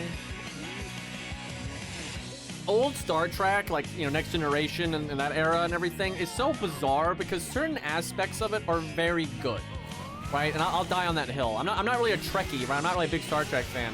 But they'll have moments of, like, where the writing is actually, like, what the fuck? Did this motherfucker just insta-death me with an auto attack? Anyway, like, there's a conversation I remember between, like, Worf and Data where, like, Worf has been, like, questioning, you know, his command in front of the crew and all that, and it's kind of behaving immature-like, and it's, the way that conversation is handled is actually wise, right? Like, it's actually good, like, conversation skills, and is actually mature, right? And there's moments throughout, like, Star Trek that are like that, where the writing is like, that's actually mature and actually has real world wisdom in it. And then they have aliens that are, like, spray painted, you know, boxes with just the dumbest plot you've ever seen, right? So it's like, it's really weird that there's, like, some degree of actual wisdom there, and then just absolute stupidity. It's very bizarre. So I don't think I could ever really rate Star Trek, because some aspects of it are so bad, I'm like, you have got to be kidding me, right? Like, just terrible writing. I mean, just terrible writing. And then they'll randomly have bits, I'm like, wow, that was amazing writing. I don't think I've ever seen more variance in writing than with Star Trek. Because, like, they're, you had, like, the Moriarty episodes, right? Those are really good, right? Those, like, tackled that topic very well, right? And that was good. But, yeah, then there's just other shit that I'm like, wow, this is crap. Wow, this is crap. So, Deep Space Nine, I am very mixed on, because some of the politics are pretty cool. There's some great real world wisdom from very different angles, and you could tell, like, the writers had their own viewpoint on certain things, but then they would have characters represent other viewpoints pretty fairly, like Quark and stuff like that, and that's done very well. But all the stuff with the prophets is garbage. Oh my god, and it's such a big part of this series. I'm just like, ugh. Like, every time they get into all the mysticism bullshit, and I just don't think it lives up to, like, what the series is supposed to be about, and it just goes on, and I'm just like, yeah, the paw race and everything, just shut the fuck. Everything to do with, like, the Bajoran plotline, I'm just like, get that the fuck out of here. And that drags it down really hard. But then there are parts of Deep Space Nine that are really good, too. So it's very mixed. I don't think there's any one Star Trek show that I'm like, yeah, that's the best one. Because they all have positives, right? They have real positives, and then just such fucking negatives, too. That really none of them just, like, take the cake for me. But yeah, there are aspects of Deep Space Nine that I'm like, yep, that's done really well. But yeah, you have all the fucking prophet, you know, wormhole mysticism bullshit. I'm like, what the fuck? Can't win them all.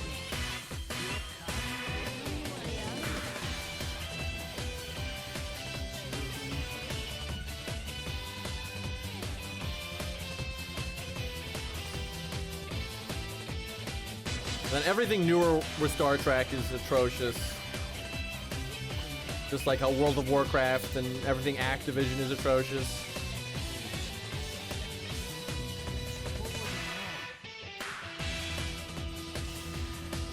Can you stop doing that? That's my fault because I had a stun. It's because I keep messing this up because I can't turn 1 NP. I'm used to the Ezo that had the turn 1 NP. I just lost so much damage because now I don't have the insta-death. So we don't get rid of the guts. And yeah, we lost the defense down and a lot of problems here. And now it's turn 3, so he's going to get insta-death. Yeah, that stun did not work out. If you're going to stun, you should put Sanson in the front row so he gets skipped over.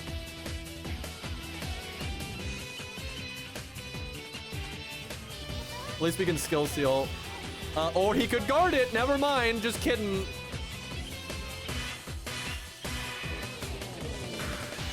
Aha, just a prank, bro.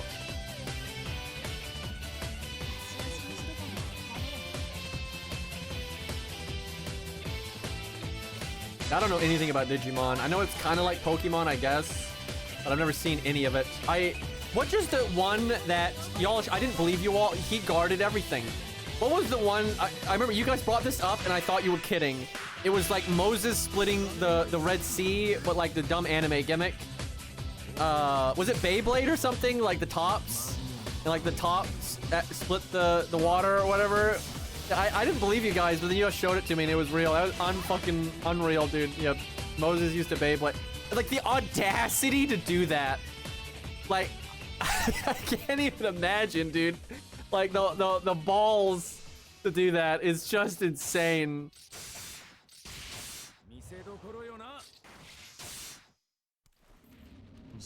This guy walking away is really funny.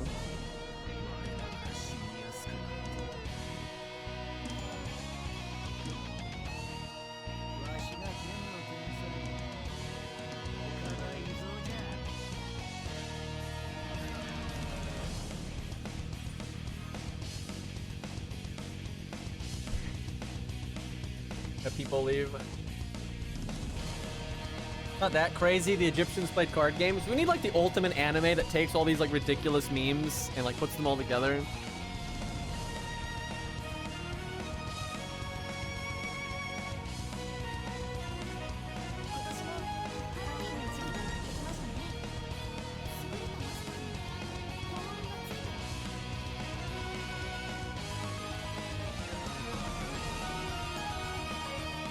Why is chat talking about panning and stalking? Didn't that get like a sequel after like 10 years or something crazy? That's another one of those anime that's just way out there that they're just like, fuck it. We're gonna take this like ridiculous concept and run with it. But I'm pretty sure that got like what am I looking at? What? Why is there like an anime waifu and then the fucking Freedom Gundam?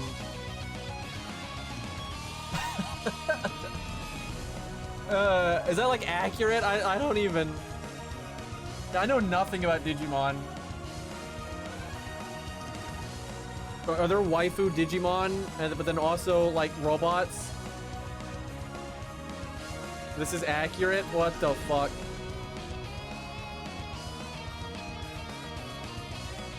I like how it's cat into a dog, into like a giant troll mech monster, into an angel waifu. But then it can sub-evolve instead of a dog into a T-Rex, into a tank, into a Freedom Gundam. Oh my god, what the fuck?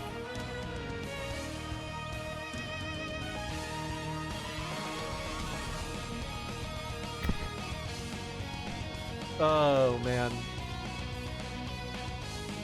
Yeah, I wonder if this is anti-insta-death. Let's see. That would kind of mess my strategy up if it is, but I'm kind of just curious.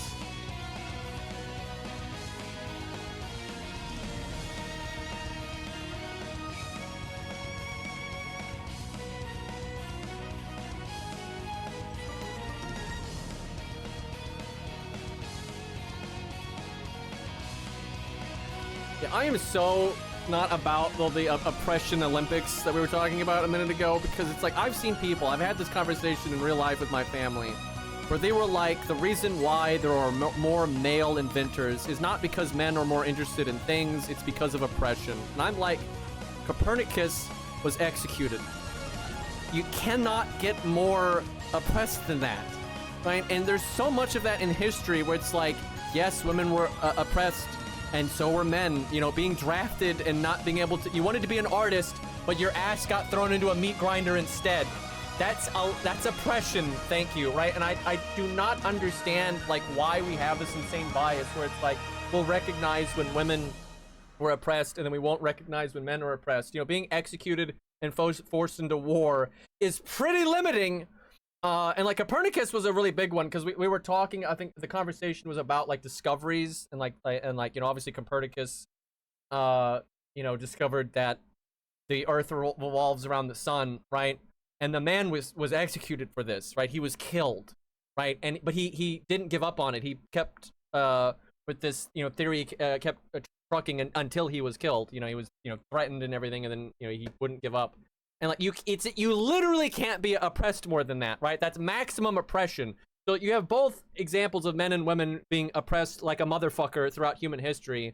And for some reason we like to bring up the, like, oh my god, women were so oppressed and men had it so easy. Never mind that, you know, just like, has anyone looked at medieval warfare?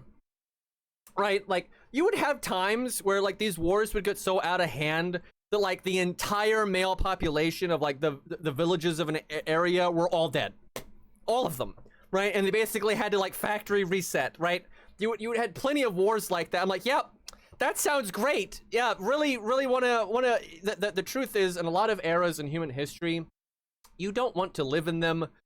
Period. Right? Doesn't really matter if you're a man or a woman. You really, you know, famine. You know, the nobles oppressing you, slavery, you know, I mean, rampant slavery, you know, absolutely rampant slavery throughout human history, all around the world, right? You know, rampant, forced into the military and you know, nobles picking people out of a crowd to torture to death for no reason and all this nonsense. And again, disease, oh my God, just insane disease and anyone that, you know, wanted to push, you know, the scientific knowledge forward, you know, that would go against the church, instantly executed, right? You know, just get that shit out of here. You know, oh, you look kind of odd, you're a witch, we're gonna drown you now, right?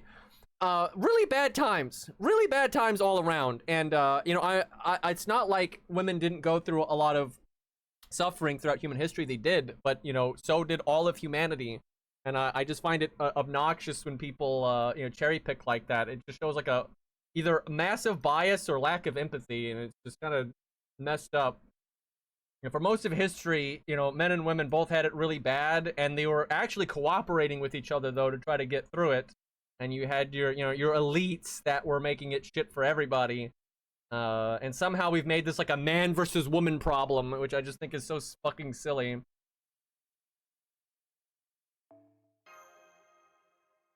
Yeah, you're just, no one had a good time for quite a while. It wasn't always in their own way. Sometimes it was. You know, it really is an individual case-by-case basis, right? You know, you would, you know, sometimes you'd both be afflicted by a disease, or you'd both be, you know, persecuted by the nobles, or, you know, both tortured and, you know, murdered, or you know, whatever it is, you know, there were plenty of things that were shared, right? There was plenty of bad to go around for both sides, but then there were things like, you know, being forced into the meat grinder, and things like that, right? There's all kinds of things that were you know, gender specific. But you also had a lot of people that, you know, just lived in their corner of the pocket of the world and just did their own thing. You know, you still had, you know, boys tying sticks together and making, you know, dumb toys and whatnot. You know, this kind of shit still happened. You know, people, the human spirit finds a way, and that's kind of the thing. That's what's kind of cool about humans too, right? You know, we got through it, and a lot of our, you know, ingenuity and our unique aspects, you know, shine through regardless of all this stupid bullshit. Is there any way for me to get more battery here? Let me look if I want to see. Oh yeah, let's listen to that soundtrack that Beastly sent. But what the fuck is this thumbnail, by the way? I want to see if her battery gets stronger when you upgrade her.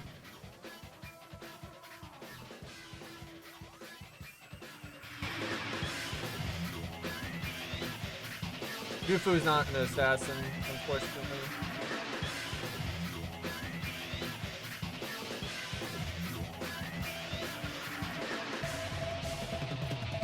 Okay, her battery does get stronger. I don't know if it's worth it depending on the mats. Yeah, I think both men and women can be very bad about the grass is greener on the other side, and are also susceptible to like manipulation because of that, right? People will sell you on, oh, they have this thing, you should have it too, and blah blah blah, and people are just very easy to manipulate that way.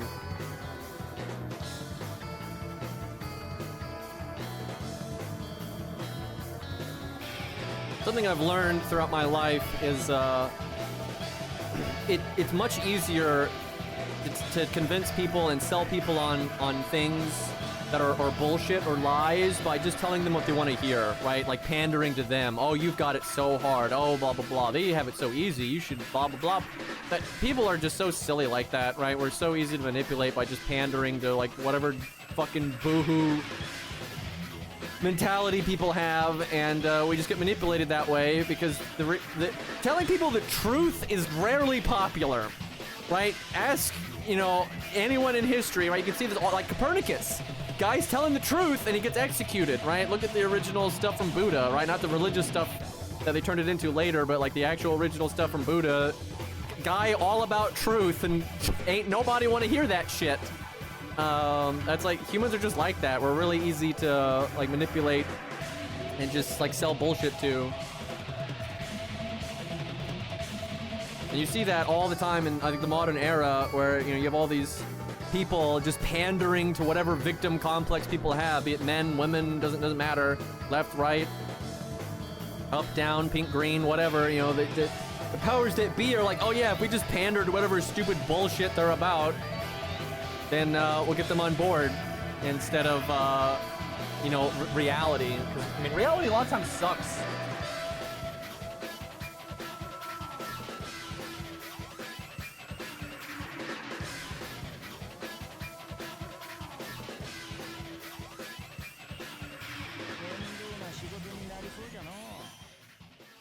Yeah, Socrates, a lot of people don't realize he had such a bad ending.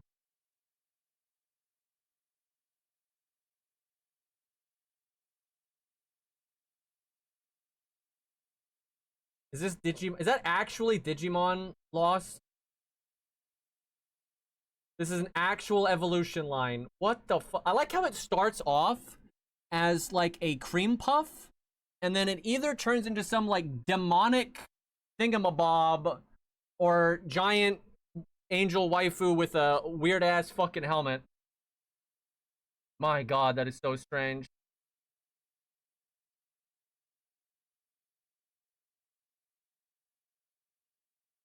Jesus Christ, dude. So when was this made? Was this like, is this after Pokemon, or was it before Pokemon? Like, because off my memory as a youngster, because, you know, I didn't do anything with Pokemon. I didn't play the card game or watch the anime or anything, but like I was adjacent to it. I knew it existed. It was kind of hard to miss. Off my memory, they were about the same time. You know, they were, but I didn't pay attention to which one was first.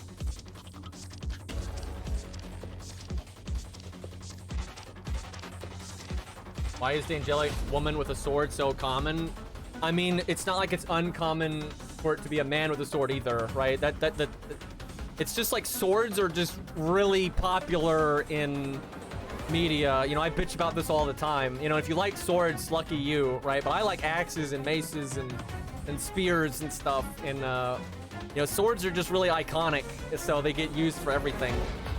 And, you know, I get it. They have more, I guess, you know, the dramatic pose, you know, statue, you know, person with sword or whatever, you know, that's just very iconic, I guess, so it's really stuck.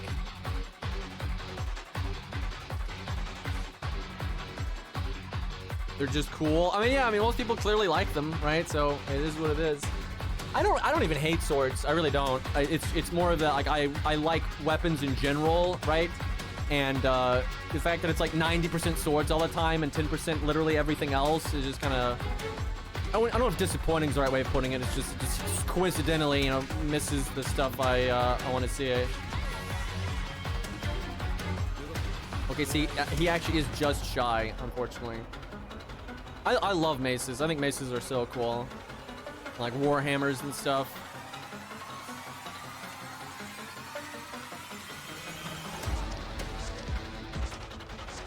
Most Digimon have a form of a gun. Okay, so what is a Digimon? Is it just like a digital Pokemon or something? Like I seriously, I know so little about fucking Digimon. And like, you know, is it set in the real world or what? Like, what's the scoop here?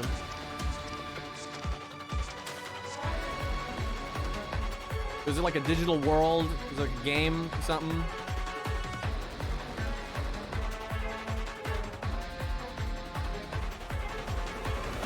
It's like Tron. Okay, that explains the name. But with furries instead that turn into giant women, apparently.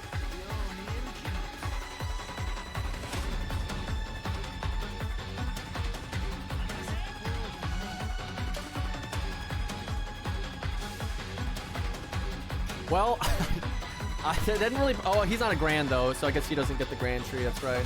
But I say he was not protected from the instant death there.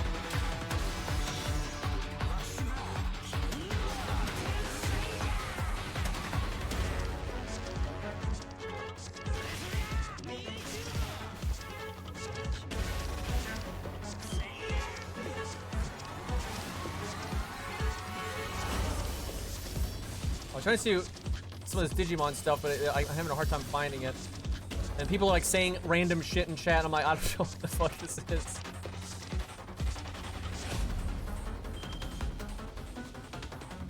Pokemon is just fantasy setting with magical creatures. I thought Pokemon was more like pretty similar to the real world, just a little cartoony, I guess, and then like animals. That was my. Is there like magic and shit? Like.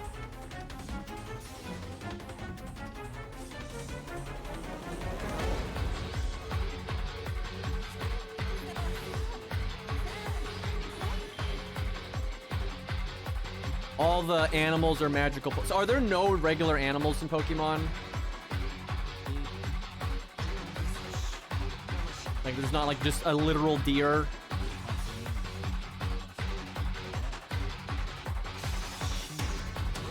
The flip-flop on that? I believe it. I believe it. Some Nasu shit. I super believe it.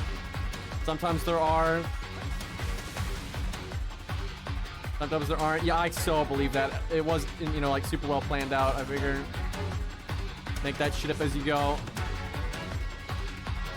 It's always a breath of fresh air when I read a book or a, you know, a show, you know, any story, right? And all the ways you can tell a story, where it's very obvious that there was a big.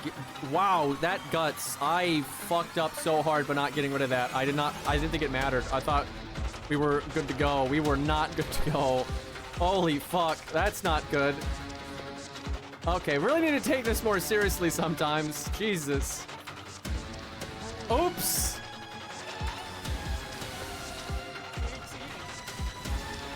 Anyway, I always appreciate a story when it's very obvious. The longer it is, the more I appreciate it or respect it. When it's very obvious that they really did plan it out from the beginning and they're not just making it up as they go and like adapting to what they want at the moment and all this stupid bullshit, and they had a beginning, middle, and end in mind, and an arc in mind, and then they tell it and it's done. And I always like that a lot, and it's very rare.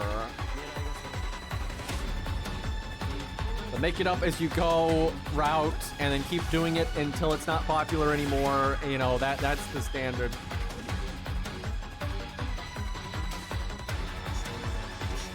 Fucking ace, I see that. One of these days I'll play that game. I tried, I couldn't get through the loading screen. Like when you're installing it, there's like a preview race going on and I was like, you gotta be fucking kidding me.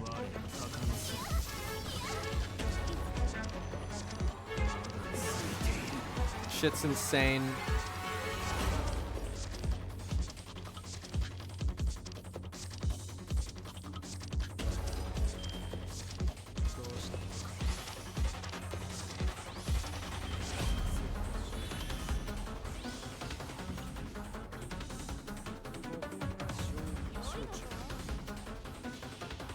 Man, this is going horribly because I fucked up that guts thing. That is just crazy how much this has extended the difficulty.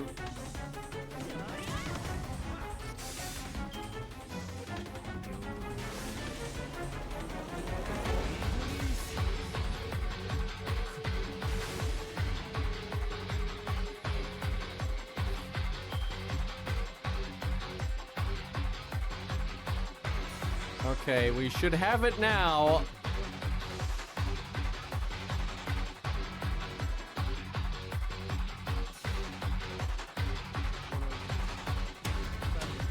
It's so hard to follow, chat. Like, why are we talking about Rome Greek gods now?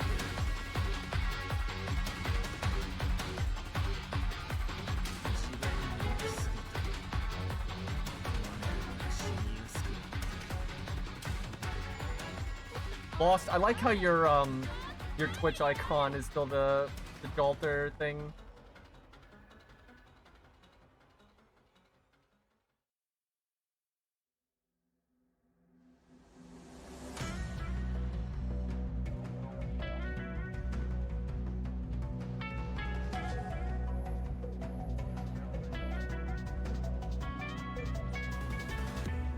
Hey, bullets, we need those. All right, let's see how far along we are here. God, I want this to be over. Digimon is like Yu-Gi-Oh, where different seasons follow different people in different universes. Like, I didn't think Yu-Gi-Oh was different universes. I'm not really sure, but I know like JoJo like mixes things up a lot, right? But is it like, you know, Demon Souls to Dark Souls type stuff, where it's like, you know, similar but totally different?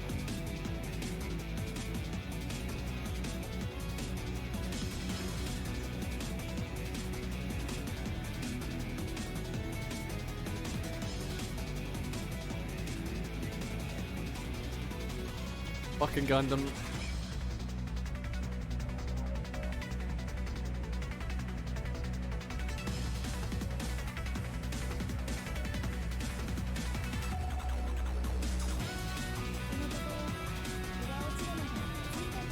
God, the last Gundam series was so bad. Oh god, that was not good for the franchise.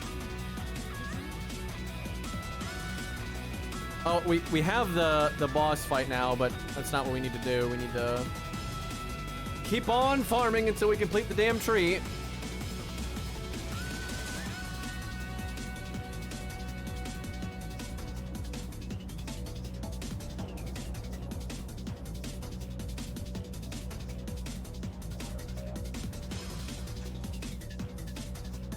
I mean, she's not as good as Izo, but it should be fine.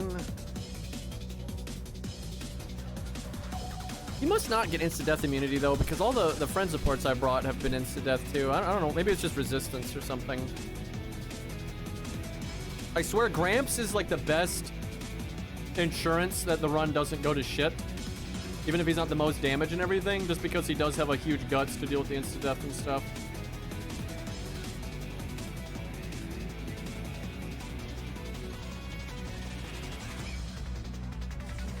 Is Digimon not as child-friendly? I always kind of thought they were the same.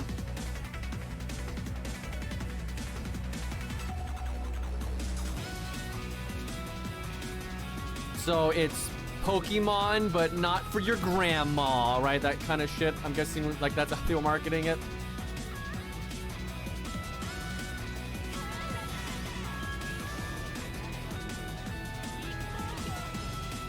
Oh, the edge.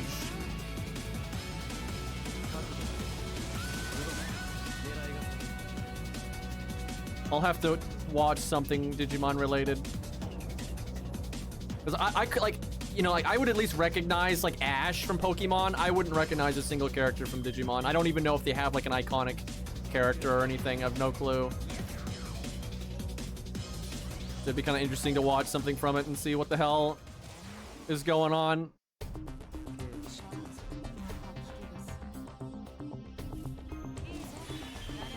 Love this song.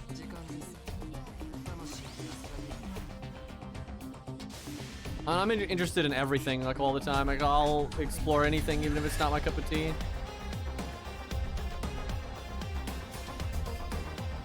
how you get fucking wisdom.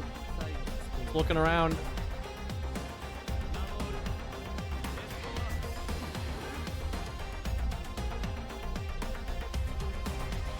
Also, a really big one. This is like an issue I see all the time when people converse, when they're like arguing about, you know, video game stuff or politics or anything. You know, people are really bad about, how do I put this? They don't really want to understand the other point of view. They really don't. They actually don't have a desire to have like a deep understanding of where the other person is coming from. You know, like, it's good to like really dig into the other person's perspective, be it, you know, video games or something more serious like religion or whatever, because that's where you will actually learn something. And even if you don't agree with it, right?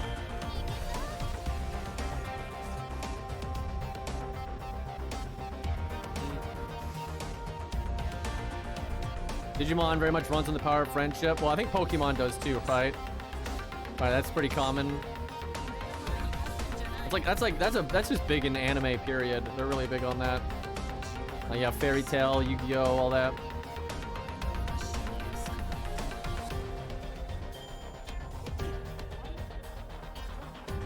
I always like, and this is super rare, it's actually so rare, I can't think of any examples off the top of my head, although I know it's been a thing occasionally. I always like when you have antagonists that have the power of friendship, right? It's super fucking rare, but that's always really, that's a fun, like, twist on that kind of thing. Like, oh god, they have friendship too, what do we do?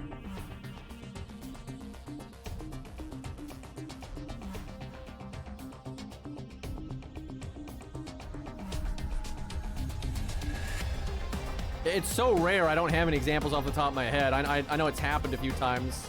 That's why I'm thinking of it, but, yeah, I mean, you know, every once in a while you have antagonists that will actually give a fuck about each other. There was, what was that one anime we were talking about a while ago? It got this stupid, like, kid soldier that they're trying to make a badass that I can't stand. But it's like, you know, darker anime, I guess. Crazy waifu, bad guy. I think Boy brought it up. I cannot remember the name of that. I'll know the name if I see it. But I remember there was some antagonists in that were kind of power of friendship type thing. Yeah, Phantom trope. Yeah, that's a decent example. Stuff like that.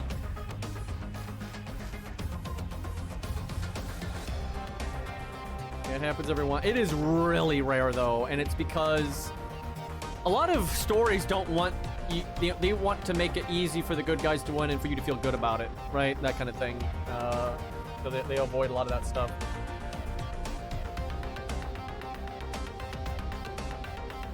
Yep, that's it. Yep, Railgun got it. That's the one. I remember. I don't remember that anime very well, but I remember there was like a Monster of the Week bad guy pair that you know, had each other's back and stuff. I don't remember the details at all. All I really remember about that anime was the kid was really lame, and they kept trying to make him like a badass, and he's not. It's a fucking kid, so he's definitely not a badass. And then there was some crazy lady with a knife. That's really all I remember, to be honest. Very little memory of that show.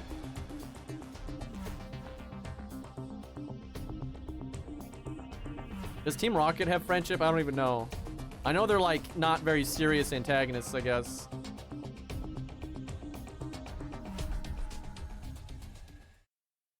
I almost want to use him just to see how the taunt works.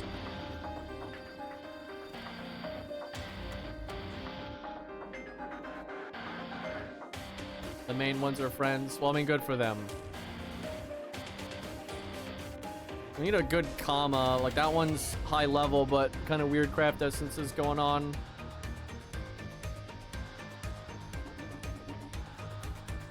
Guess we'll try it anyway.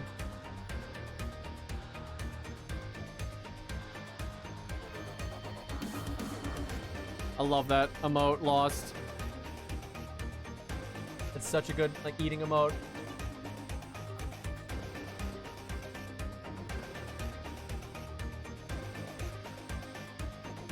I got it. Okay, that totally explains it to me, Lost. Yeah, Pokemon's like Mario and Digimon is like Transformers Armada. I totally get it. Because it's like, you know, Transformers Armada is not like, you know, No Country for Old Men, but, you know, it does get a little bit more serious and whatnot. but still like goofy, dumb shit. So yeah, I get it.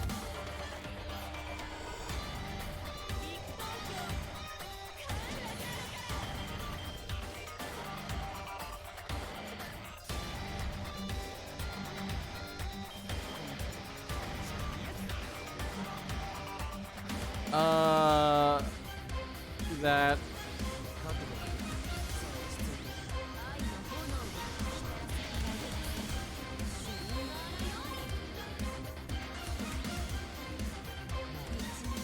How much damage are we gonna get here?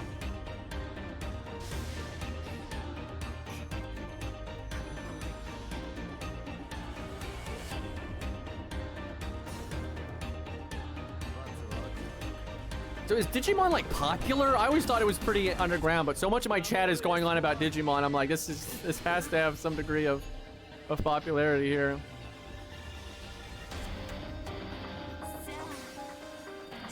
And actually, a real life friend of mine I saw the other day was playing a Digimon game on Steam. Oh, there's a new game. Oh, that's probably what it was then. Right. Yes, that's right. Someone said that earlier in chat. Oh, 1.2 million. Pretty good.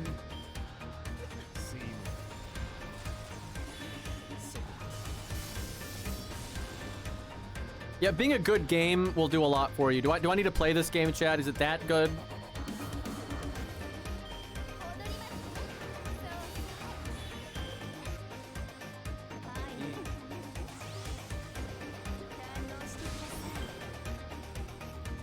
Bandai loves putting stuff on eyes. Very true. That's another big company out there that's fucked up. They're weird though, because a few of their branches aren't too bad. I mean, like, you know, big companies are never going to be perfect. That's just not going to happen. But like, some of their branches aren't too bad, but then some of them are really messed up.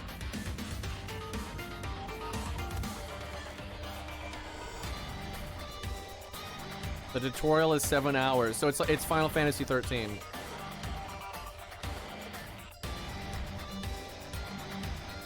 Digimon tends to have horrible games. As a Gundam fan, I can relate. I actually think Gundam fans are suffering the most because I don't think there's ever been an IP more perfect for video games than Gundam. I think Gundam is better suited for video games than anime. And oh my god. And it's also been around forever. You know, it's much older than Digimon. Much older than Digimon. And they just cannot make good games. There's like 2 good Gundam games after like 30, 40 years or whatever the fuck. Like, just fucking ridiculous. Actually, it's older than that. It's from like the 70s. So yeah, that shit's old as hell. Like 50 years old or something. I think it's 40. I think it's 40 years old. Or 38 years. It's like around 40, I think. That sounds right. I can't remember. Because I think it might have been late 70s. I don't really remember. Anyway, you know, Gundam's been around for a long ass time, and there's so few good video games. There's like Zeonic Front and like SD Gundam, you know, Battle Assault. That's like the only like really good Gundam games. And then almost Battle Operation 2. That's almost a good game, but it's not because everything internet related is terrible.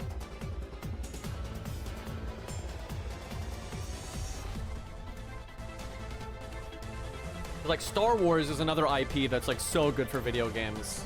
And they have some good video games. I'll give them that. Not in recent years, but back in the day, they used to have some pretty decent stuff.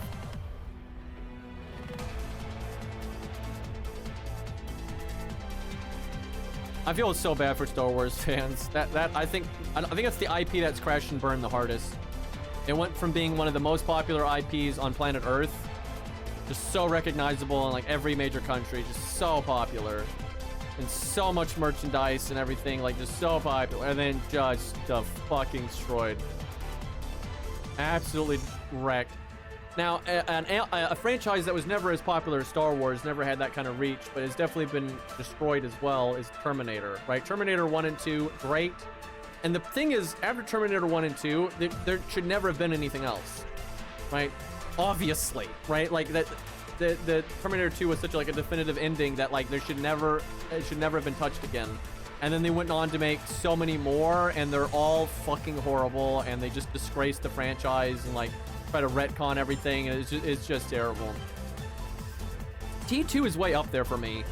I really like T2 because it's like the perfect balance of cool toys right? But then still having some depth there. But not, it's not like, it doesn't have its head up its ass. It's not trying to like too hard to be high art, right? But it's like just enough to be like relatable and human, right? And it handles the AI stuff pretty maturely and stuff, I would say. So yeah, like Terminator 1 sets the groundwork super well, and like Terminator 2 evolves on it like so good. Yeah, it's way up there. I really like Terminator 2. My favorite movie though is probably No Country for Old Men, but then it's pretty much tied with Monty Python and the Holy Grail, because you know that's a spectrum.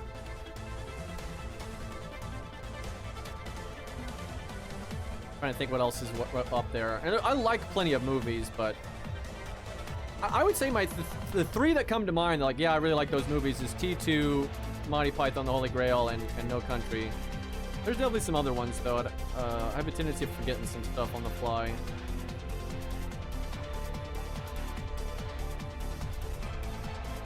I can think of loads of movies, though, that are like, yeah, I really enjoy that, right? And I could definitely watch it again and enjoy it. But not, you know, it's not like absolute top tier.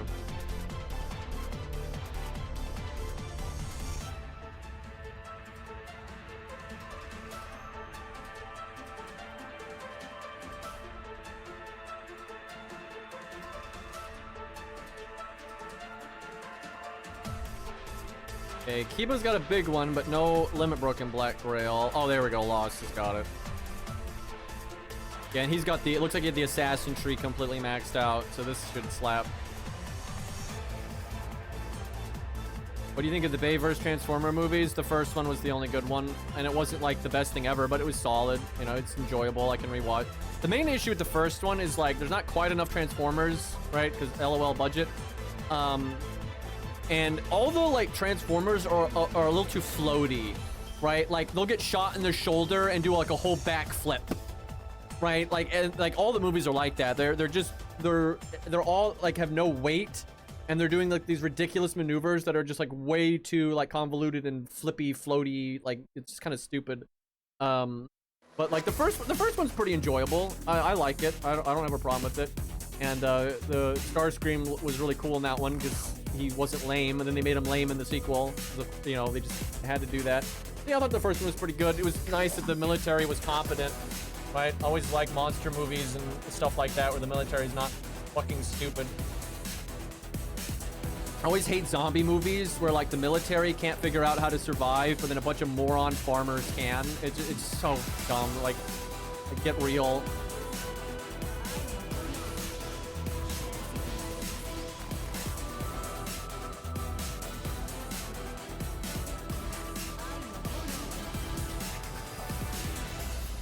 Yeah, the Transformers faces looked kind of weird, for sure.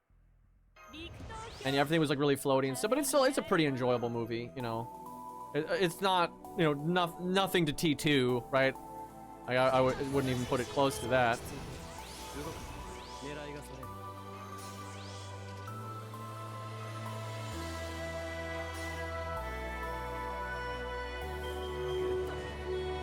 Ah, garden shit. He's got more crit. He's got higher stats because 120, so. Yeah, it's true. Resident Evil does normally make the survivors like military or police or special operations and shit like that, which makes a lot more sense.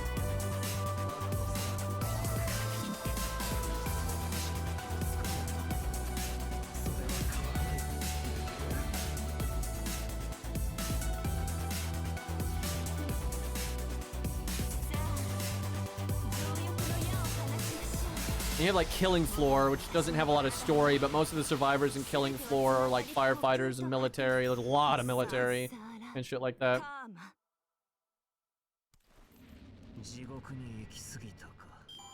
But those are the exception, right? And the exception proves the rule.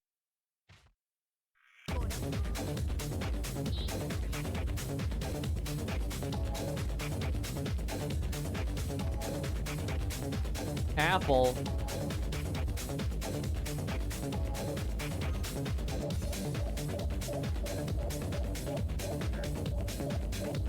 Like, God, you have all these like anime, you know, zombie stuff where all the survivors are like high school kids, and I'm like, fucking really?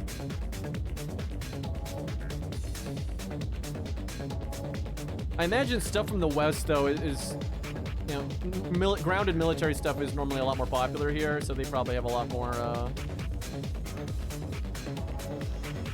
you know, survivors that are more military focused and stuff.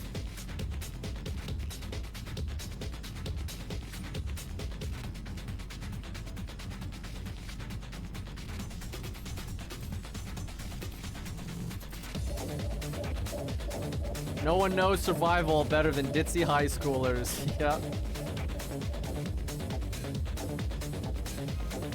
And, you know, it takes all types. You know, you've got stuff like, what was that game? You play like a cheerleader, right? It's like rule of cool nonsense. They're not even trying to be believable, and that's fine, right? Like, not every game has to be super serious. But the thing is, I like things that are more practical, right? I gravitate to that more. Isn't Lollipop Chainsaw actually a good game? I've heard that it's actually like pretty solid. But it's pretty old too, at this point. Do you like more Alien or Predator? Predator, it's not even close. Aliens are fucking lame. They look so stupid and their powers are dumb, and they have to get buffed by the plot all the time because they're not actually... Look, the first Alien got its ass whooped by space truckers. Right? Like, are you kidding me? Right? And then the Predator beats a bunch of, like, Navy SEALs. Right? Which one of these do you think is more badass? Right? Like, the Predator hits a dude and he goes flying across the room, right? The aliens aren't nearly that strong, right? The first Alien versus Predator movie pisses me the fuck off, dude, because they, like, it is so bullshit, right? A Predator could just slaughter a bunch of aliens. They're not even, these things are not comparable, right? And then the Predator looks awesome. It's got this killer face mask, right? It's got all these cool gadgets, right? Fucking laser shoulder cannon, right? They're like, you know, like, evil as fuck, but they have like a code of honor, right? This is all badass. Aliens are dumbass motherfuckers that just run around like lizards. Great. And they just slobber all the time, right? They're slobbering idiots. Like, what? Right? I don't get it at all, right? And they're not very strong, right? They get like the fucking what's the Alien movie where like the main character's like hanging out with Space Marines? And they're just gunning down aliens like they're fodder, like they're nothing constantly, right? You're not doing that to fucking Predators. Are you kidding me, right? That fucking movie, I swear to God, dude. That was so biased. I remember the creators even said they were super biased to the aliens, and it showed, because you had one alien kill two Predators, and that's completely impossible. That's just completely impossible. Fuckers can barely handle space truckers, let alone, you know, elite, super, you know, roided out aliens, right? It's nonsense.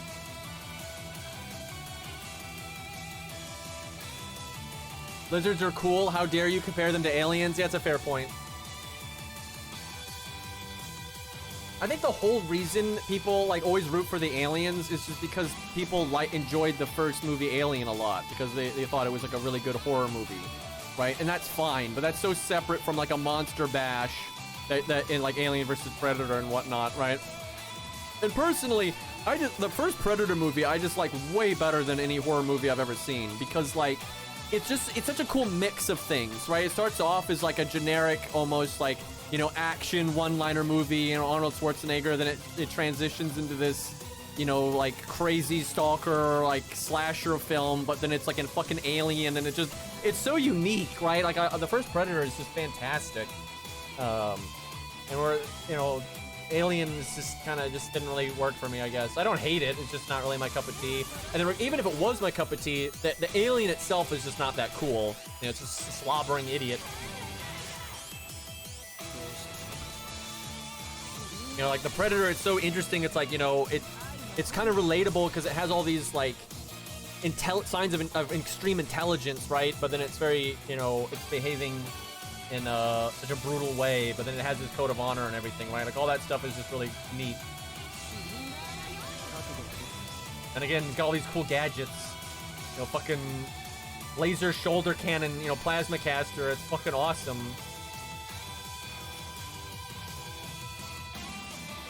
And by the way, they have to nerf the plasma caster is like so OP and awesome that they have to nerf it in every movie. There's always some like, excuse why they can't use it a lot, or it gets broken or whatever, because like realistically, you know, it's this like auto lock on ball of plasma that travels crazy quickly, right? You know, and could like melt, you know, armor and shit. Like it's not like that's so OP, right? Like you would just slaughter everybody with that thing.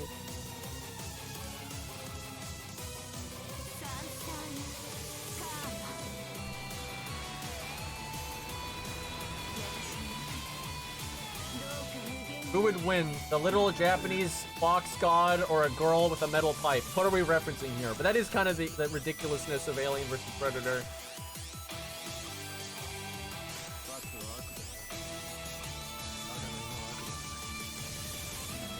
The cinematography, though, in Alien vs. Predator is actually really good, and that's something a lot of people mention because it is done quite well.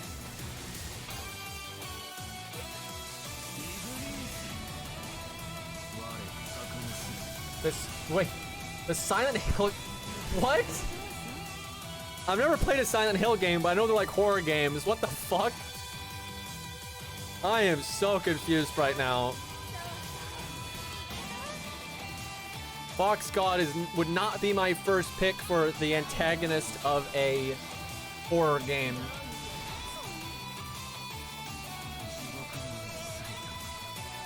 So I have some friends online, chat, that have been getting me to watch a lot of like classic horror and like slasher films that I've never seen before, because I never watched any of them. I never watched you know, what was it, Nightmare on Elm Street and Friday the 13th and and Halloween, right? And all that stuff. I never seen any of those. And so they've been getting me to watch those.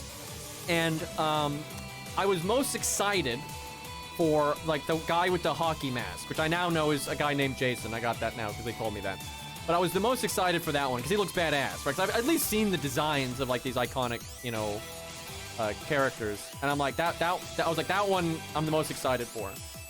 And so we first watched Halloween, and then we watched the Nightmare on Elm Street.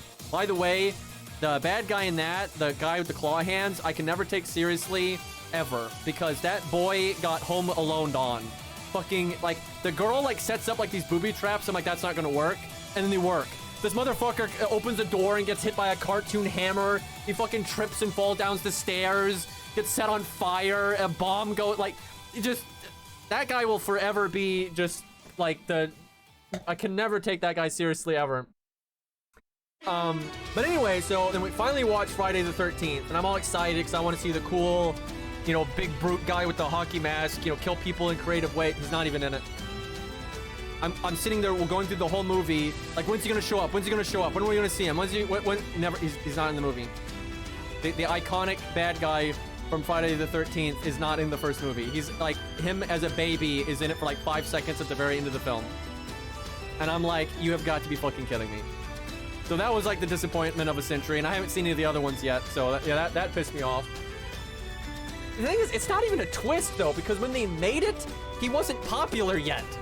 So it's not really a twist, it's just the movie, right? Like when you watch it as like, I've never seen any of these movies before, right? Or you don't know about Jason, you're just like, there's some unknown killer killing people, right? So it's not even a twist. It's only a twist if you know about it like retroactively, right? Which I did. So it was a twist for me, but it wasn't a twist for, you know, people that watched it back in the day. But yeah, I'll probably watch more of those soon.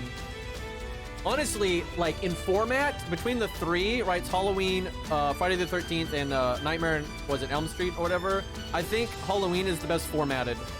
Like the setup of like, you see the villain, you kind of know his past going into it, you know he's like going loose in this town, and then you meet the characters that are, you know they're gonna have to deal with this character that's gotten into the town, but they don't know about it.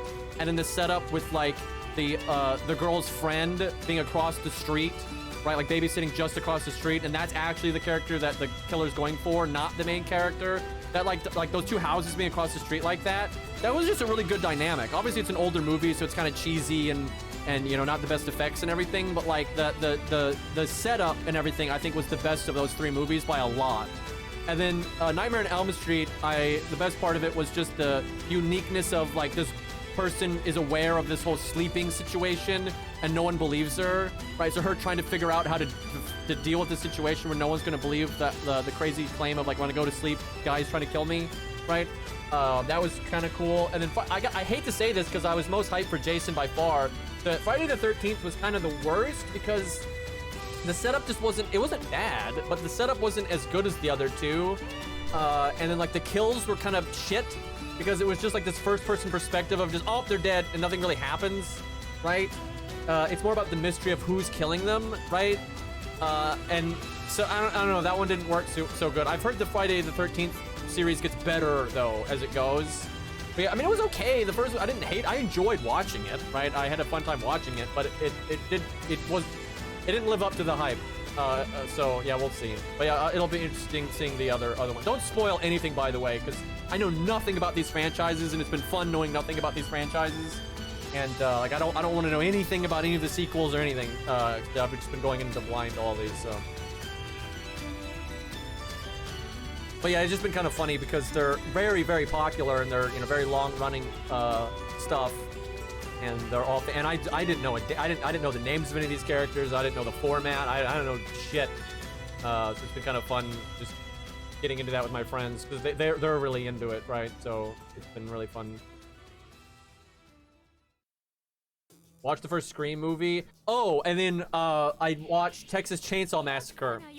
Because one of my friends that was like their favorite horror movie, and we watched that fourth. That was the last one we've actually seen, and that aged really well in my opinion, actually, because the way they did the kills and stuff, it didn't really rely on like gimmicks or like special effects. They were really like him putting her on the hook and all that. It's more about what's happening is horrifying, so they didn't have to do anything fancy, and so I think that one aged the best by a lot. And like the setting was a bit more grounded and stuff, so that makes it like more unsettling, I think. Everyone in Texas Chainsaw Massacre is a fucking idiot though. Oh my god. Best part of the movie is the random trucker hitting the bad guy in the face with a wrench, and that actually working, and that's why they win, right? And that's why they survive. It's just random trucker dude just decks that guy with a fucking wrench, and that's like the big turnaround. That is the best part of the fucking movie.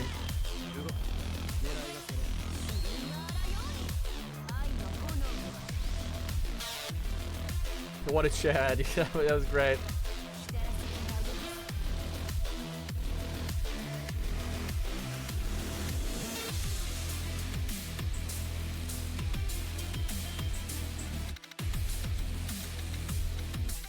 Yeah, honestly, I like these like slasher films a lot more than the horror movies I've seen. More straight horror, I never like at all because they're just so contrived and like they're trying so hard to be scary and like unsettling that it's just really unbelievable and like really forced, where like these slasher movies are more like trying to be fun and like you kind of know what you're there for and like the kills and everything, so they kind of just have more fun with it, I think, and it works a lot better.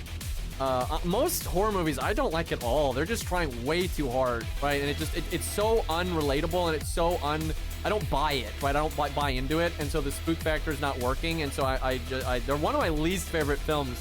So I didn't think I was going to like these movies because I thought they were going to be like that. I didn't really know the difference between slashers and horror. I didn't get it at all.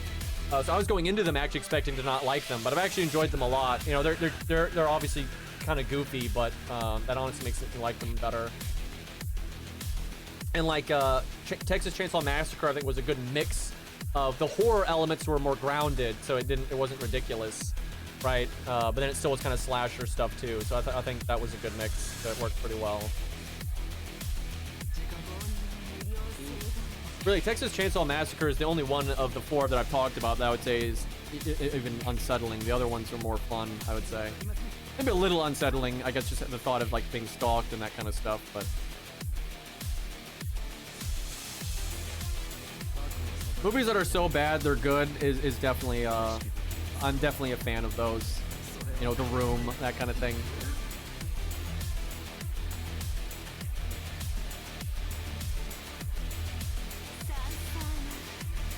Oh, hi Mark. Yeah, that movie's amazing. I don't know why that reminded me, but a movie I can think of that I like is Tombstone. Very historically inaccurate. I mean, like, a lot of what it's based on is real, like that town and that situation between the law and the cowboys and stuff, that is real. But like a lot of the logistics are very different. Like the law people were actually very corrupt and whatnot, and actually the town folk like the cowboys a lot more. There's a lot of like bits like that they changed to be more Hollywood. But they get a lot right too, like a lot of the characters and like stuff like that.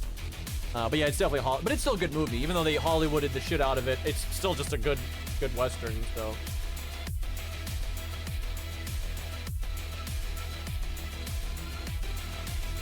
Every time Iron Knight Mark pops a Night Rain, the Night Rain, your Night Farers in Discord say, "Oh hi Mark." That's a good one.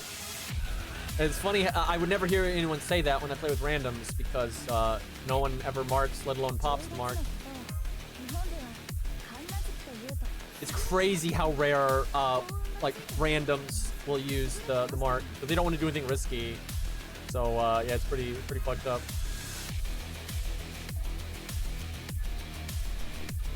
Thing is pretty good if you buy into the anxiety. Wait, what thing? I don't buy into anxiety much, I've noticed. It really just doesn't work on me too much. I guess, again, I can still enjoy them, but I don't get immersed in things too much. Oh, The Thing? Yeah, I've seen bits of it. I've never seen all of it. The special effects are so bad, I think I'd have a hard time. I like the premise, though. The whole premise of like a faker and all that. It's cool. It'd probably be better if the monster didn't look so stupid. I think it would work better if the monster was more of like a typical shapeshifter, honestly. I think that might work better. At least for me, like subjectively. I like Tombstone a lot. Good Westerns I enjoy the shit out of. Guns are great.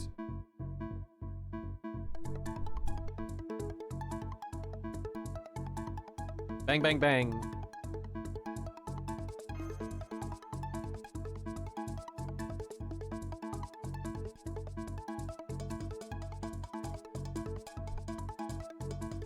Yeah, this is one of the older Armored Core songs. Big fan. Nexus. I keep forgetting. I need to just sit down and add a bunch of the older Armored Core music to the playlist because there's a lot of good shit.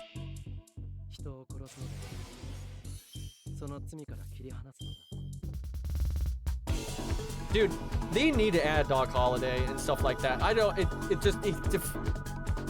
Why do we have 5,000 samurai types and ninjas and like Japanese writers no one's even heard of, even in Japan? But we only have Billy the Kid. Like, where's Butch Cassidy? Where's Doc Holliday? Right? Like, what the fuck? You know, give me a bad guy cowboy with like, you know, a black hat, black bandana, you know, kind of rugged, you know, weathered look with a fucking rifle, right, instead of a pistol. Like, give me that. That'd be fucking awesome, dude. But no, we gotta have like. And like, if you do like the bandana look, never have them take the bandana off. You know, you never see their face, right? Like, kind of like the helmet effect, right? That's how you do the bad guys. But give me 1 second, Chad. I gotta get a snack or I'm gonna die.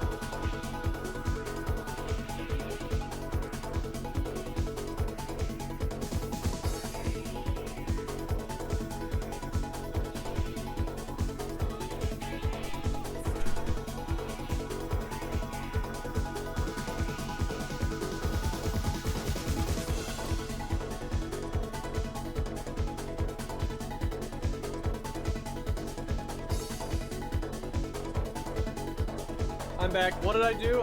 Why am I causing drama? Saying Alien sucks?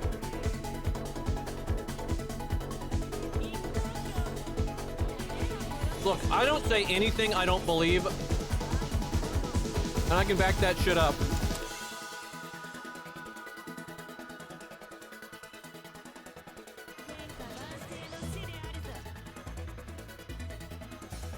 Fucking alien, dude.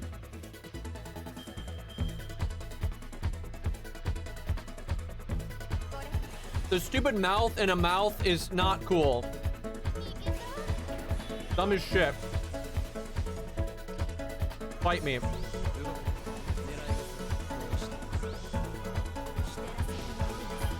I don't think Matahari is supposed to be on the field right now. I messed something up.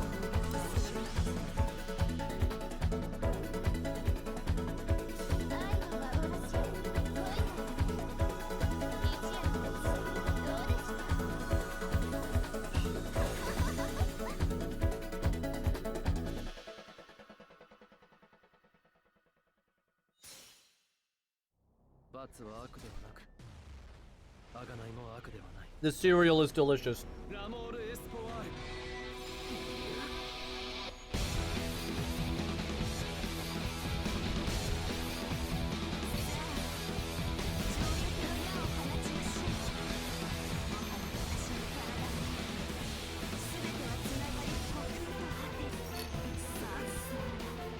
So the moray eel is really different from the alien though, like the way its mouth works. The alien's mouth is so impractical, it's just silly. I always forget the name of this cereal. It's like a healthy cereal. It's not sugary. You know, it's got like flakes and almond and granola, I think.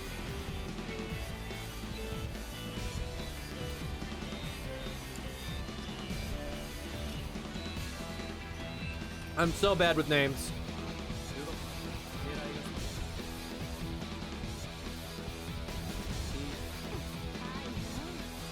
Actually, I'm gonna go get more. This is delicious and I'm crazy hungry, so more cereal.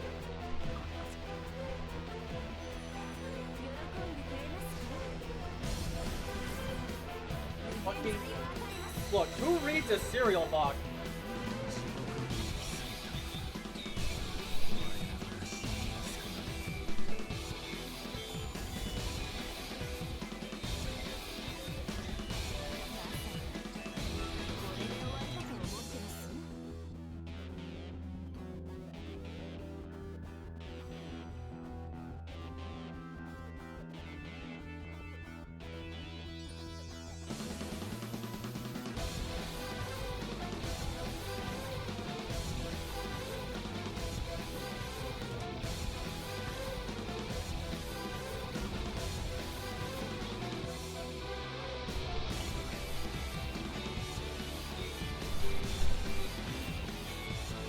Okay, Dirt might be right that I'm trying to make people mad because I just intentionally didn't read the cereal box. So, there may be some truth here.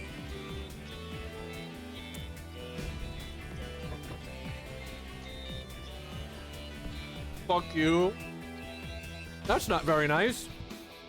Alright, I wonder if we're getting close to being done here.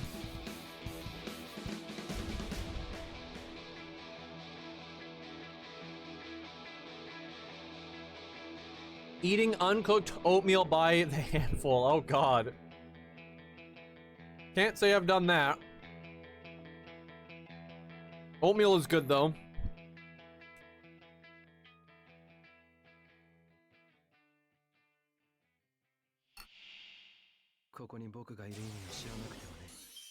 Wizard 101 got a console release after 15 years. That's insane. I remember that game's name, but I don't really remember what the game was.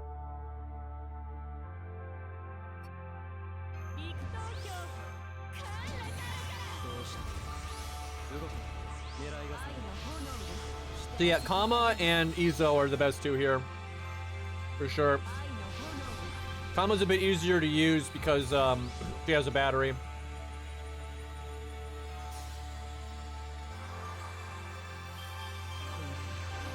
She's harder to max the fuck out though because 5-star.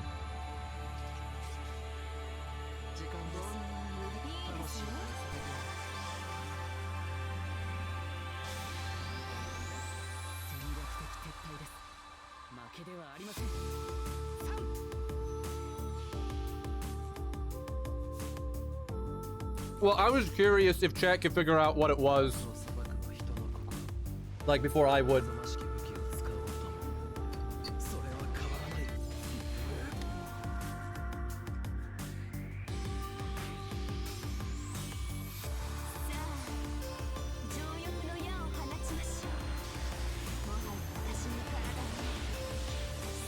I gave you something to go off of. I get, you know, flakes and almond bits,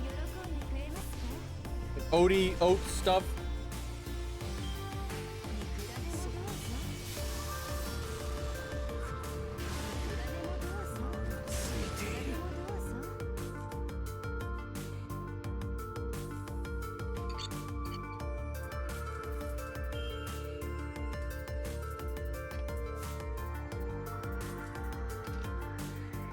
Huh, we didn't do too much damage there.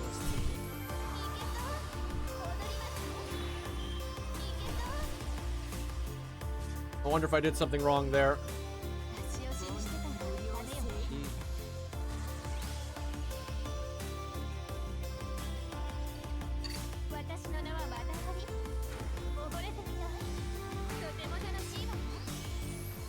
Hey, some cereals are like, you know, just like Cheerios, the little circle things, right? So you could have like the circle things and like, you know, cinnamon or whatever. So you got like Apple Jacks, whatever the fuck it is. Never eat those, by the way. I don't really ever eat any of the sugary stuff. I've just never liked the super sugary stuff generally.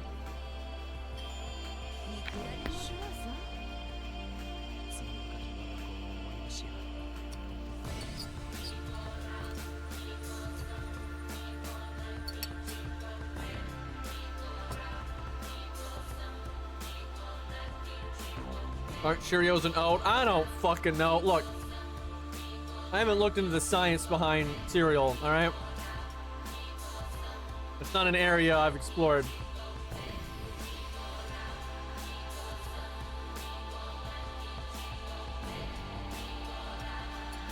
Chat, I've never had Captain Crunch in my entire life. Actually, most of like the big name cereals I've never had.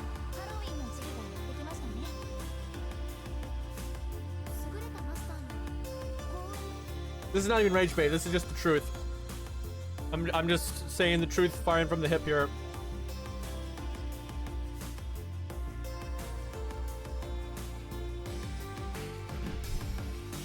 Okay. We're still not done. God damn it, man.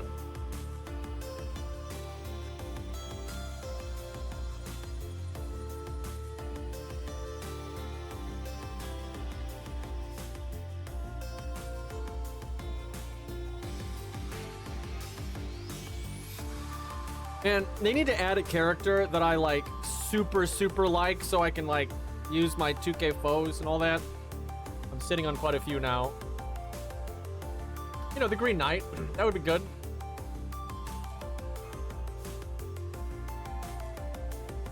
Yeah, I think you have to do like 35 runs normally.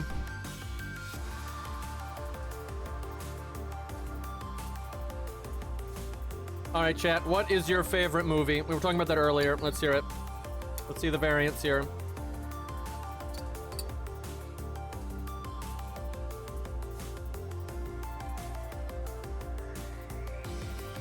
The T2, yep.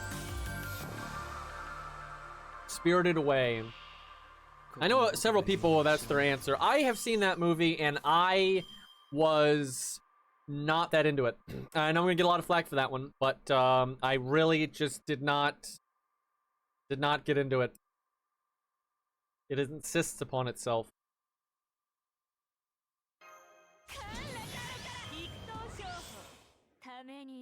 Return of the King, classic. I like Lord of the Rings, but it's not like my favorite by any means, but I certainly enjoy it. I'm not sure which one would be I think my favorite moment in all the Lord of the Rings movies is when the Haradrim show up on the elephants and are blowing the horns. I'm not kidding, that is probably my favorite part of the whole fucking franchise. And then the second favorite part is probably the bit where an Uruk-hai gets on the wall and like beats the shit out of a dude. That part was pretty cool too. Pretty much anytime an Urukai kills someone, that's a good time. But yeah, the Haradrim were just fucking awesome, dude. That was like so cool. And the Easterlings were really cool. And in the fucking books, the Easterlings are Sauron's most competent soldiers, right? They are the most skilled, they're the most deadly. Even when Sauron falls, they keep fighting and like a last man standing for a really long time. They're like super badass, and they're not in the movies. You see them marching, and then that's it. They're not even, like, what the fuck? Like, literally most competent bad guys, you know, super successful, and they didn't get to do anything.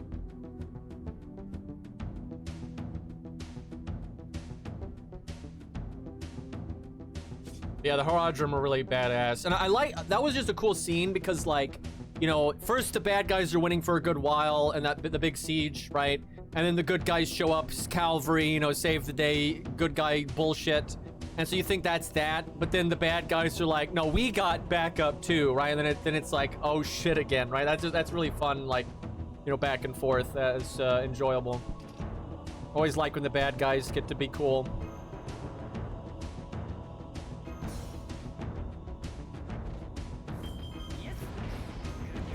I've noticed this about myself, that I very much like rooting for the thing that you're not supposed to root for, right? Or even more so than that, the thing you're not even supposed to pay attention to, right? Like in Gundam, I like the Leos, and I always want the Leos to beat the Gundams up, right? I'm always like that through pretty much anything ever, right? So like the more the story wants you to not care about X, the more likely I am to care about X. And I've been very consistent about that throughout my life.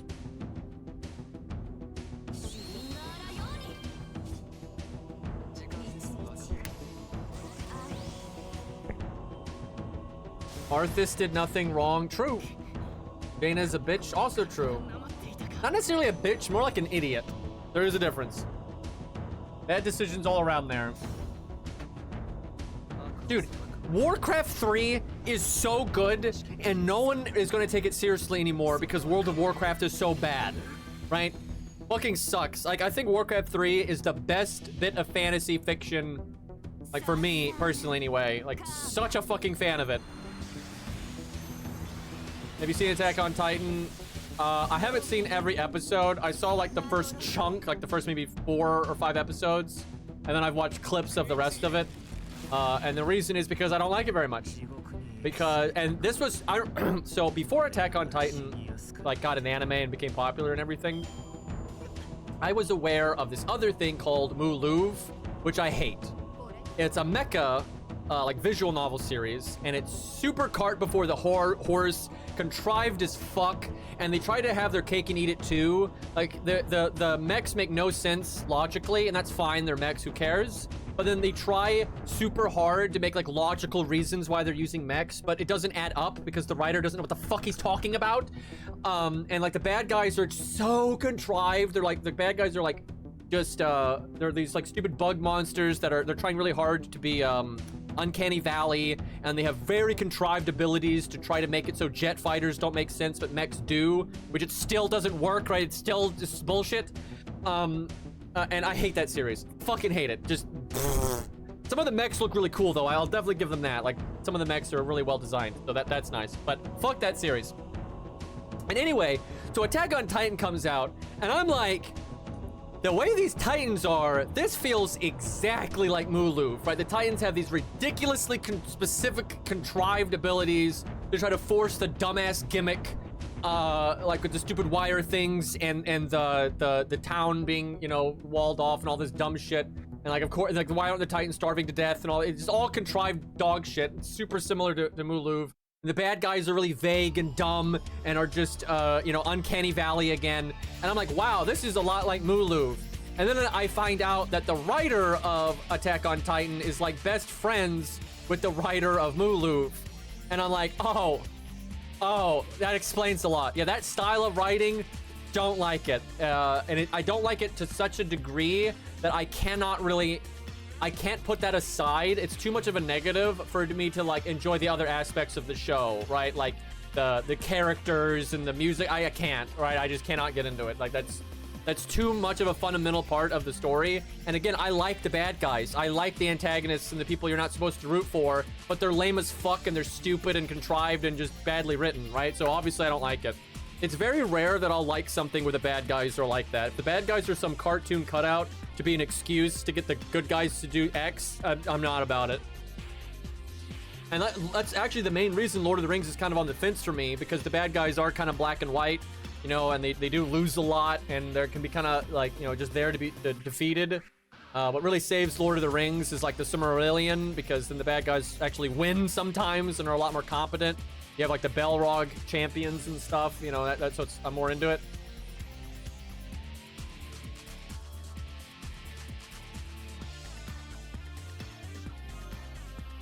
But yeah, I know Attack on Titan is super popular, and I know a lot of people like it not for the reasons I don't like it. They like it because they like the characters and that kind of stuff, and that's fine, right? I'm not like, how dare you like this thing? But yeah, it's just absolutely not my my cup of tea. I'm so, you know, bad guy, side character driven and whatnot.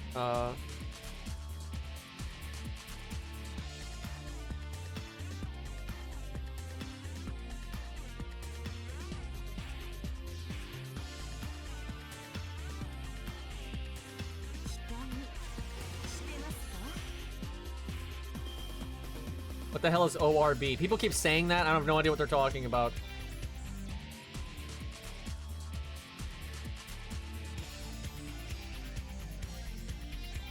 Whenever I see that, I think of just like dumb terminology from like online games. So you'll have like an item, weapon or whatever, and there's so many in the game that we'll just refer to them with like, you know, BRE or whatever the fuck. So every time I see that, that's all I'm thinking of.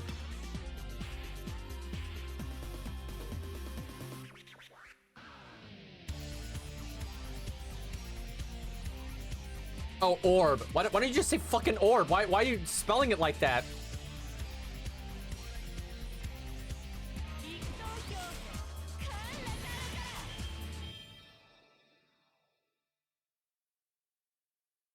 I never even like looked into Ghost of whatever the fuck. Like most AAA games, I tell you, one of the only AAA games recently that I've been kind of interested in is Battlefield 6. I've watched a few different friends play it, and the multiplayer looks like fun. It really does. But generally AAA games are they just don't interest me at all. They're just so bleh. But Battlefield 6 does look like a fun time. Very rare that I say that about AAA.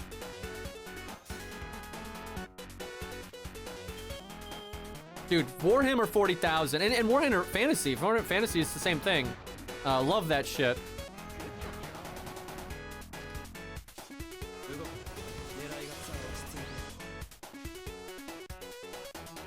I know, like, in recent years, the creators have started to get kind of lame, but there's a lot of really awesome Warhammer stuff out there. Yeah, I've played Divinity. I actually streamed Divinity Original Sin 2.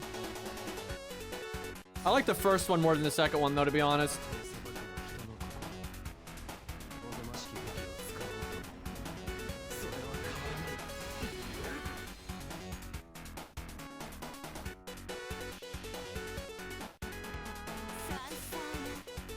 My friend Tusk has played Rogue Trader a lot.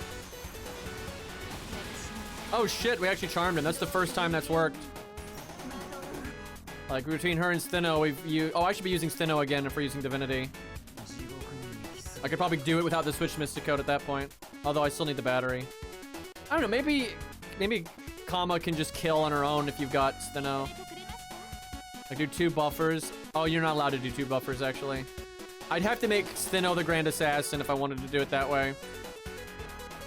You do like Steno and Fuma, and you could probably just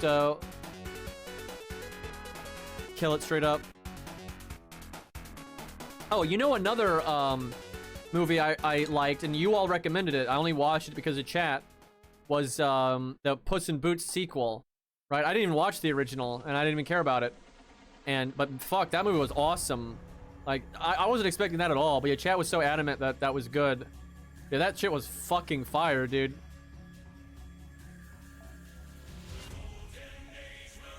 Like, it handled the subject matter pretty maturely, but not on the nose and stuff, right?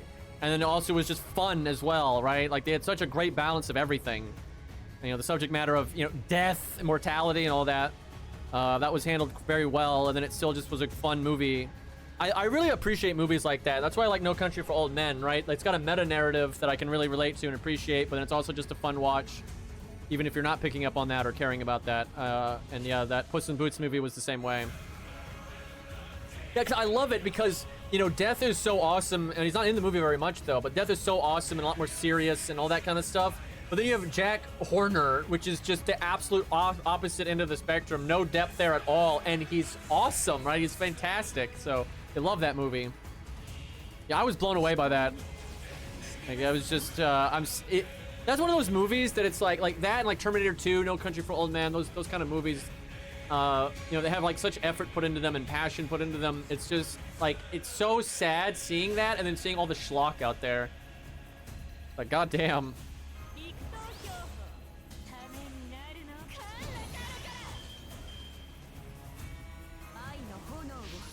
I should watch that again, actually. It's been quite a while.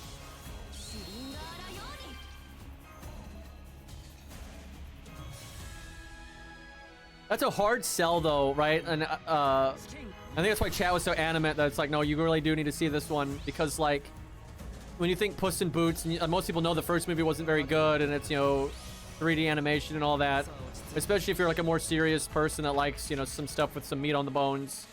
You know, it's hard on the surface level to get someone to give that a shot.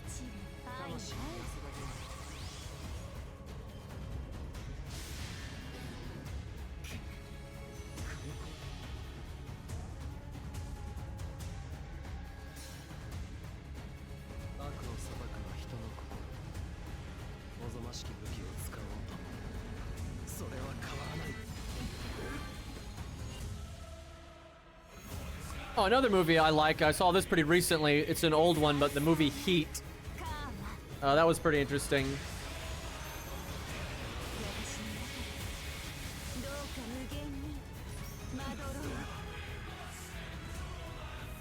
And that's another movie where it's pretty easy to miss the meta-narrative, but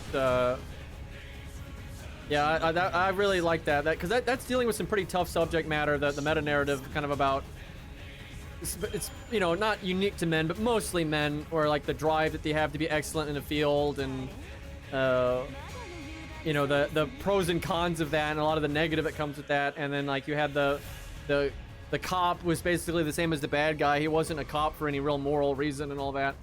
And also like just the desire to not be alone, and you know, that kind of stuff. It was very interesting. Like that last scene where the guy's dying and everything, you know, it's very interesting stuff.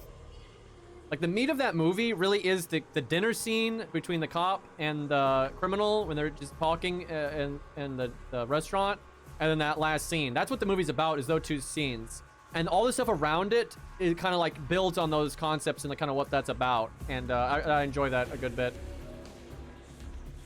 Yeah, I know, farming for 4 hours. It sucks because FGO has good game. Why can't, look, there's nothing about the FGO combat system that couldn't make a good in-depth roguelike where you get to go dungeon diving like in Slay the Spire.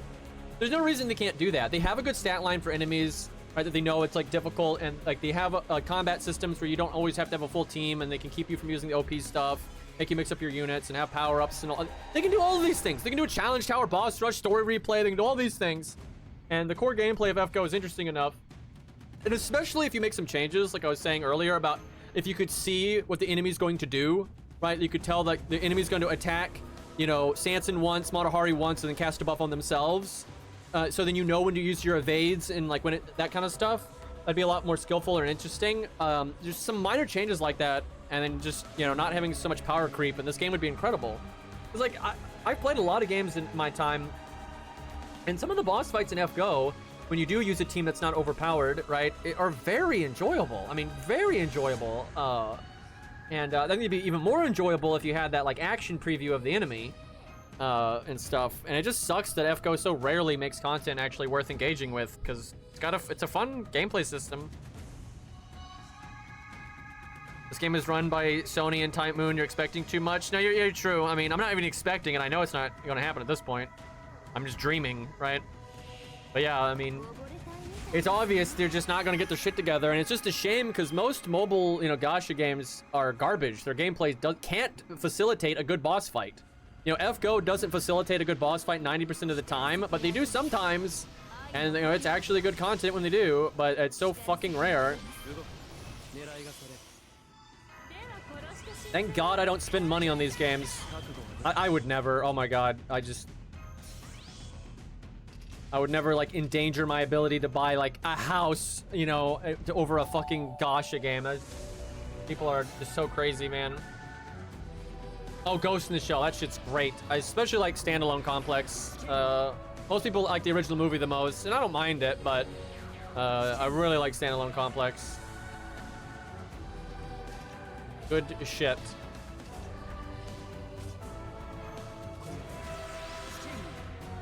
You ever watch The Wire? That doesn't sound familiar. Yeah, I just Googled the picture and I have no idea what this is.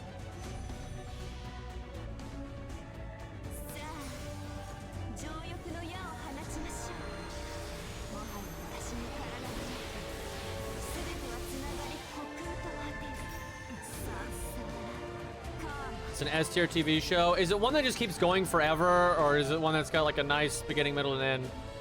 Because TV shows have such a problem with that, where they just keep going and going and going, and then they eventually, you know, fall off, and then they, you know, just end abruptly or poorly. It's done.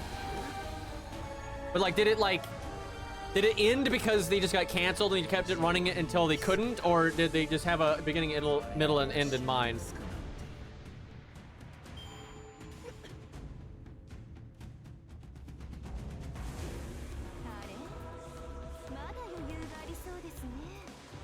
Well, it's only 60 episodes. That sounds like it's, you know, they weren't running it into the ground, so that's a good sign. Rare, too.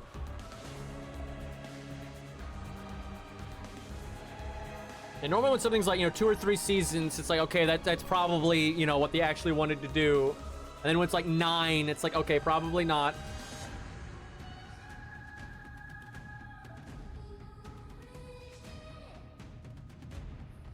Thank God, some shows, they will just never end until they get canceled. And so they become very unsatisfying. 1 second, let me get water.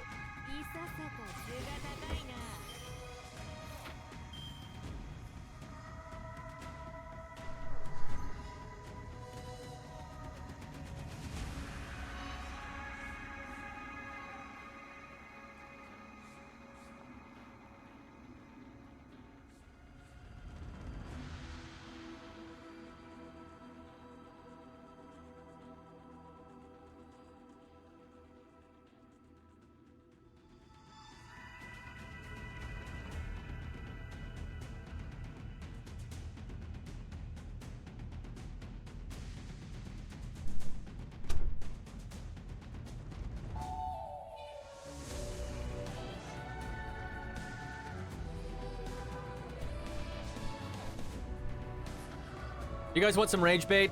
I mean, it's true, but I can think of a few that I can throw out, some unpopular opinions.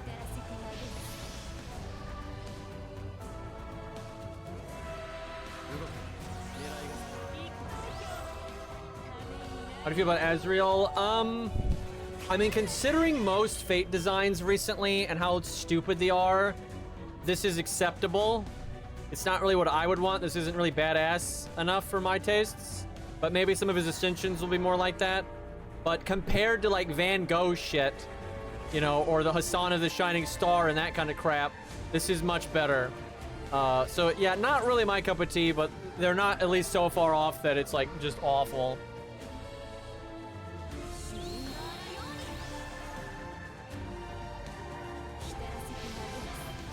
You watched Breaking Bad? That's so funny that you said that, because that is tied to the very unpopular opinion I was about to give.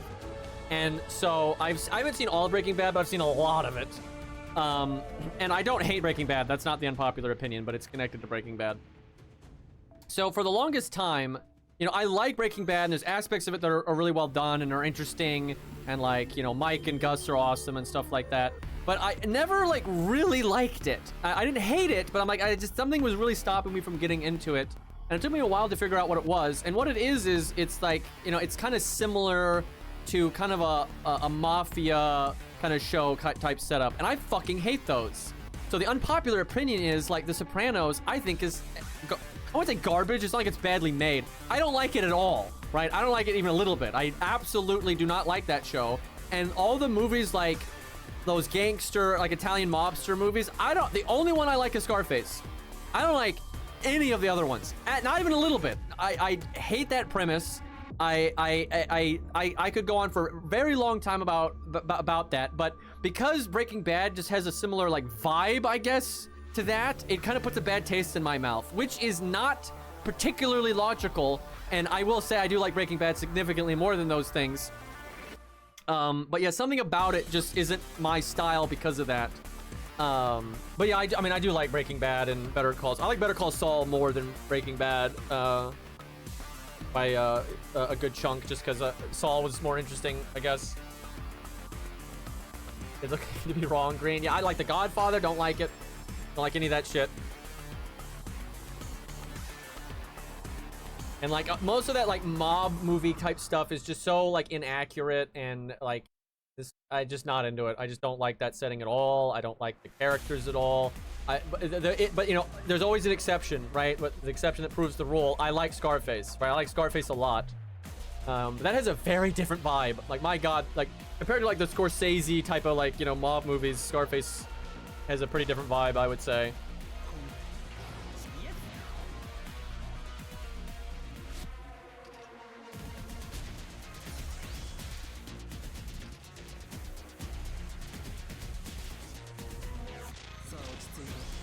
Yeah, like, it's so many things. It's like, they're kind of pretentious. I find a lot of mob movies are kind of pretentious, and they kind of mystify the mob and to an extent that it's not really accurate. And everything, it's so like gimmicky, where the only thing that matters is the mob, or like you can never get out and blah. That's not true. That's like the stupid thing everyone says, but like there's a million people that got out of the mob with no consequences, right? There's so many. And like the mob, you know, isn't like this all-powerful thing behind the scenes like the Illuminati, right? Like I'm just so not into it. Like the whole like way they do everything about it, I just don't get into it at all. I have to say, I mean, Martin Scorsese is an interesting guy and he has some interesting opinions and stuff, but I don't really like a lot of his stuff. And he kind of made the mob genre popular, I would say. And yeah, I just don't really like the way he does any of that shit. Just not really into it.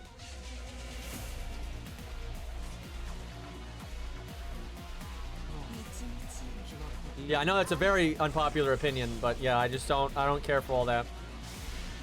It's kind of like trying to take pirates, right? Like the pirates on the high sea, and trying to make it all like artsy fartsy, you know, it just, what the fuck? Like, no, like, you know, what makes a good pirate movie is a lot of what makes a good cowboy movie, right? Like, Jesus Christ, get your head out of your ass.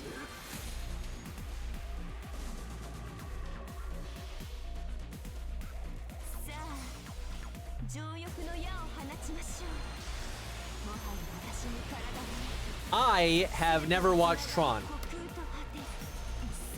I've, you know, seen some clips of it here and there, but I've never actually watched it. Boy, that's probably a way hotter take than anything I said.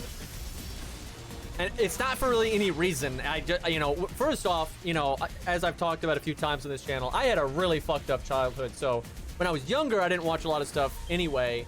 And when I started getting older, you know, I definitely would watch stuff, but you know, I was more into, you know, doing real life things and like, you know, MMA and then, you know, like video games and stuff. So I just don't. I've seen a lot less stuff than most people, I would say, that are really into, you know, stories and whatnot. Wait, I haven't seen any of the Trons. Ain't seen a shit.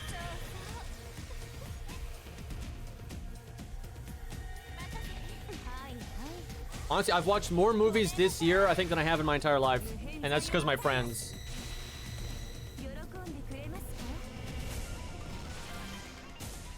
Someone got smited.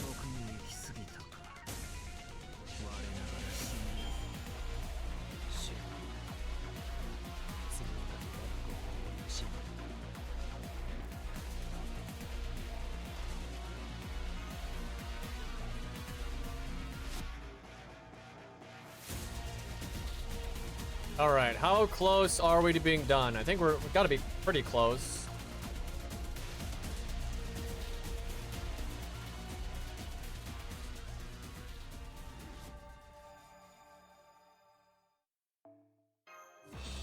Yep, very close. I think one run might be all we need.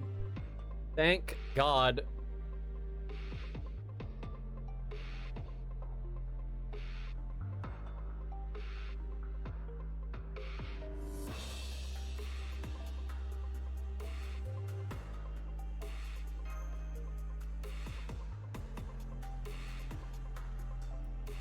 Why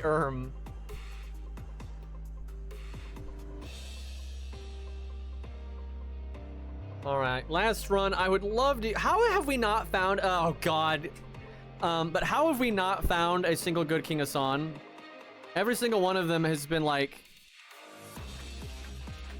Oh, someone else posted it. Yeah, I must have missed it. Yeah, they all don't have the bond CE and shit like that. They're all scuffed. So strange. I guess it's because a lot of people like King Hassan, but he's not their favorite. I think that's why. Because I bet you a lot of these people that have done Shiki or Karna and stuff, a lot of them probably have King Hassan and maybe even Grailed, but you know, he's not their favorite, so they don't grant that one. I think that happens with a lot of characters, honestly.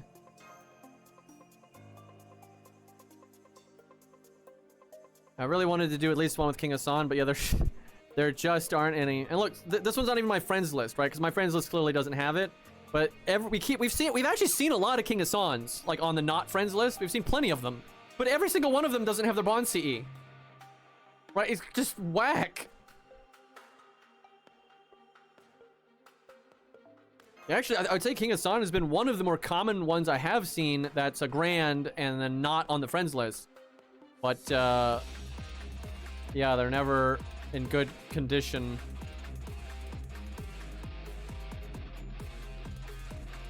Well, we started with Shiki, we can probably end it with Shiki. Fair enough.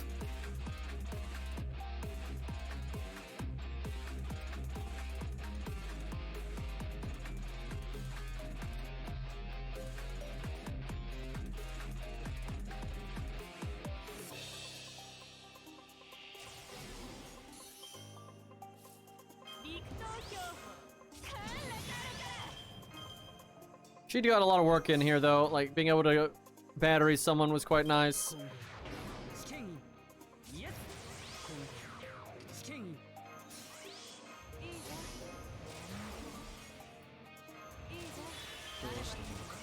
Shame Sanson ended up only getting one of his modifiers and not both.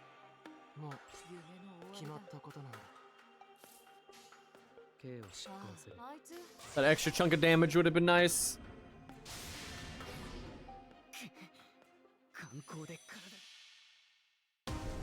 Yeah, I agree that FGO farming is probably the worst.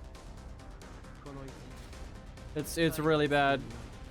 Everything about this game's combat system is not good for like boring, like easy content. Like, it's kind of like, imagine Slay the Spire. Seriously, think about it. Think about playing Slay the Spire, but you're like farming enemies you can't lose against, and it's like, oh my god, that would be horrible. You know, the reason Slay the Spire is fun is because every turn matters, every action matters. Right, and so you're balancing every aspect of the game. In FGO, you're rarely caring about, you know, the star generation versus raw normal card damage versus when you get your NP. You're not caring about any of that shit. And so it's just bad, right? It's super bad.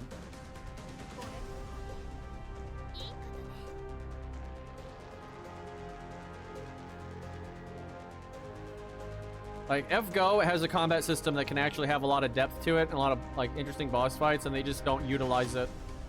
That's, and the thing is, it wasn't meant to actually have any depth. It was a kind of an accident.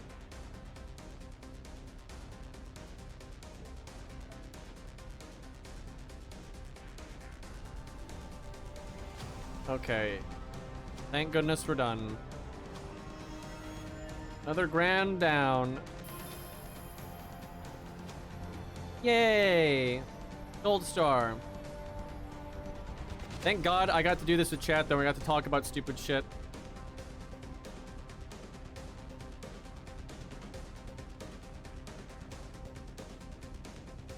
Yeah, they need a cut. I think you should have to do like maybe, 20 stages, not 35. I think 35 is too much. 私もハロウィンの時 The thing is, they want it for normies to take them a week, right? They want it to take a while していると聞きましたが because they want it to like 仮装をするのに keep the player base busy, to buy them time. 優れたマスターには Any assassins I'd want to give them? I mean, yeah, maybe Sanson い actually. らっしゃいだ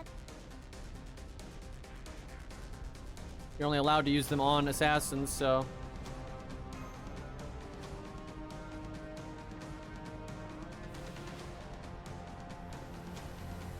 I would say you don't. Auto battle would be pretty bad in this game.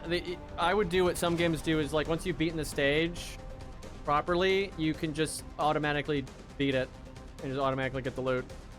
Like don't even go into gameplay. And the whole problem is, so like Arc Knights has figured this out. Now Arc Knights has a lot of problems because like the power creep, that's the whole problem. But Arc Knights has found a pretty good balance of like, okay, the farming you don't really have to do. You have to do the farming stage really properly once though to make a good auto. And then there's all this like other content to just have fun with and like, boss fights and EX stages. You only do once, right? You can go back and do them again for fun, but there's like, they keep you busy through just fun gameplay. But then Arc Knights is so much less assuming than FGO. Like the total time needed to get to complete Arc Knight stuff is so low. It doesn't take very long. And like they're okay with you like, yep, I played the game a bunch, for a little bit and now I'm done with the event and I can just put it down and not play it for a while. And that's fine. Or if you want to, pop in and play the roguelike and do challenge stages or finish the story, you can do that too, right? Like it's just a much healthier like ecosystem, like the game, like the content, like all the different options you have. It's a much smoother experience. FGO is a complete shit show. ようこそレオナルド・ダ・ヴィンチの And it's just sad because the combat system is good enough that you could do things like Arc Knights does and have it be pretty fun and replayable and that kind of thing. Let's see.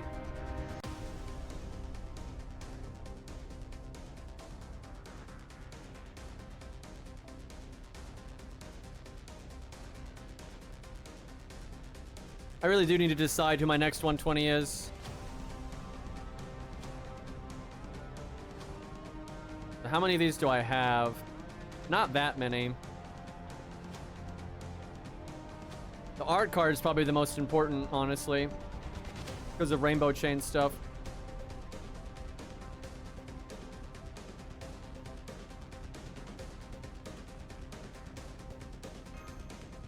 God, that's expensive. I think the class-specific ones might be less expensive, though. Let me see.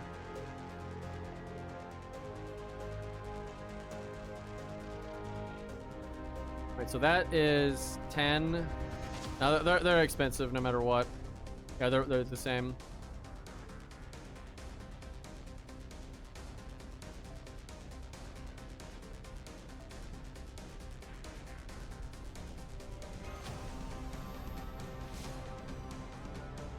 I'll make my Sanson a little bit stronger there. うーん我ながら I've got some other classes I haven't done much with yet either.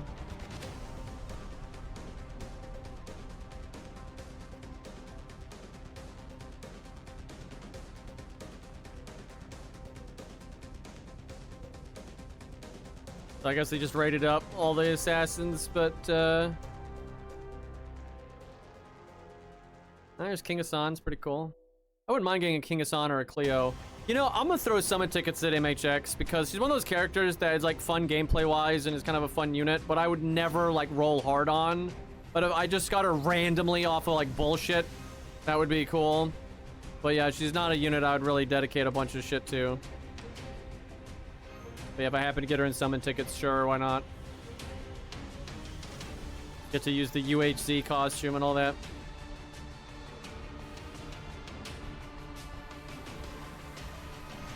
And if I happen to get coup copies or something, that'd be great. Because, let's be honest, they're gonna add more things for coins at some point.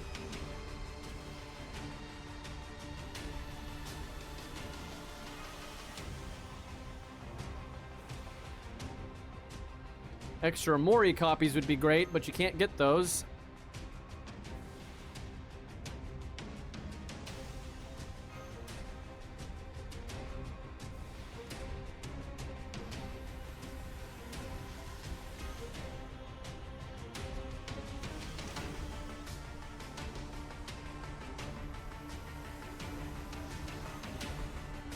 Man, people that use real money for these games, I just can't even imagine, dude. Like, they must be like freaking out. They're summoning, and like that's like the whole thing. Is like that's like why it's bad. Because then if they don't get what they want, then they're really pressured to spend more and that kind of stuff.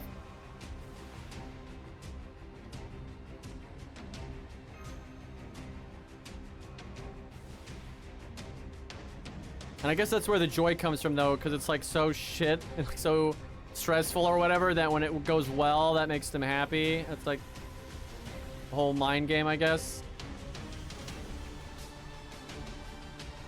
Okay, that's enough of this game. I swear to God, at some point, I'm gonna play that Blood Thief. But holy shit, I need a break. That was 5.5 hours.